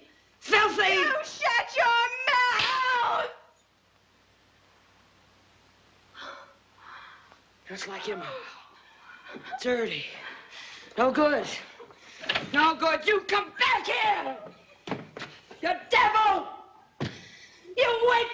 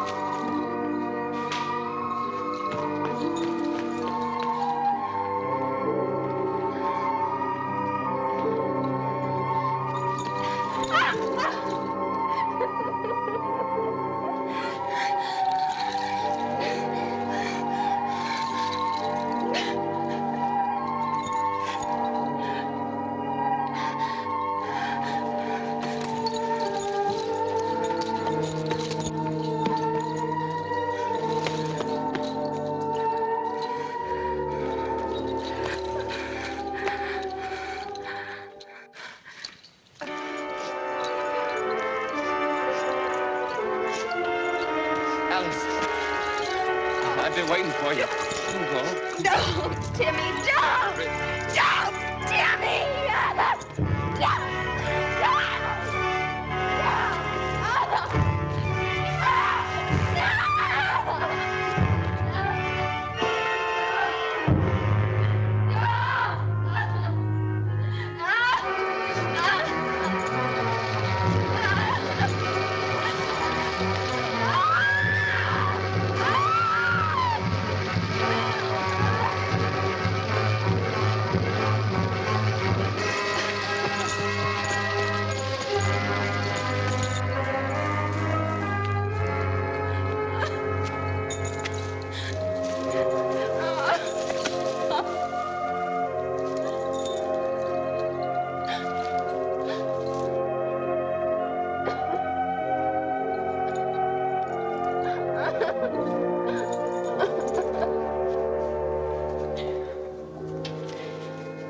I don't know. I don't know what makes us set fires. We've tried so hard to stop. Where's Alice? They told me what happened. Where is she? He's probably hiding someplace until things calm down. Your sister's been telling me the facts about your daughter. And high time. Why did you tell me that she's been setting fires since she was 11? Mildred. I had to, Will. That poor boy with his hands and arms all burned from putting out the fire. If he hadn't, the shack would have burned clear to the ground. The woods would have all burned down. Mildred, what are we gonna do? She's gonna have to be put away, Mr. Danning. She says she goes blank. Maybe she doesn't know. What do you mean, goes blank? She says that just to make you feel sorry for her. She knows what she's doing. Will, I feel just as bad as you do. But we've got to face it. She's dangerous, and she'll get worse.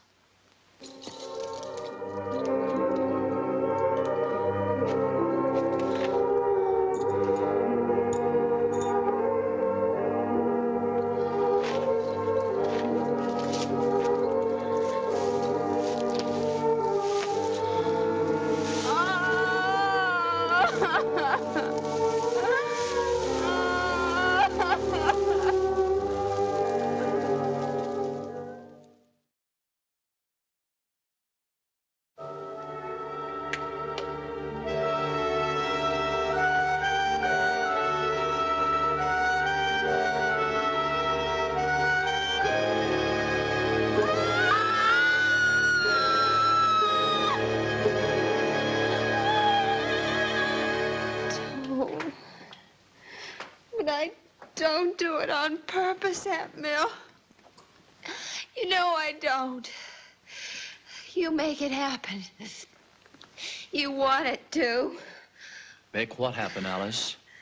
Make what happen? Don't, Aunt Mill. Don't. Don't what, Alice? Don't. Tear up my dress. Don't you dare. What is it, Doctor? She's badly disturbed, badly frightened. About the fire? Something deeper than that. Don't you dare! Don't what, Alice? Don't dare what? Ma's not dirty. Don't you dare. Alice. You call Ma dirty? Don't you dare. Miss Denning, will you stand at the foot of the couch so she can see you when she wakes up?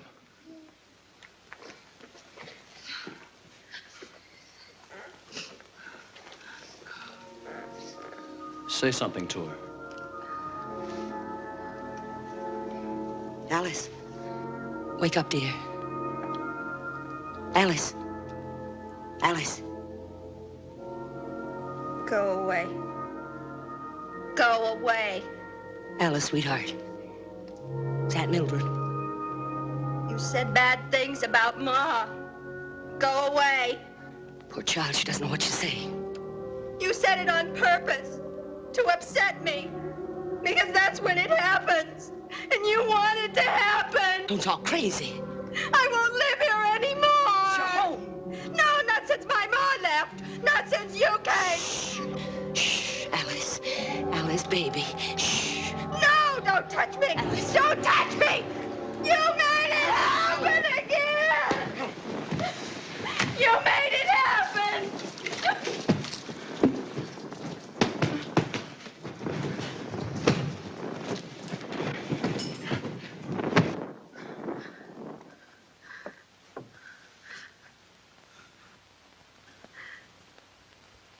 It just started. By itself. The fire just started. Not by itself. Because of her. There's a devil in her. She's a witch. I've known it all along. I've known the fire started by themselves. From her. You knew? Why didn't you tell me the truth? From her. From the devil in her. The devil's not in Alice, Miss Denning. You're lying. She's a witch.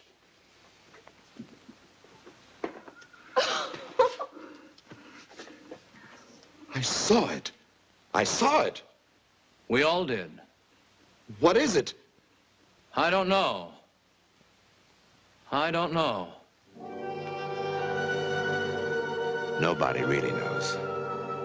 But Alice was not an isolated case. There have been others. The ability to induce spontaneous combustion may be a survival of a power from ancient times. Then it would have been called a miracle of great value. For the worship of fire stems from man's earliest beginnings. Well, at least that's a theory. I can tell you some facts about Alice herself, however. Today, she is happily married with grown children of her own. And her power, a power she certainly never wanted, disappeared when she felt secure, when she knew she was loved.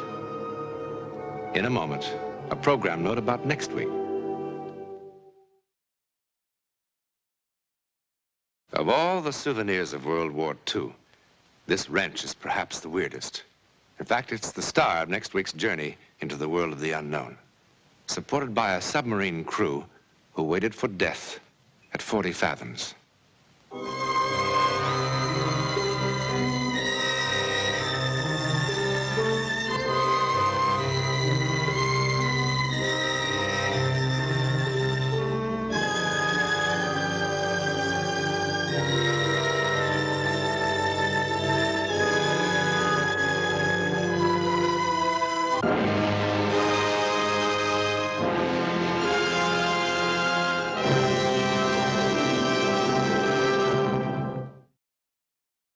The amazing drama you're about to see is a matter of human record. You may believe it or not, but the real people who lived this story, they believe it. They know. They took that one step beyond.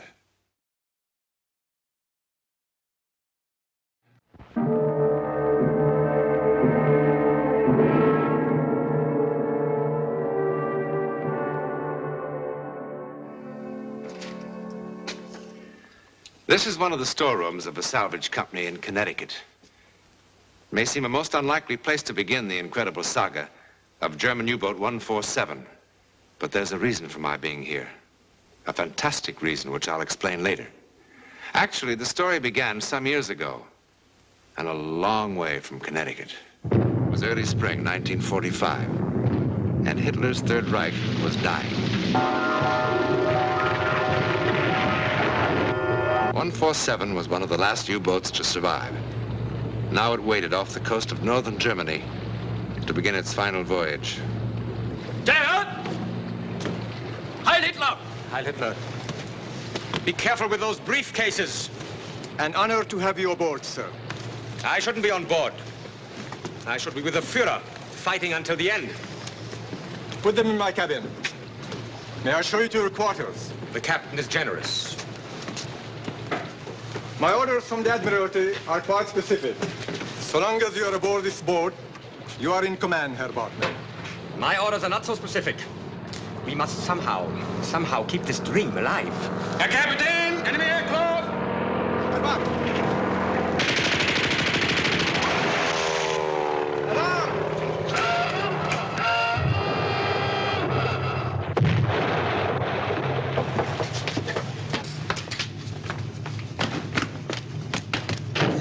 Secure! 40 meters! 40 meters, Captain! That's rather hard. Steady, 1 to 0. We'll be underwater in 30 seconds.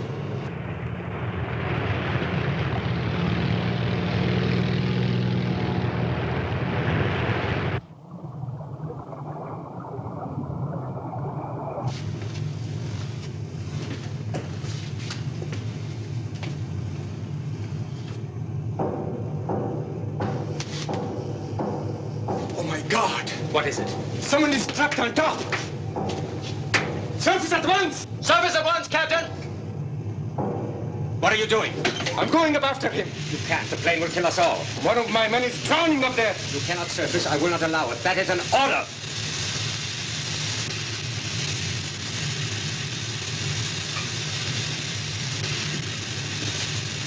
Resume driving position to 40 meters. 40 meters, Captain!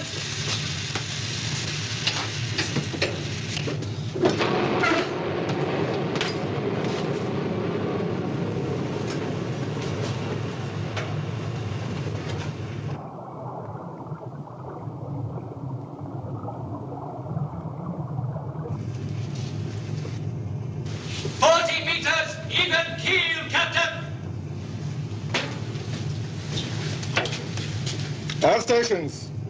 This is the captain. Check all personnel and report. Oh, I have never been on a U-boat. Is smoking permitted? No, Herr Bartman. No? No, there is battery gas aboard. It might explode. What a bore. What a beautiful cigarette case. Yes, it is, isn't it? The inscription on the inside might interest you. The Führer. It was given to me at Nuremberg in 1938. 1,000,000 voices singing the Horst Wessel song. The torches turning their faces red. Those were days, my boy.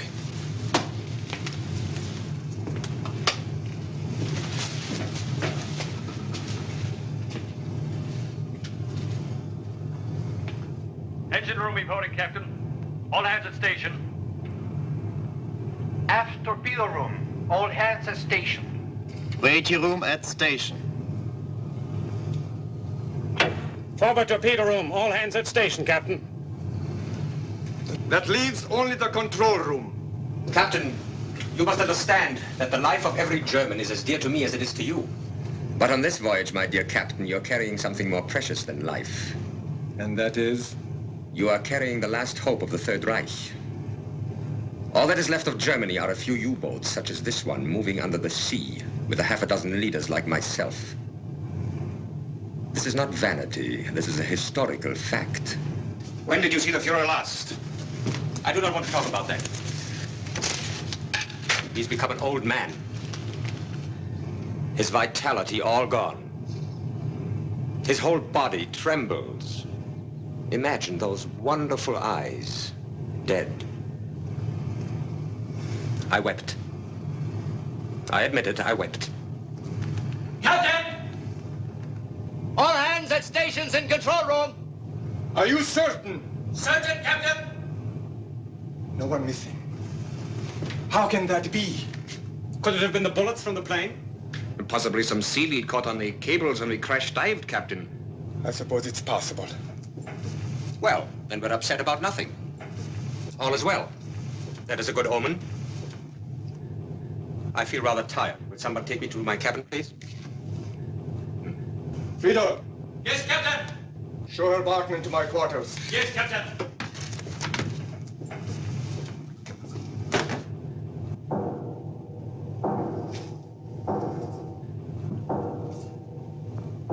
What is it?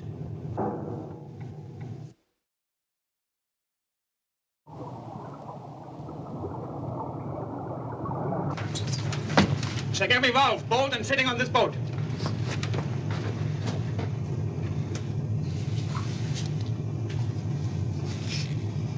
Nothing. Absolutely nothing. Keep looking.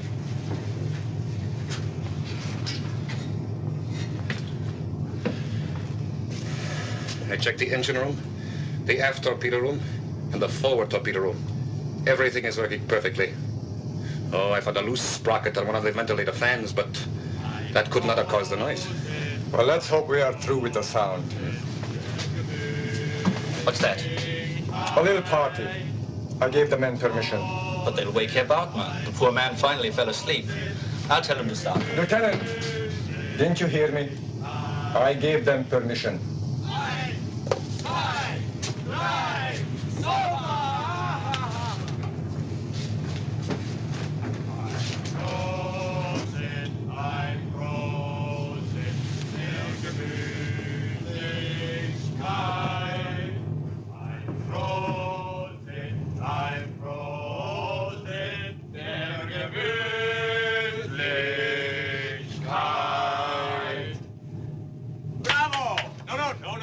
Get up for me.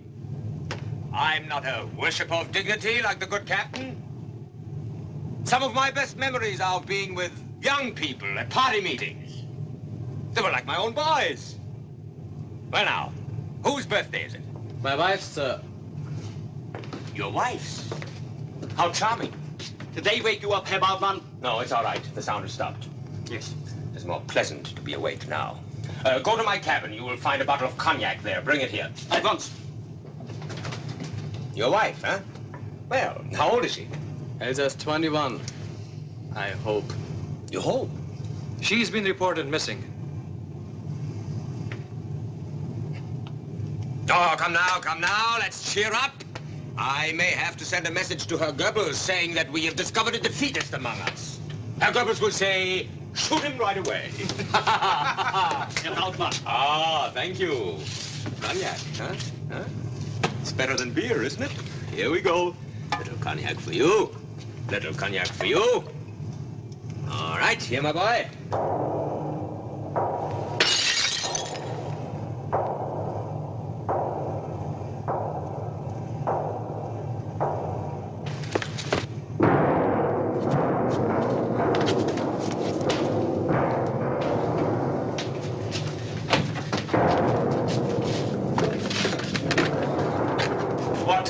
Stupidity is this?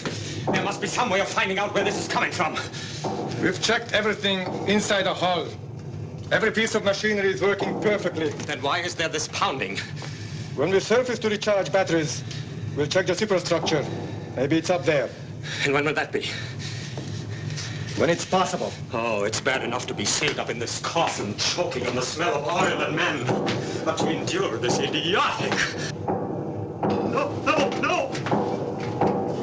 It's coming from here, yes, but there is nothing wrong. It's tight as a drum. Captain, I want to ask you a question. Well? Is it possible that one of the men in your crew is doing this deliberately? Deliberately? Why should anyone? Oh, come now. Don't be that simple-minded. I don't understand. To shatter my nerves, of course. To make it impossible for me to carry out my mission. That's ridiculous. I do not think so. Even if anyone wanted to, how could they? What do I know about U-boats? I would make a very satisfactory victim for the trick.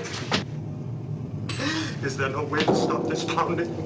Will this pounding ever cease? Get the medical officer. Yes. What for? What A sedative, perhaps, Herr Bartman. I do not need a sedative. I want the records of every man sent to my cabin. All the records are kept in the Admiralty in Berlin. Oh, that's most unfortunate. It might have been interesting to look into the captain's records also.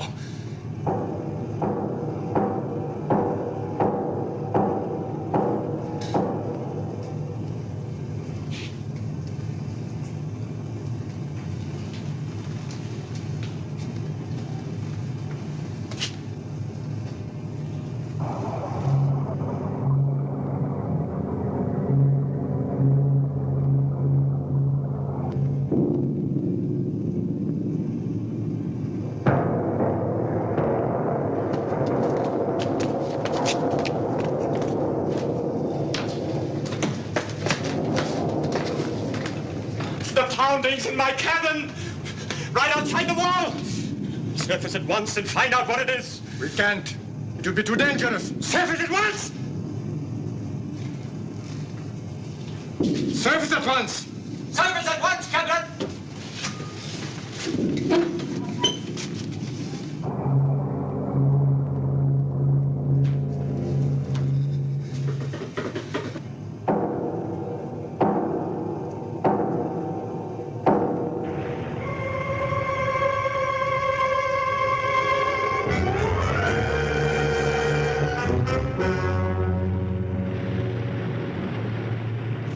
Everything still all right?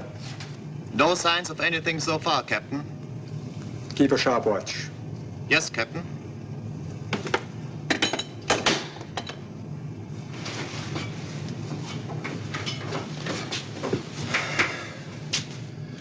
Nothing.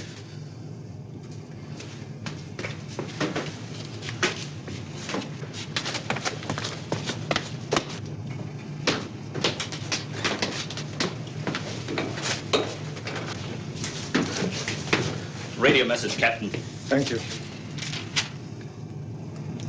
Where was this picked up? Shortwave from London.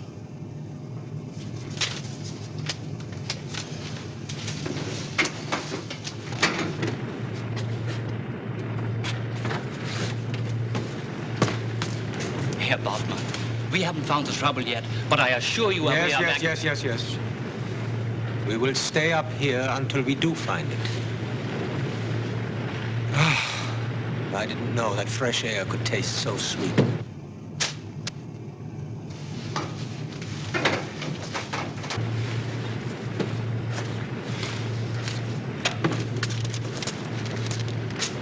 For me?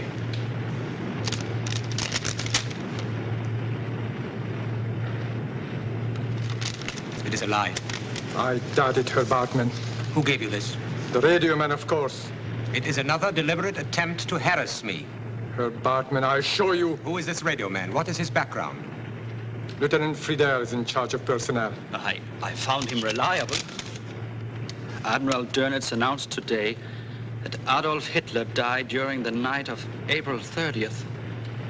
A Reuters dispatch reports that Hitler killed himself. It's a lie. It's a lie. It's a lie.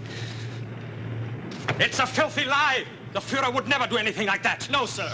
I do not believe in the reliability of your radio man. But Herr Bautmann, I was... Why do you insist on defending him? I'm not defending him. It's a lie! It's a lie! A filthy lie!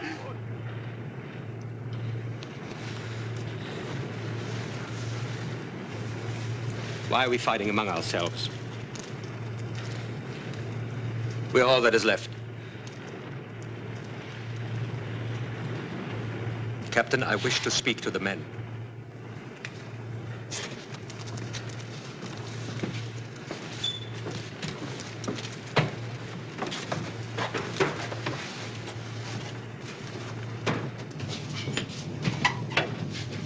Attention! This is the captain. Attention! This is Bautmann. I bring you terrible news, my comrades. The Fuhrer is dead. He died like a hero, leading his troops into battle. We are Germany now. We must be worthy of the Fuhrer's courage.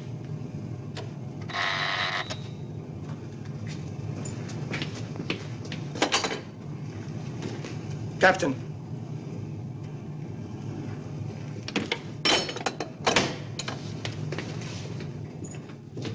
Attention! This is the captain. Everybody to dive stations. What are you doing? A boat is approaching from the south. We haven't found out about the pounding. We haven't found out about the pounding. Ship's only 10 miles away. Oh, no, no, no, no.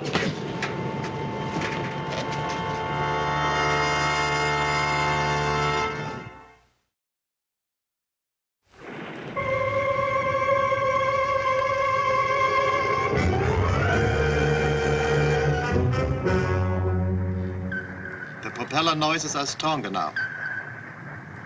1, 2, 5 revolutions. Sounds like a destroyer. How close? Between 3,000 and 4,000 meters.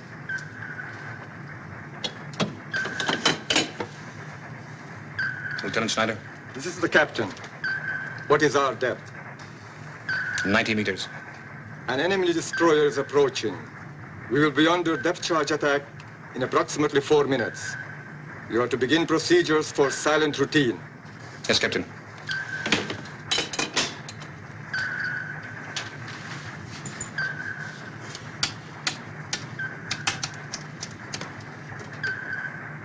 This is Lieutenant Schneider.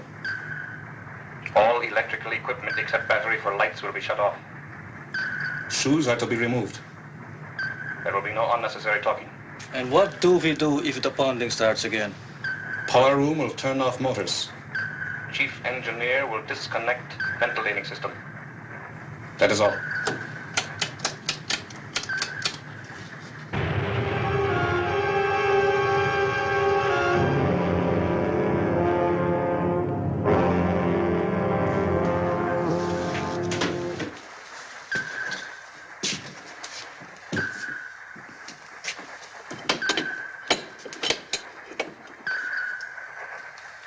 Giving further information.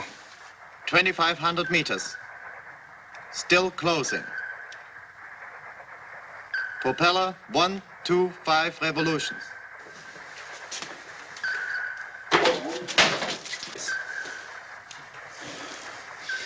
If that is the only sound you make, we will be all right, Captain.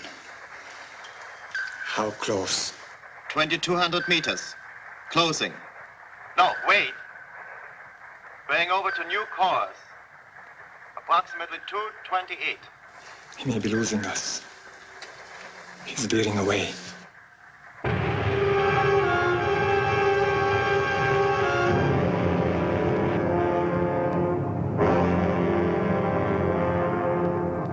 Well?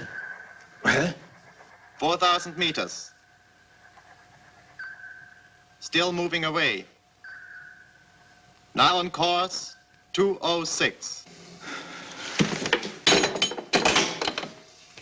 He's all over the ocean. He's lost us.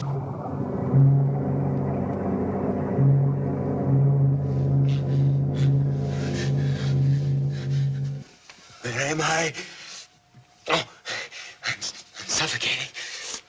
I'm suffocating. I'm suffocating. I'm suffocating. I can't breathe. Get out.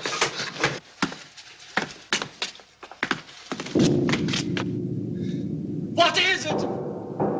What is it? I can't breathe. I can't breathe. I must have air. The destroyer will pick up the pounding and come back. Indeed it will, Lieutenant. What is it? Where can it be? Air! He struck me! He's doing the pounding. Arrest him! Arrest him! He's doing it! Can't you see? Tell him who I am! Tell him to stop the pounding! Tell him to stop the pounding! Oh, listen.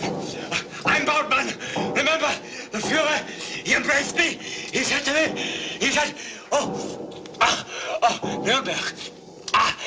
Million voices, screaming, faces, blood, red. I gave him Pentacel. Faces. Make him unconscious in a minute. Red voices.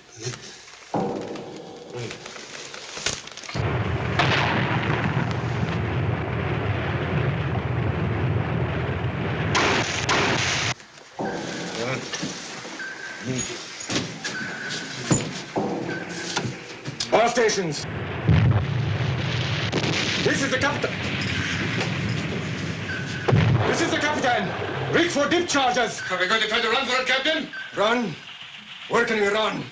We're sitting ducks. It stopped. He's unconscious now. Will somebody give me a hand?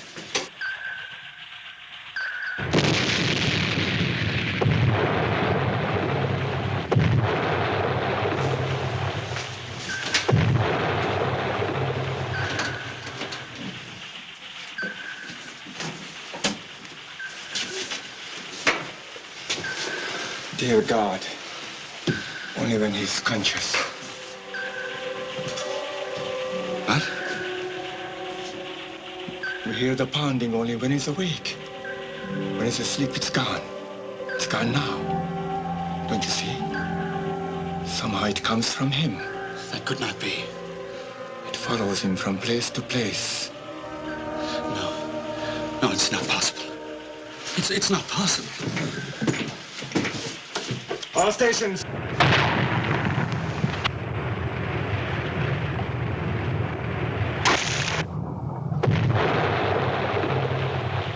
This is the captain.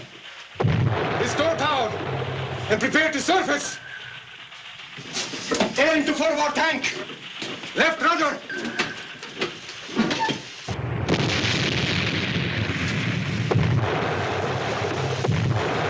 We're going to surrender. Surrender? The war is over. Do you want to die down here with her, Bartman? What could it have been? Wonder about it for the rest of your days. Just as I shall. Who knows? It might be good for our souls.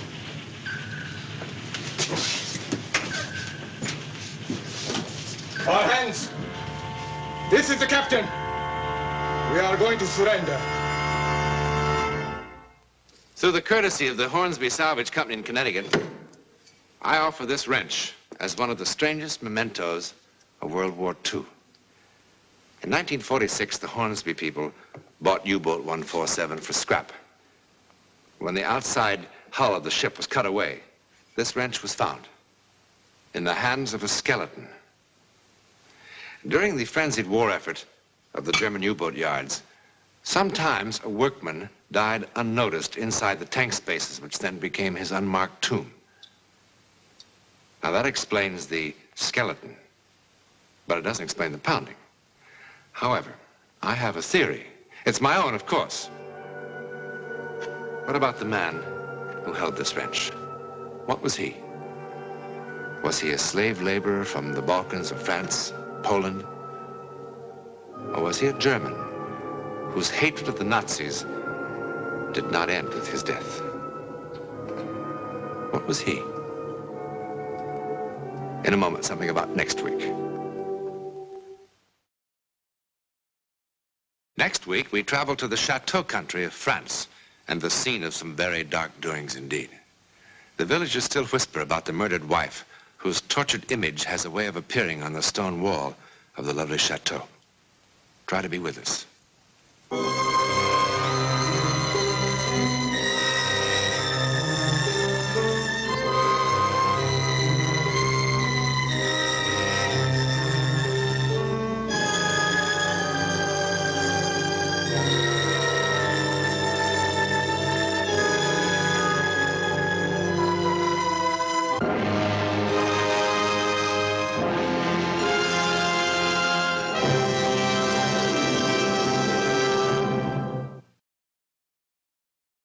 I hardly know what to tell you about the next half hour, except that it has been reported as true by those to whom it happened. It has been investigated, and no one, as yet, has been able to explain it or disprove it.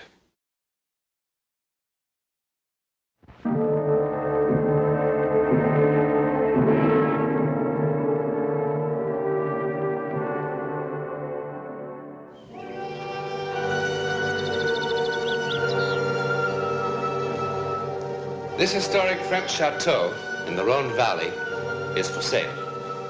or rent, as many are these days.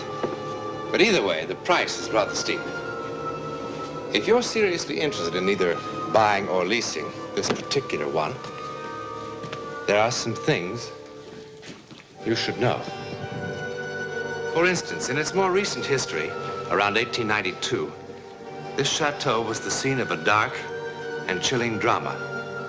The old people in the village below still talk about that night, and still in whispers. For one important player of this drama, the beginning was the end. Oremus. Deus qui proprium es miserere sempre, e percere tu supplicaes extramus pro anima familiae tui, Janet. Oh, Janet. Quam Bosie dico, Janet. Oh, Janet.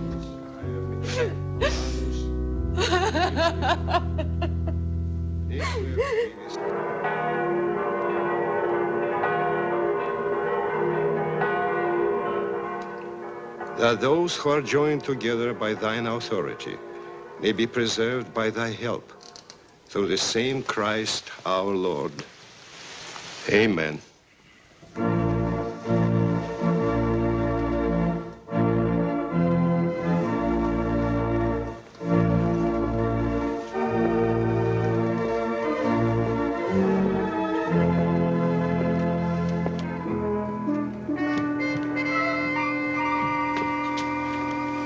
Monsieur le Marquis, Madame.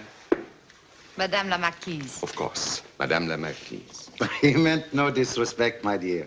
We'll take a light luncheon in the drawing room area. Only for two, Monsieur le Marquis? Only for two, a small reception. Very well, Madame. What are you called? My name is Ernest, Madame la Marquise. Ernest.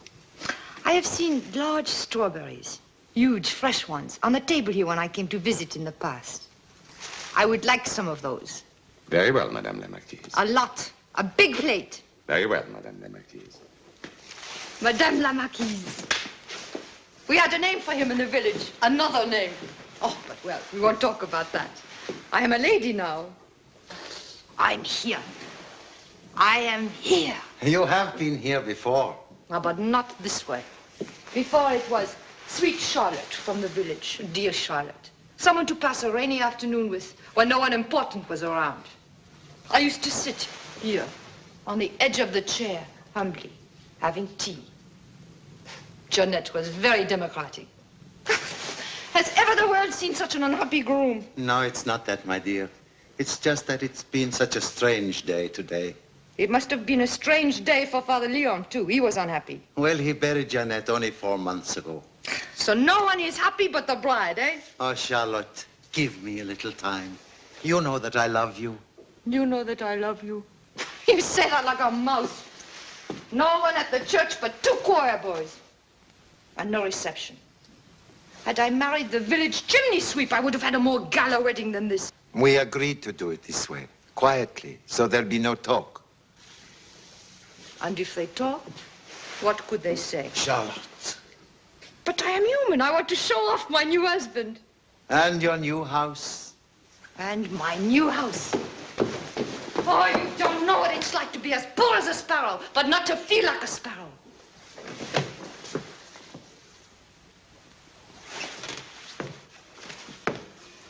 Actually, I think some of this furniture is rather old.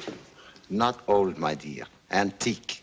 When you are rich, something old is antique. But when you are poor, something old is something old. Do you think I could learn to play the piano at my age?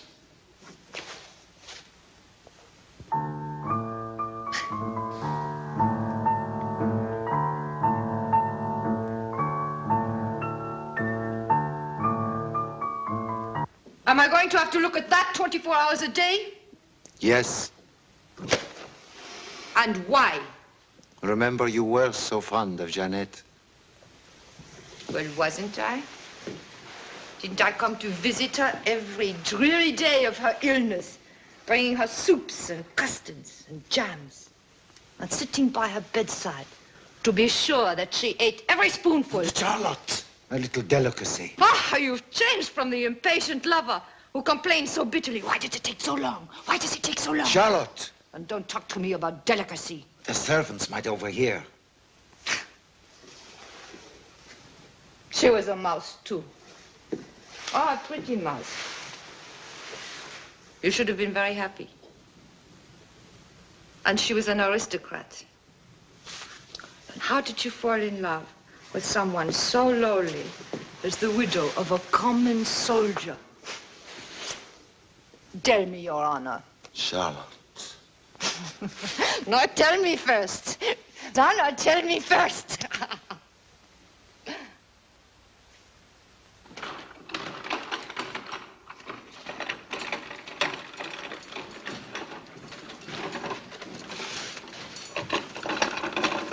This is Rose, Charlotte. I have seen Rose in the market many times. Always the best for the marquise. The best meats, the best vegetables, the best this, the best that. Look at the size of this one. Open your mouth.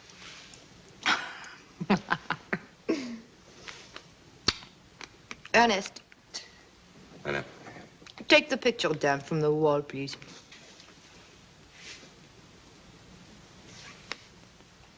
Very well, Madame la Marquise. I am so hungry. Eat, my darling. Eat. Ernest,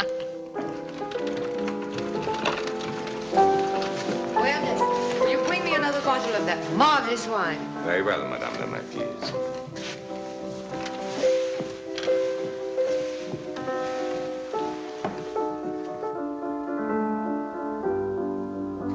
Did Jeanette play the piano very well?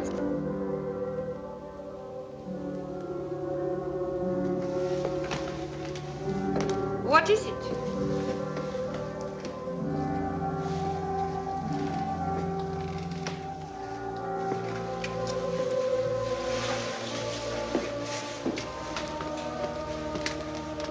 What's the matter? Nothing. Then why do you act as though it was something? I thought I saw something on the wall.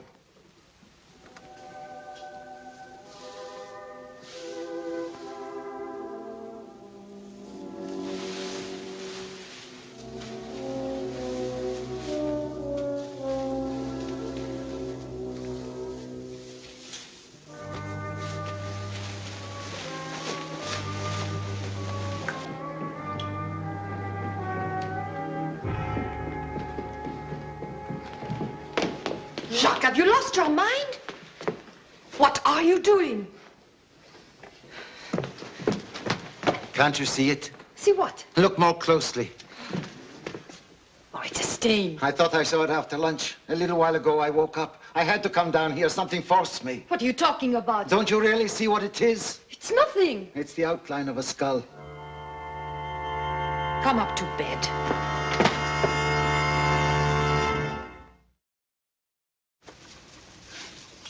Platters and platters of wonderful things. Meats and fish and delicate things. And for the wines, the best wines in the cellar. I want them to leave with the stomachache of their lives.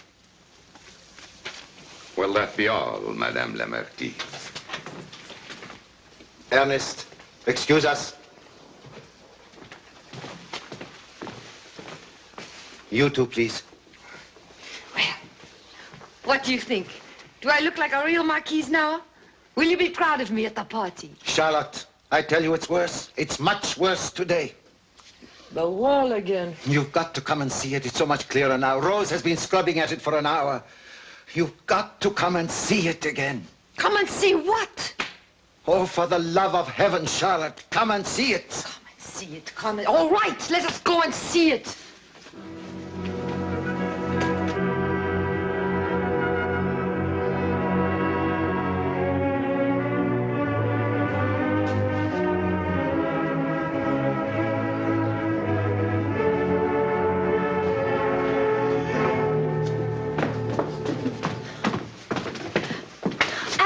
here for 2 hours this morning.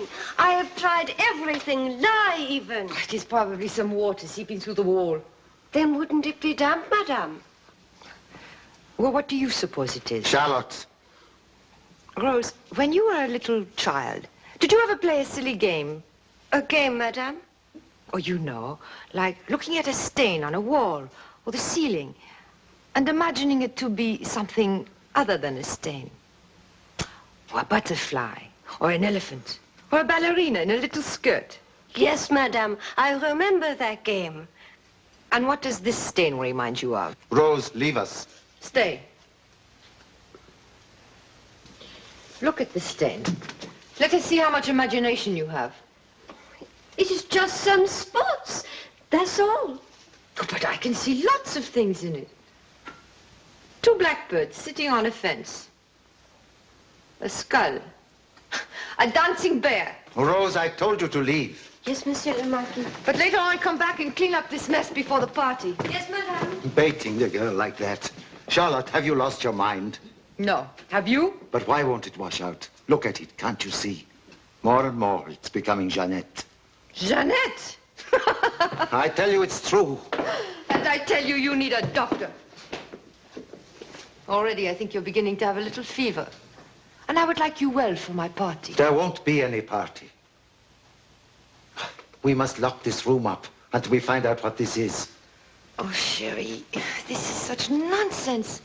You're talking like a little boy. But what is it? A stain in the stone. It is not in the stone. No, it is in your conscience. And that is dangerous. Ernest!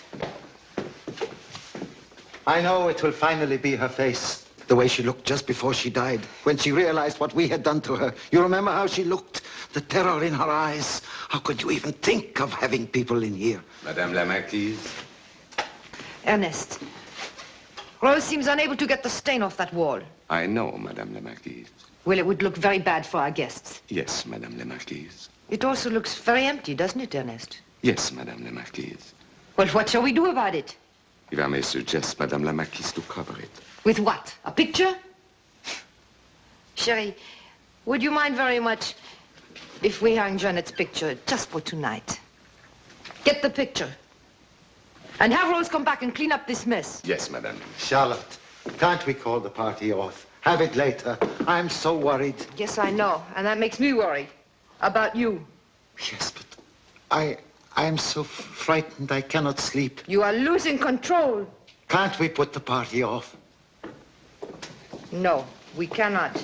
I did not marry you to bury myself alive. Madame, I see something. Oh, I'm sorry, madame. That game you mentioned. What do you see, Rose? Well, when you look at it a certain way, it does look exactly like... Like what? Charlotte. A dancing bear.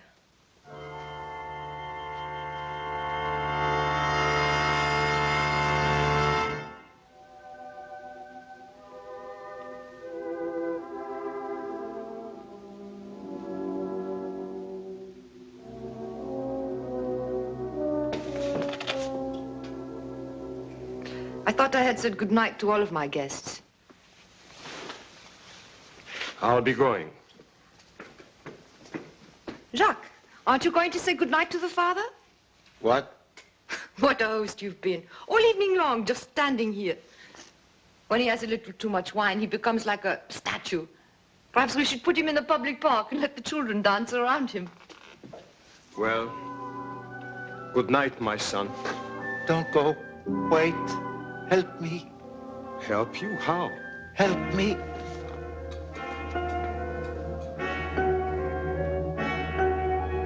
I'll get it. It's in the library. He really shouldn't drink so much wine. Seems to me he drank very little. If you want to go now, I'll explain. I'll wait. Well, did you enjoy the evening? Yes, it was pleasant. I've come up in the world. Do you remember when I used to come to Mass with hardly a sou for the collection plate? Yes, now it's different. Now you don't come at all. Or your disapproval of our marriage so quickly. It was obvious. It was your decision. He was very lonely. And she was a dear friend. You can help me with this. You know exactly where to find it. Find what? Jeanette gave me this. I poked fun at her. When did I last come to confession? Some months, I would say. Bless me, Father, for I have sinned. At least I remember how to begin. Jacques, confession is on Saturday. Why don't you go to bed? Find it for me, please. Find what? Is it in Daniel or Isaiah? The king who saw something on the wall? Really, I must insist. Midnight is no time for this. I'm speaking to Father Leon. It's in the book of Daniel. In the same hour, there appeared fingers, as if it were the hand of a man, writing upon the surface of the king's wall.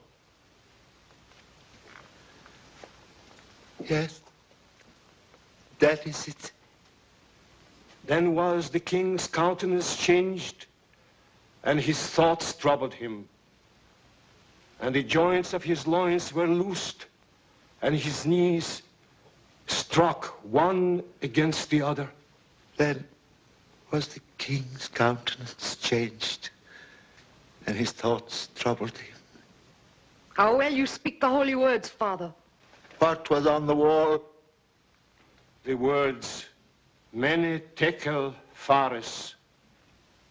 God hath numbered thy kingdom, and thou art found wanting. Want?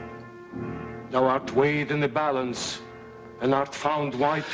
God!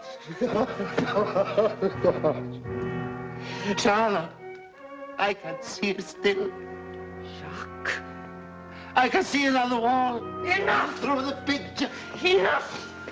Ernest! Bless me, Father, for I have sinned. Madame la Marquise. Ernest, help the Marquis upstairs.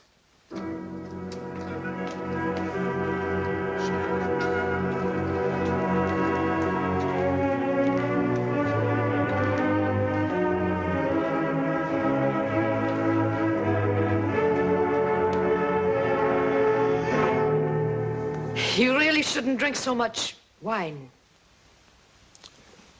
Yes, of course. The wine. Good night.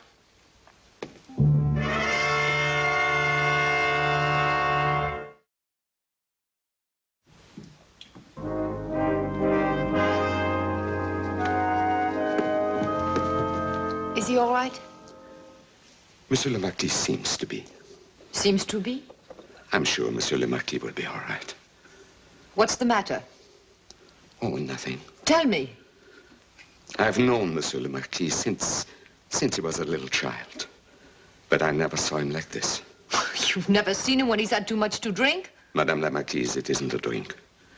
If he has too much to drink, he's gay. He does all sorts of pleasant things, but he doesn't cry. He seems to be in such despair.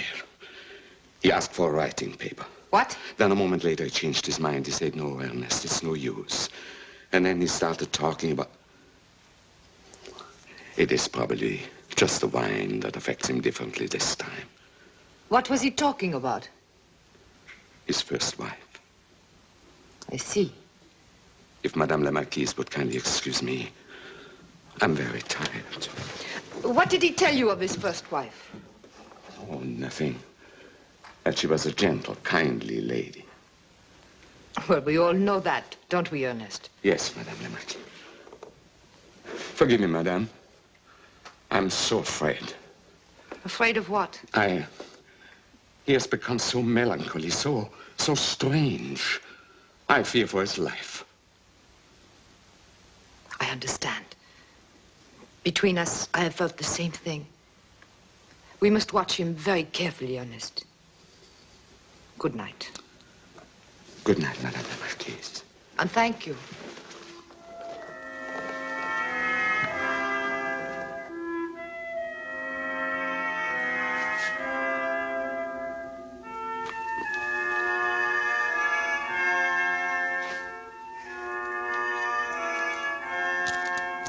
When you asked for the writing paper, what were you going to do? Send a message to the police? I can't go on. What am I to do? What am I to do? If you only knew how grand you and this great house look to us from the village. What a feeling of power and strength. What am I to do? Go to sleep, Sherry. Sleep? How can I? Would you like something to make you sleep?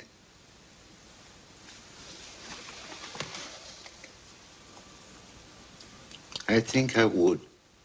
Well, it's late for the servants. I'll go down to the kitchen and fix you some hot chocolate myself. Yes, do. Charlotte.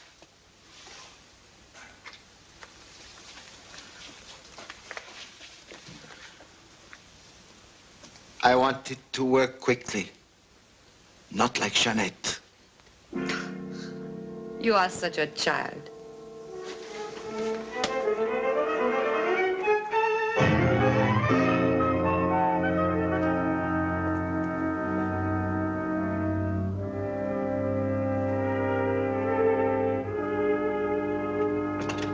Charlotte, I'm here. I came downstairs. I want to drink it down here. As you wish.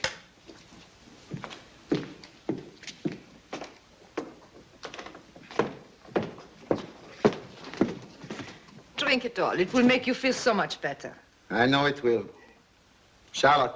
What? Look at the wall. Oh, the wall again. Look at the wall, Charlotte. Such nonsense. Look!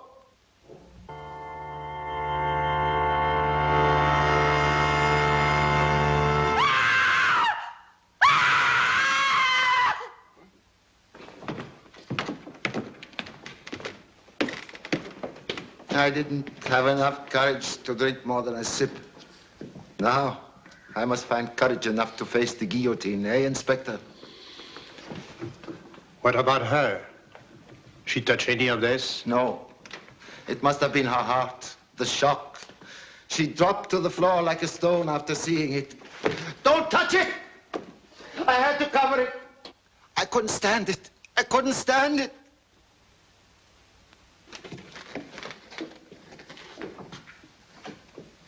You couldn't stand what?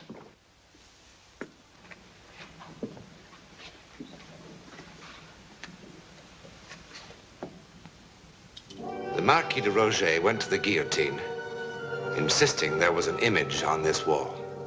And at his trial, his servants swore under oath that something was on the wall, something that could not be removed. Well, there is something, isn't there? Doesn't look very terrifying. But in the village, there are those who will tell you that on the anniversary of her death, the face of Jeanette sometimes reappears. True or false? Jeanette died on the 12th of April. Now, if some April 12th you happen to be in the vicinity, why not call the local estate agent? He'll escort you up the hill, and you can see for yourself. In a moment, something about next week. When a dominating personality lives in a house for a long time, he seems to leave an indelible and sometimes evil imprint in the very atmosphere of the place. If you're inclined to doubt this, be with us next week and see what happens to the captain's guest.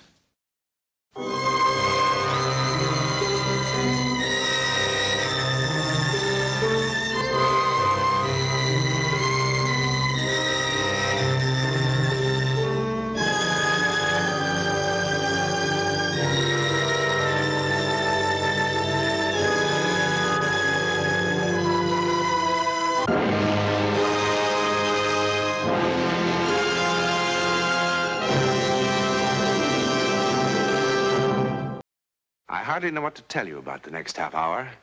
except that it has been reported as true by those to whom it happened.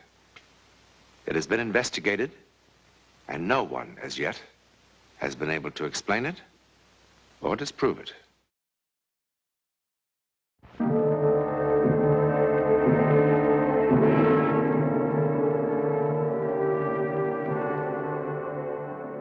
Only a very few moments ago, this was the scene of a tense human drama, played for very high stakes indeed. A man's life. A jury has just determined that Paul Marlin did not murder his wife. Thus, a sensational murder trial comes to an end. But sometimes, the end is also the beginning. Perhaps if Paul Marlin could have known what lay ahead, he would have preferred being found guilty.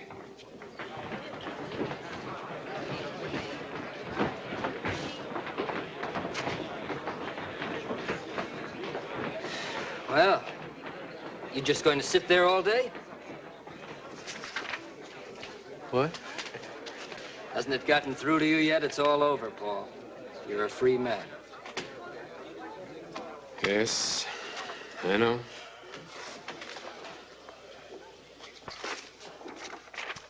Such enthusiasm. It's not that I expect thanks, Paul. Nobody who charges the kind of fees I do should expect gratitude, too.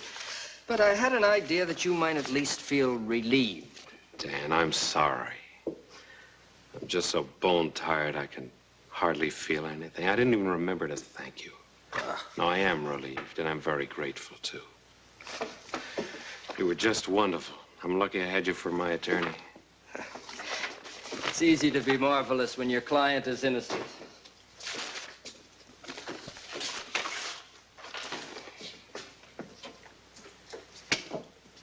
You're still thinking about Julie, huh? I am. I don't know if I'll ever really stop. If I only knew who did it or why. What are you going to do with yourself, Paul? Oh, I don't know. Start trying to pick up the pieces, I guess. You could do with a change of scene. Yes, I suppose so. And a rest. You need a rest, Paul.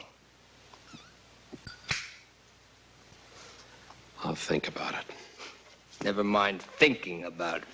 You're going to do something about it. Come on.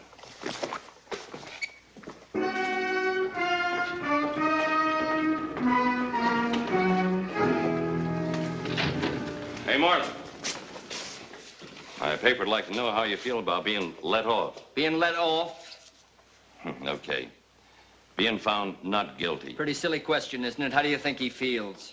Why don't you let your client answer, Counselor? Well, you've gone so far out of your way to twist and distort everything I've said since my wife's death, I see no point in even trying.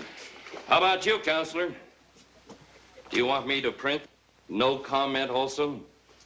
Or do you have anything to say about the very peculiar shortage of prosecution evidence and witnesses? Not even the district attorney can produce what doesn't exist, Ferris. Is that why the murdered woman's family wasn't even called to testify? Or did you and the DA decide they didn't belong at your private little trial? Now, look, Ferris. You know perfectly well I tried to reach a brother in New Zealand. Sure you did. Tried real hard. Yes, we did, but communications to the backcountry of New Zealand are practically non-existent. Uh-huh. Besides, it wouldn't have possibly contributed anything relevant. And you know that, of course, without even asking him. Look, Ferris, what are you trying to build? The trial's over. Your paper got a lot of circulation out of it. Now, why don't you find someone else to pick on? It's just that I believe, along with a lot of people in this town, that Marlin killed his wife in cold blood. Now, wait a minute, for Ferris. money. I'm getting sick and tired And it galls me to see him walking away scot-free. Now, look!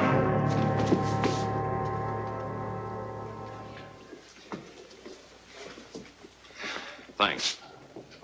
I've got my headlines.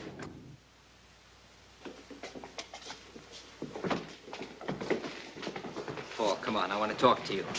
I walked right into his trap. You know your nerves are on edge. All you needed was a push. Look, Dan. No, I want... want... Please. There's something I want to ask you. Now, the things he said about the trial, about the way it was handled. No. Now, you didn't... Paul, it's just as I told you. The DA's office jumped before they had anything much to go on. By the time they realized they had no real evidence against you, What with the papers beating the drums, getting people worked up? They were publicly committed. They had to go through the motions. All right, then why Ferris's personal vendetta with me? He can't possibly believe that I killed Julie, can he? Oh, I doubt if he even cares, one way or the other. But he will go on needling you as long as it means good copy. And so will the rest of the press. Which is just what you want me to avoid. Mm-hmm. That's why all this talk about going away? Yes. You know, what Ferris said about some people in this town is true. People react emotionally, Paul. They react to cliches. Now, Julie was a lot older than you. You know that. She had a lot of money. And, well, people see too many plots in the movies. You know, they're affected by it. Now, it'd be wise to give the town a chance to cool off. Yourself, you need a rest. And you can get a new perspective on things, come back with a fresh outlook. Is that my lawyer's advice? No. It's your friend's advice, Paul.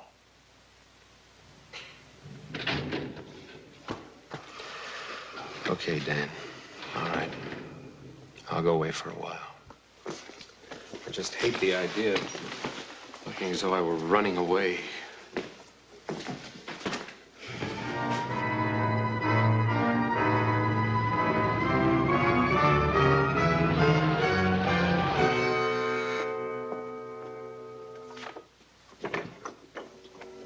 Miss Wyckoff? Yes. Hello.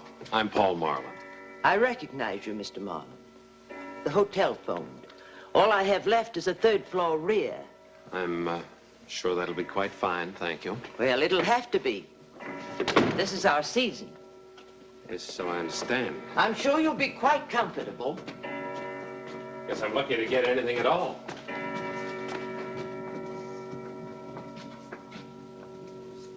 It's right on the button. How long do you expect to stay, Mr. Marlin? Oh, I really had no plans. Would it matter to you? Not a bit.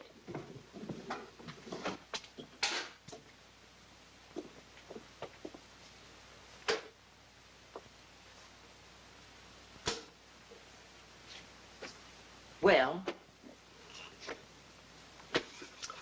Oh, yes, this'll be fine. Thank you very much. That'll be $6 a night. Oh. When you leave, I'll have the trunks moved tomorrow. Well, they're no trouble.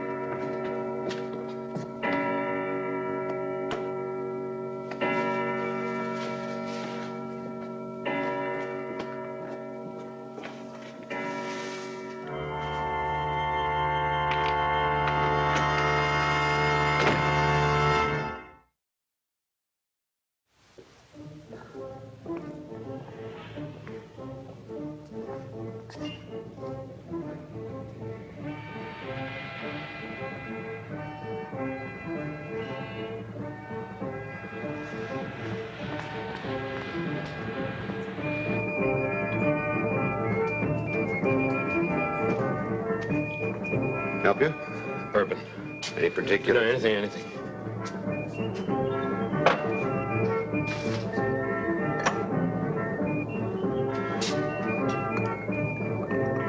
Water or soda?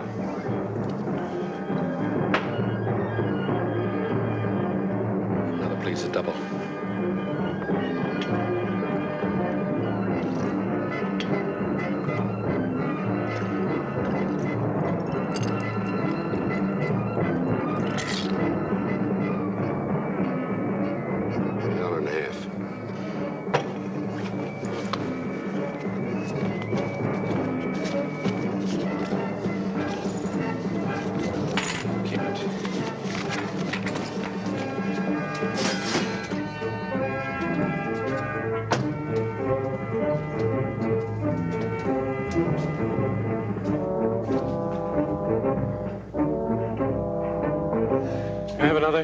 A little water in it this time, please.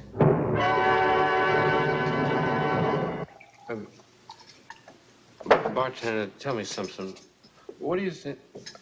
What's your name? Joe. Tell me something. What do you think of people who see things that aren't there and hear things?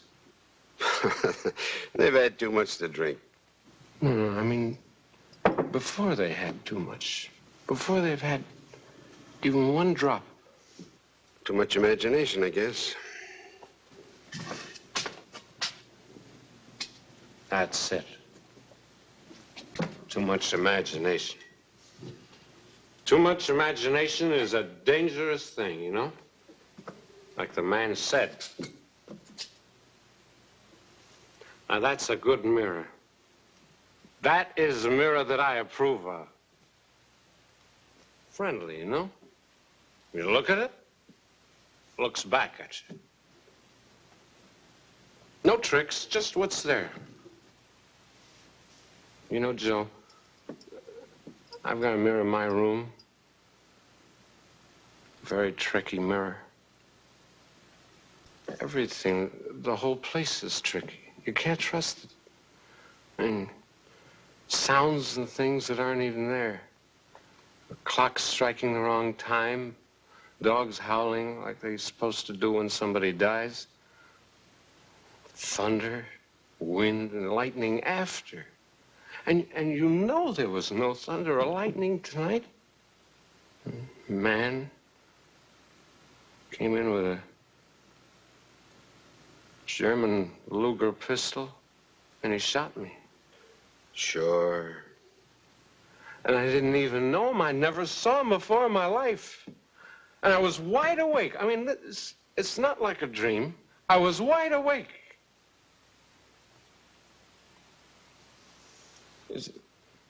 That's some imagination, huh? It's like I'm an inventor. I invented a person. I mean, this man he wasn't made up of all faces I'd known before, like in a dream. He was someone real. Tall, about my height. May I have some change, please? Scotch and water, please. No ice.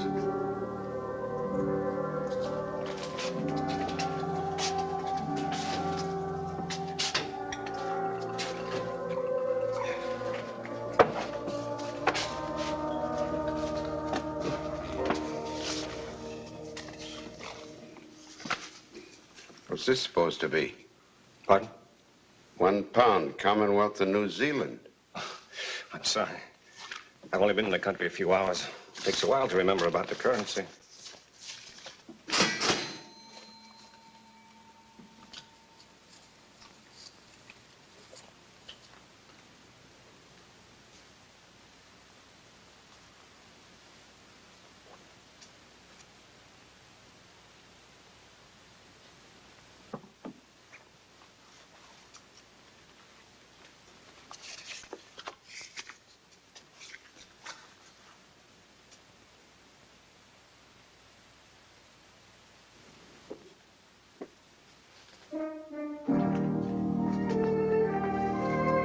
I beg your pardon, but...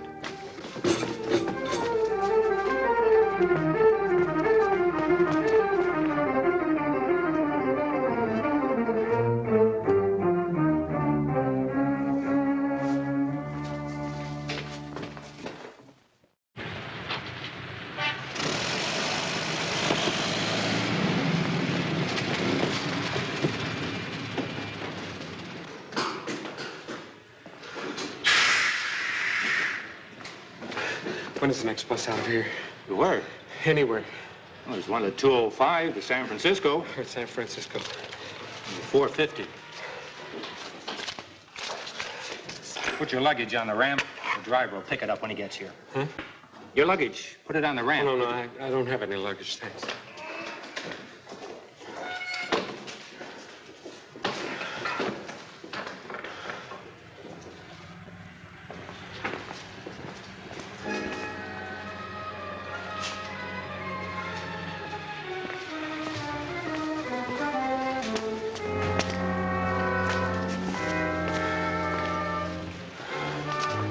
Paul? What do you want? I'm Roger Wiley. Roger Wiley, you are Paul Marlin, aren't you?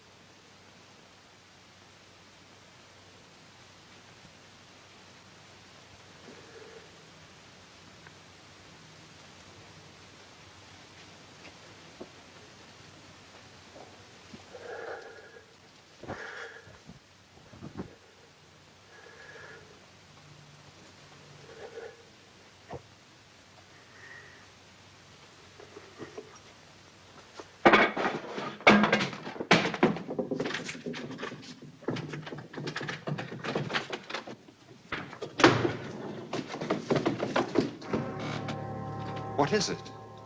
Why'd you keep running? I told you I'm Roger Wiley, Julie's brother.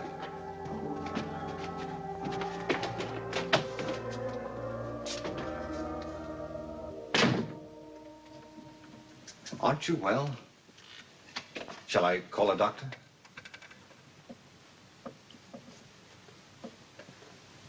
Well, the landlady said it'd be all right if I left my bags here while I went looking for you. I explained who I was. How did you find me? Your solicitor told me where you'd gone. I only landed in San Francisco this afternoon. Well, why did you come here? Well, Julie's estate, for one thing. Then there's the matter of... Your gun bother you? I always carry it with me. It's a good thing to have along when you're out on the range for weeks at a time. Are you sure that you're all right? No, I'm fine. I'm fine, really. Sorry, it's just nerves, that's all. Julie's death. That terrible trial. I'm sure the last month has been very unpleasant for you. It'd probably give anyone the shakes. I'll be all right in the morning. Why don't we meet then? Over breakfast, maybe. We can have a talk, huh? That's a good idea. But with the hotel full up, I hardly know where to look for a room at this hour. What I mean is, I thought perhaps I could flop in that chair for tonight. Oh. Yes, yes, of course. Why not? Thanks.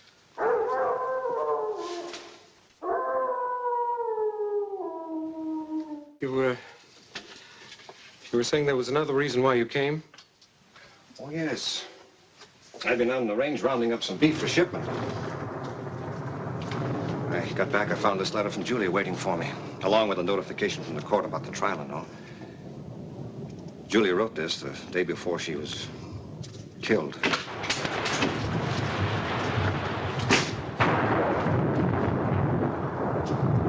Stay away from me. I know why you came. I had a warning. You had what? I know why you're here, and I know why this gun, too. I saw it all happen. Paul, I don't know what you're babbling about. You're here to kill me. You read the newspapers, didn't you? You believe what they said, that I killed her, don't you? That I planned the whole thing to make it look like somebody had broken in just to cover up. Paul, listen to me. I don't believe anything of the sort. Why should I? Why are you here? She told you everything in that letter. Paul. She knew everything right from the start, didn't she? I never fooled her, not for 1 minute, I'll bet. Paul, give me the gun. No. You don't realize what you're doing. No, I tell you! I waited too long. I've planned all this too carefully to have it all blow up my face now. I am her heir! I am her sole heir! You killed her. Yes! Yes. You're not gonna take it away from me. Nobody's gonna cheat me of it now.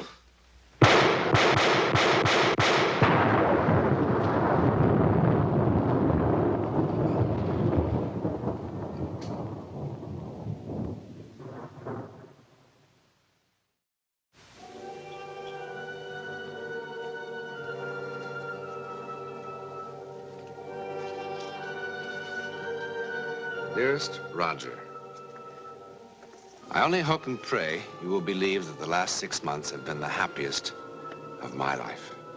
I know how foolish you thought I was to marry a man so much younger. I must confess I had my moments of doubt, too. But Paul loves me, really loves me, Roger.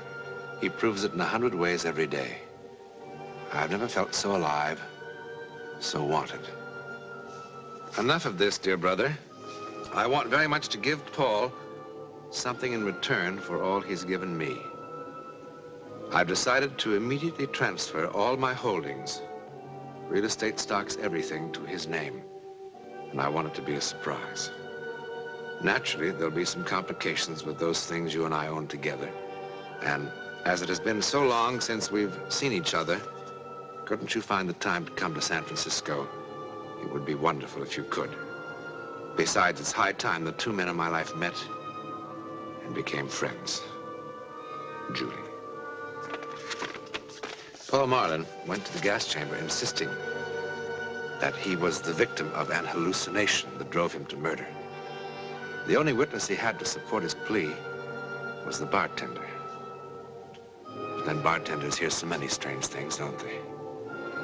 Probably it was Paul's guilty conscience that somehow created the sights and sounds of his own destruction. His conscience was his executioner. In a moment, a program word about next week. If ever there was a place where the ability to see into the future would come in handy, that place would be a racetrack. But ace jockey Ronnie Watson's brush with the supernatural has become one of the great legends of American racing. See for yourself next week.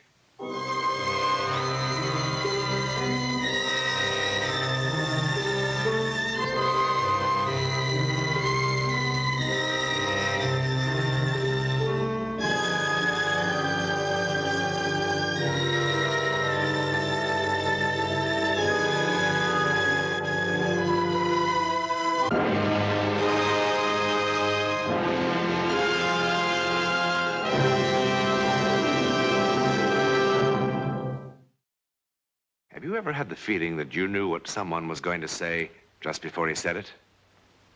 Or have you ever walked into a strange room and had the sensation that you'd been there before? Well, if you have, you've taken a small step beyond. Now watch a giant step.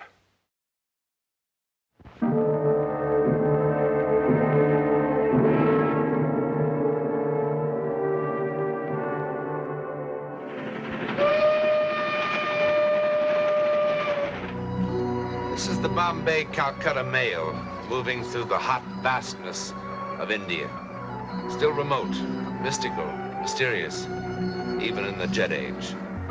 India's teeming millions look upon life and death in ways that are difficult for us to truly understand. Like the young American couple in the next compartment.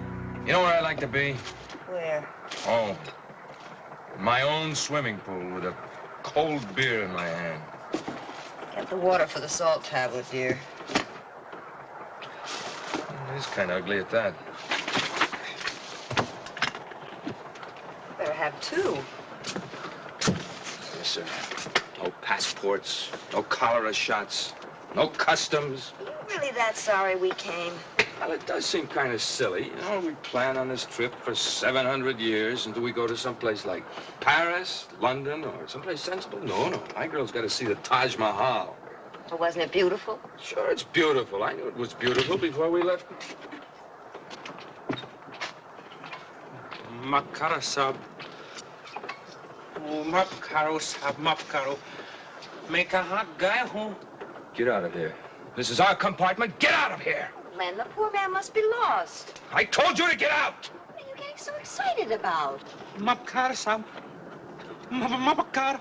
Go on, get out of here! Len, you're frightening him. He doesn't understand you. Get out!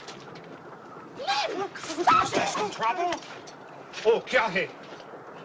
Hamara paila din hai train mein. Do gaadi baat. Get him out of here. Len. Get him out! I must plead for your indulgence. He is an ignorant villager. His first time on a train, he became confused. So many of our people have never traveled on trains before. It is difficult for them to understand about the different classes. Well, that's a fine way to act. Getting all excited over nothing, and in this heat. Don't let that conductor fool you. The old man wasn't confused. He knew exactly what he was doing. What? Well, didn't you see it? See what? His face.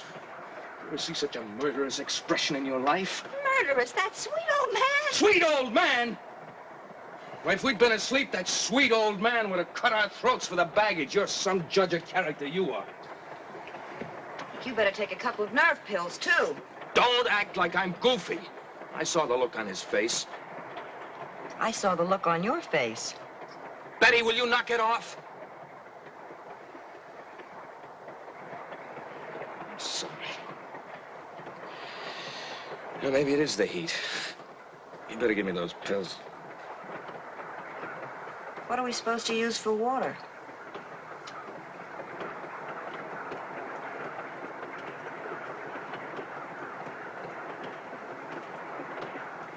What happened? Oh, man. I did that?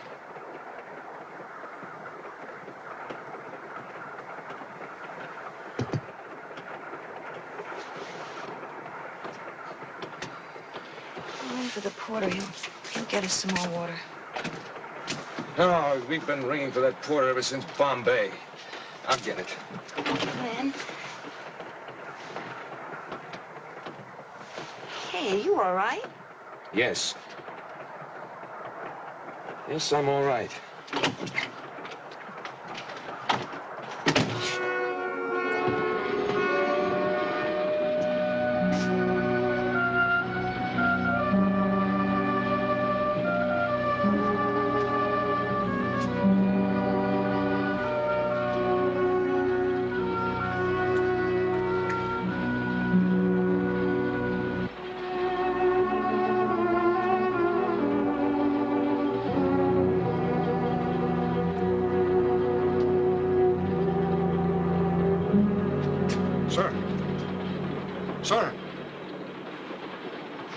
It is wiser for first-class passengers to remain in their own compartment, sir.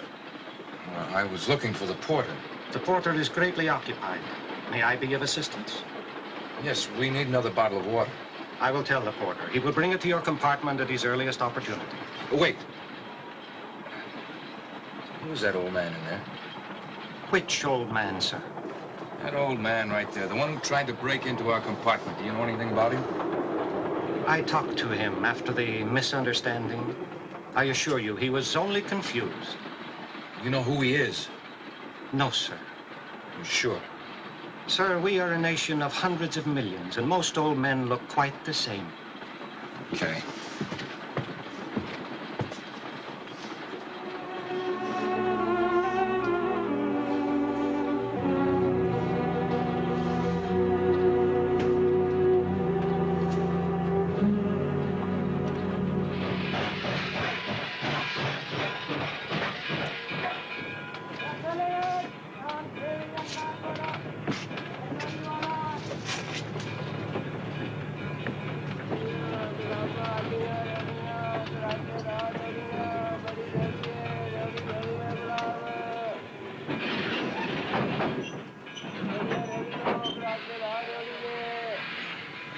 What are you staring at?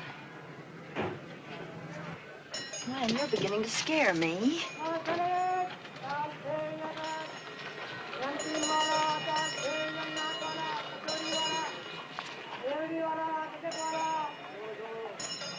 Stop staring at him like that. What's gotten into you?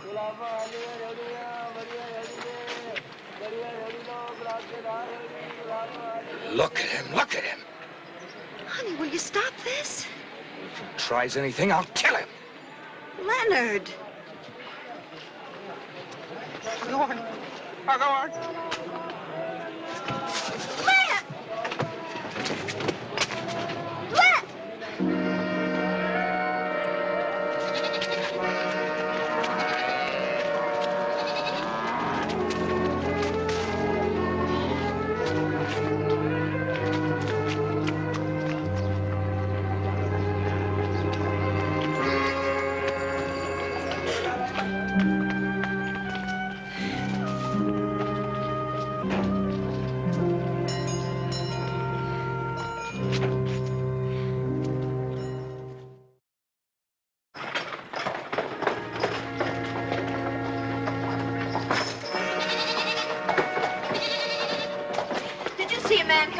I'm looking for my husband.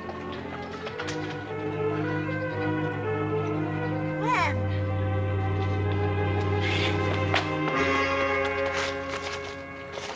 Oh, darling.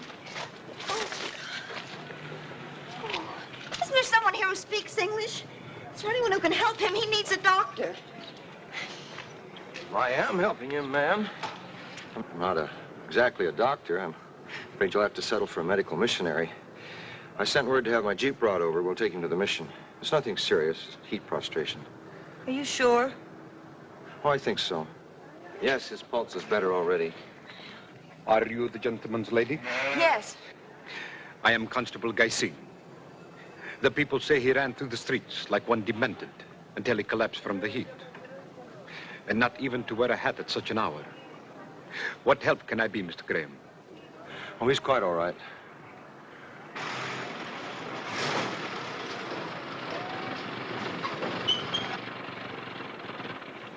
Může mada koro. Může mada koro.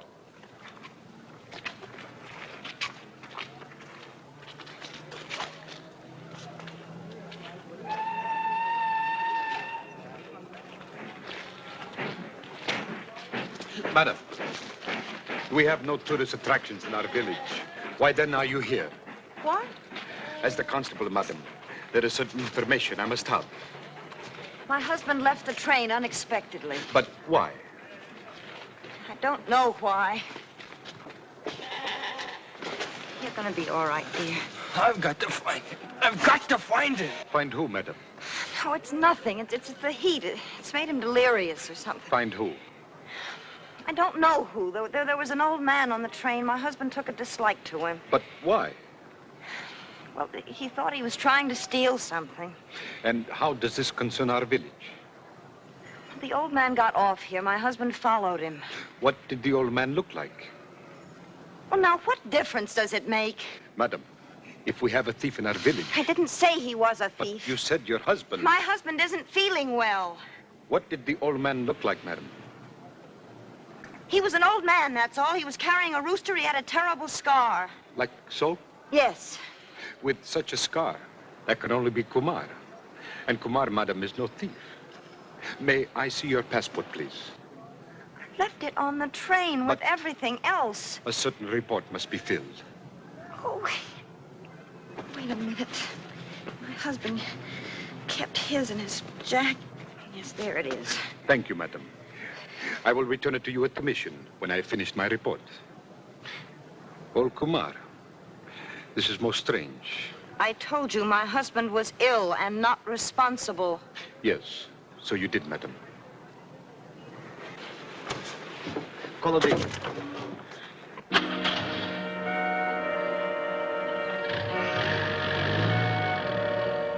Now look a bit over towards your wife. Oh, too much. You've got the arteries of a boy of 20.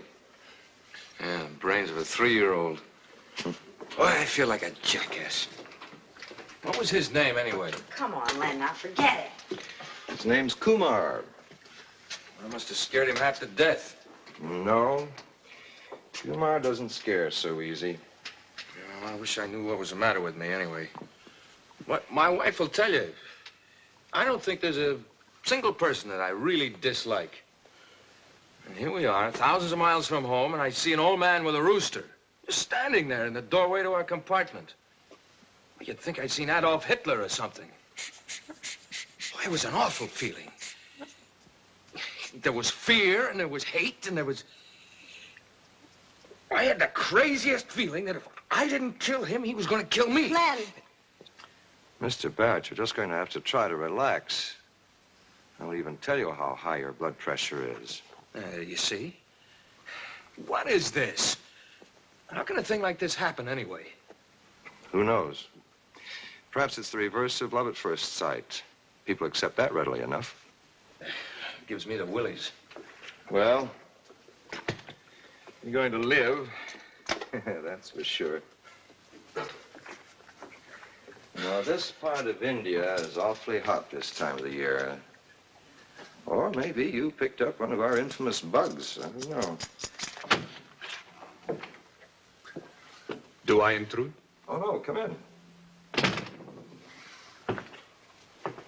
Your passport, Mr. Barrett. Oh, this is Constable Guy Singh. He's the one who found you and sent for me. Oh, thank you very much. Your health has improved, I'm happy to observe. Yes, I seem to be feeling a little better now. Physically, anyway. Then, embarking on a train tonight will prove no hardship. Tonight? That's pretty quick. You really should rest for a few days. Besides, the only train tonight's the Calcutta Express. That doesn't even stop here. Tonight it will stop here, in honor of Mr. and Mrs. Barrett of Westport, Connecticut. 12 minutes after the hour of 10. It's a very fine train. Oh, yes, but if Mr. Graham thinks that he should rest for a few days... The arrangements have been made, madam.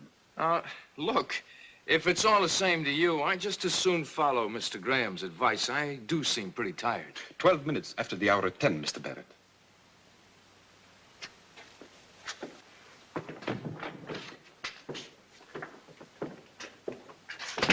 Boy, your constable, what's-his-name, certainly is no ambassador of goodwill. Hmm. I don't know what's the matter. I do. He's a self-important little dictator. No. He's not like that at all, really.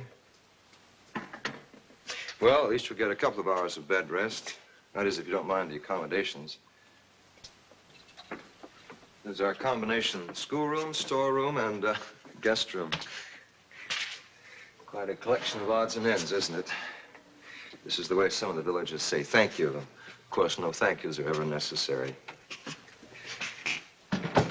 Still, they're a proud people, and I suppose I'll go on collecting it until it crowds me into the street.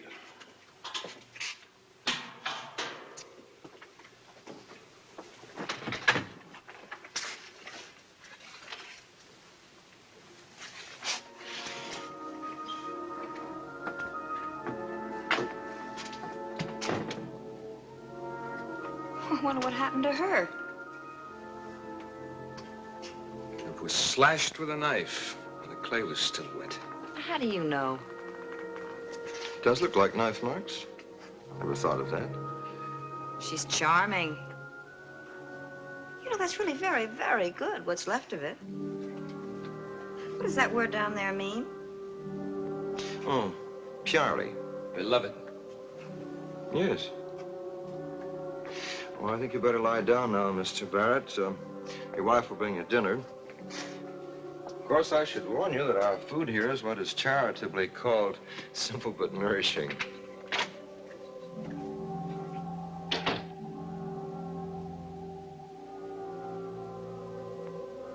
Glenn?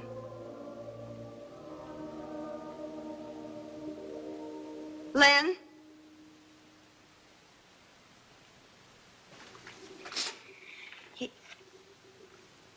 You feeling well? I'm fine. Well, the next time I ask you to take a salt tablet, will you please listen to me?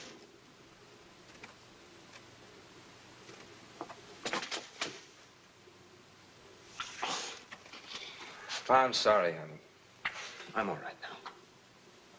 I'm all right. Okay.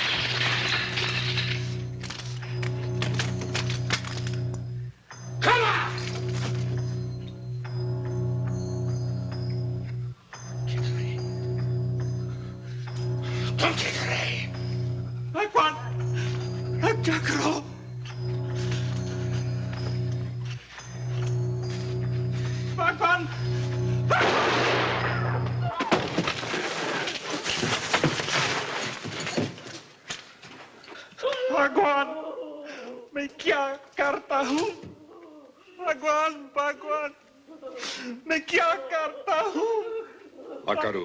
भगवान ओ भगवान क्या करता हूँ भगवान Len! Len! Oh! Oh, there's no time for this, Mrs. Barrett. Help me with him, quickly.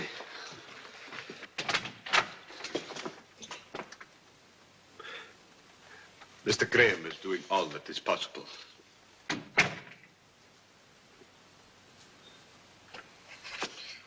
Why? Why? Why? Why? Why? Why? Kumar's wife asked a similar question. How can the same thing happen twice in one lifetime? Twice. Piari. She was once beautiful, as well as beloved. Beloved by two men, unfortunately. Kumar and Ranjit. Ranjit? A very gifted young artist in our village, but with a wildness in him. The scar across Kumar's throat was put there with the same knife that slashed this clay while it was still soft. Leonard said that had been done with a knife. Ranjit, in a fit of passion, attacked Kumar. Kumar slashed back with his own knife. The blade cut across Ranjit's eyes. A blind artist is a very pathetic creature. On Kumar's wedding night, Ranjit went to the house, broke in, and attacked the man he had come so passionately to hate. In the darkness, the blindness was no handicap, but Kumar had a gun. What's that got to do with us? Madame asked me why. Perhaps I'm telling her why. I feel as responsible for the tragedy as anyone else. Why? Madame, have you not questioned the apparent senselessness of what has happened today? When I first saw your husband's passport, I should have stayed with him until he left our village.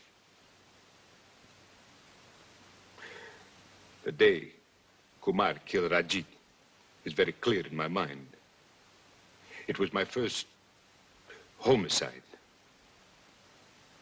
July 17, 1925.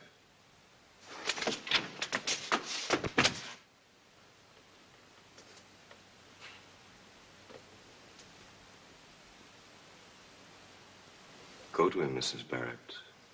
Now.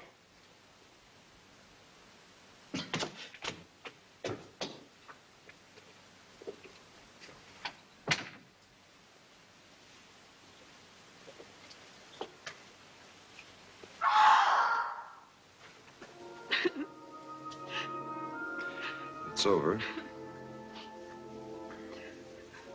Is it, Mr. Graham?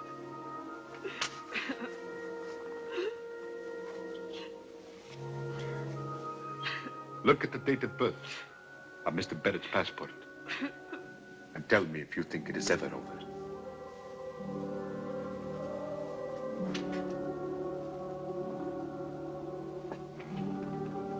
July 17, 1925. Leonard Barrett was born on the same day Kumar killed Ranjit.